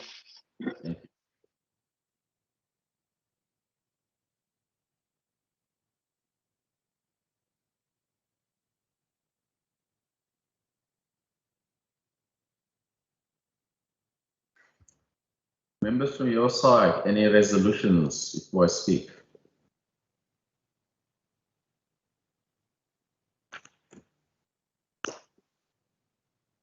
We have a first thing. Oh, sorry, Member Heron, yeah? Yeah, Chair, if I may ask that we receive a briefing on Blue Dot. It's been announced in the media, but it's never been presented to this committee. How it functions. It was announced as a project that would reduce violence in the taxi industry. Well, I mean, so I think it would be really important for the department to come and present Blue Dot to us. And Blue Dot. Honourable on the West. No, I wasn't here at the time, remember. Honourable on the West, Stacey. Yes, thank you, Chair. I also wanted to propose that we add Red Dot to that presentation, particularly on the advantages for the taxi operators to join the Blue and Red Dot initiatives. What are the financial incentives and what are the long-term plans, etc. Also, what the pilot project in terms of Blue Dot is already revealed, because I do know that it was introduced as a pilot project, and I don't know how long it was intended to run, but I think it would be wonderful for us to get that information as early on as possible. Can I move on to some different subjects as well, Chair? Different subject or the taxi industry first? Still on the taxi industry, Chair. You've heard my question regarding this thing of allocating certain routes to certain taxi associations. Now, Chair, I've got some serious questions, and it seems to me as if Alderman J.P. Smith of City of Cape Town also has got his reservations regarding whether this is the best practice to be followed in an open democratic society where we would like, certain things to be more competitive, and where I certainly would like to see that people rather join associations because of the quality of the service that they get than, that is being an exclusionary and monopolistic kind of situation. So that if we can drill a little bit deeper, and if we can ask people to come and motivate or inform us in detail about that, I would certainly appreciate that. Can I continue? Yes, you can continue. Then, Chair, on the last issue of scholar transport, it's been quite a while that I wrote to some of our representatives in the National Assembly, because I think those regulations regarding the age of scholar transport vehicles is a nationally legislated issue and not a provincial issue. And I also have my reservations or questions regarding the desirability of saying that vehicles may only be, I think, a maximum of 7 or 8 years of age in order to qualify for scholar transport, because we have an enormous industry of informal scholar transport where really vehicles that would never pass a roadworthy is utilized. And I would rather have an old vehicle that goes every 12 months through a roadworthy test than having my child transported in a newer vehicle, but that, you know, for example, is not roadworthy.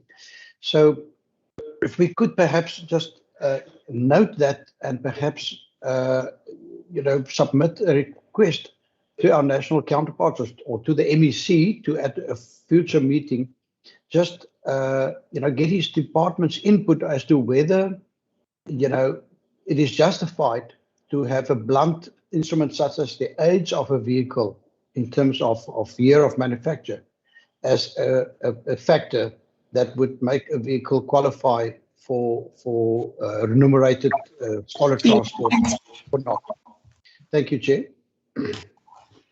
Thank you. I actually would like to, the department is to do a presentation on the permits for scholar transport.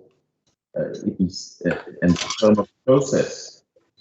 So I think it's important to get a better understanding of what goes into people getting permits and why the permit issue seems to be at a root cause. It's easy to say, not easy, but it's the right thing to close down the route between Bellville and Bequeni and Bellville and Park. But what led to that being where we are today? So that when a lucrative route opens up in Saldanha or a new developments open after Cape Gate, a new mall will be before the tunnel in the next 5 or 10 years, there's a similar situation down the road. So we want to ensure that we have a process flow so that we, as an oversight body, display an oversight to ensure this doesn't happen in 5 or 10 years' time. Then the second thing I would like to hear from the department is to keep us, we heard from Santaco they wouldn't mind coming, because I think it's important that we keep the relationships going with Santaco and the various industry body, to have them again this in the next 6 weeks in front of the committee.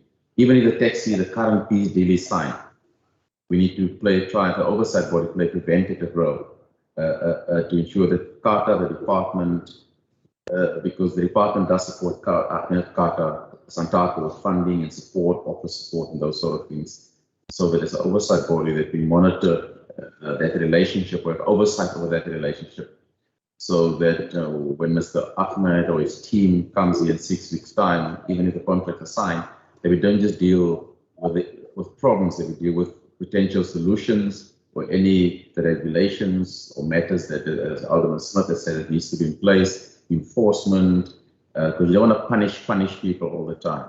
You want to see what you can do to prevent it. And I think there should be a standing item, member, if you don't mind, on our parliamentary agenda every 6 weeks, even if they come for 20 minutes, just so we know what's happening in the taxi industry in the Western Cape, what's happening in Prasa, what's happening with Golden Arrow, and what's happening obviously with scholar transport. Hopefully things will go better. And then the last thing is this memorandum of agreement.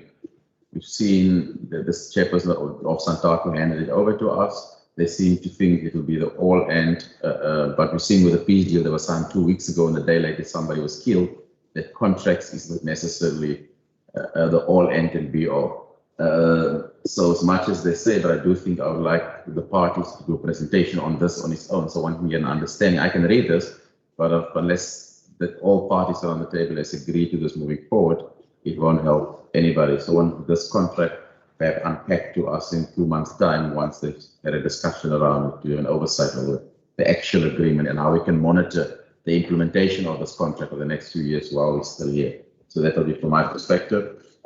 I see Honourable Kondra, your hand went up. Oh, sorry, Honourable Balombimbi asked first, then Honourable Kondra, then Honourable van der Westhuizen. Okay, to a certain extent, Chair, you have covered what I was going to propose. Maybe just to add, especially on the issues of routes and permits. Yeah. That seems to be the main bone of contention among the taxi industry. Maybe we can have a presentation from the department on how they issue permits and how they issue routes as well. More so, maybe we can, because there seems to be a history on this P9, is it P97? P19. P19. Yeah. So there seems to be a history on that. Maybe if we can just have a presentation on permits and routes with specific reference maybe on this one that is causing these problems, you know, because I know since last year the issue of Bellville and Beguine was discussed, and the national minister was there and the provincial minister was there, still not resolved. There might be some history that we actually don't know. I just wanted to emphasize on that. Honorable Member Nkondlo. No, thank you, Chair. I think I'm covered partly by Member Mvimbi.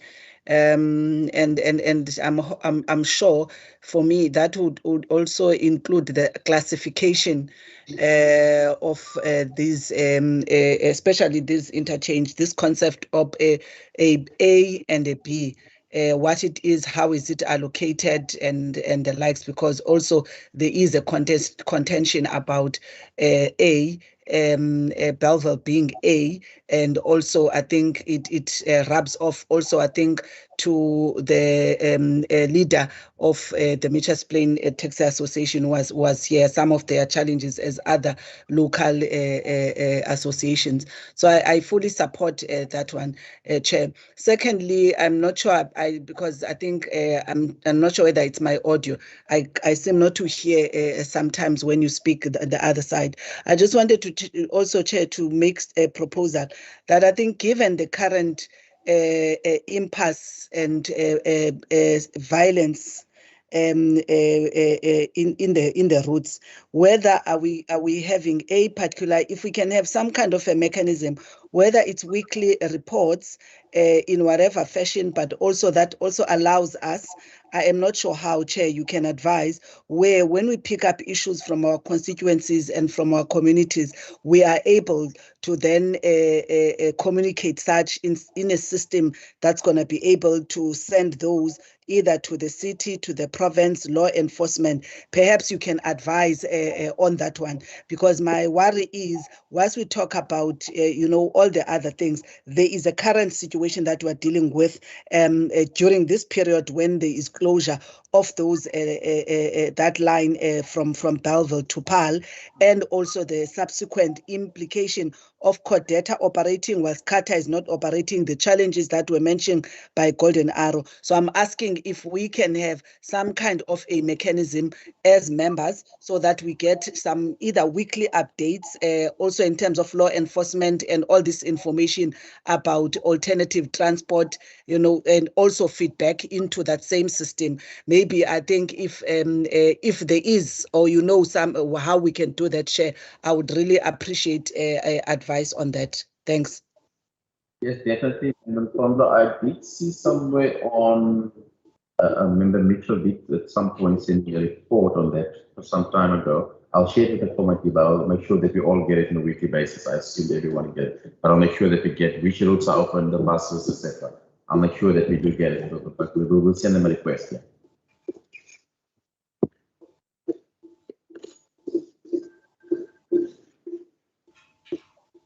And then one thing that I want to raise for the community safety is just around extortion at taxi ranks. People getting hijacked, it's a serious matter. Somebody just take your car because you drive a Honda or you drive a Uber. And I think I just want to get a presentation, perhaps we can ask community safety, just to invite SAPs or crime intelligence, perhaps through General Particulars Office, and because that will be a long presentation on its own, as to what they're doing about that specific issue of extortion at taxi ranks. It's a serious matter. You drive a Honda and somebody stops you and say you must pay a fine or they want to release you. So that's also related to the corporates and to transport of staffing. That's a massive topic on its own. So members, is there anything else before we close and adjourn this meeting? I want to thank you for your participation. Chair? Yes, if you're going to go now, sorry. Yes. You did acknowledge me earlier? Yes, sorry, member from the West State, apologies. Yes. Thank you, Chair. And my last point was exactly on what you now try to finish on, and that is that I wanted to propose a resolution that we as a committee noted with alarm the references to unlawful practices in the taxi industry, including or particularly this mention of extortion, and that the law enforcement agencies be requested to prioritize this for further investigation and for action. Thank you. I agree. Chair, I support that proposal, Chair, to include the e-hailing service, and I'm sure in future meetings we'll have to invite them, because I think there's also a lot of intimidation and extortion of the e-hailing service, especially because majority of the drivers are sort of non-South Africans. Thanks, Chair. Thank you. I concur with the member in Kondlo. Member Sobi, before I forgot the minutes of the previous meeting. Can we quickly do that? It was circulated. And then one more thing, just a specific presentation on the update from PRASA. I know they've given an update today was specifically Bellville to PAL, and we've asked a few questions around the central line, but they did promise to give us regular updates on Metro Rail in the Western Cape, on the central line, on the building of the wall, on the security company contracts. I remember it distinctly, so we'll invite them again just 6 weeks time. Even if they just give us a report, a once a month report, what is the status? We don't want to hear who's involved, who've got the tenders and stuff. We just want to know when people can get back, so the economic backbone of transport starts functioning in the Western Cape. Members, the minutes of the meeting was sent. If we can go to page 1, please.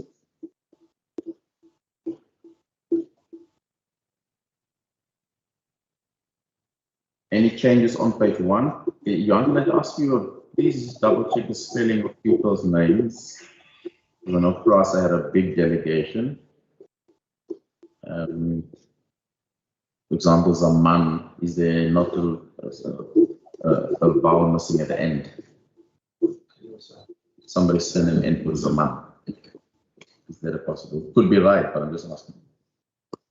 You can just double check people's surnames, please. Just make sure that we do that. Page 2.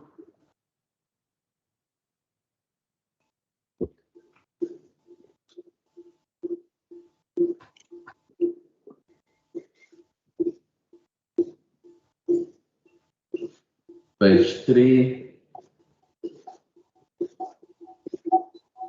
And we did request for those. Sorry, Member. Yes, I was going to remind you that we did actually ask for this monthly report.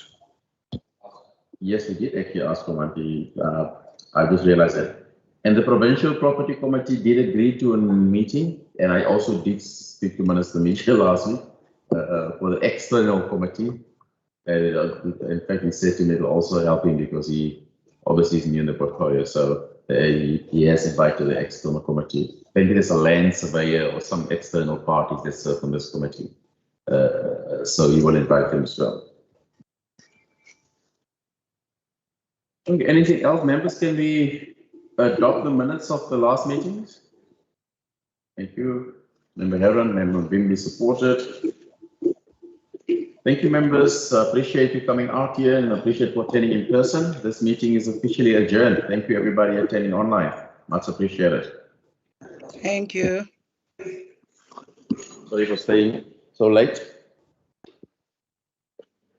So we can get public transport fixed in the Western Cape urgently. Yes.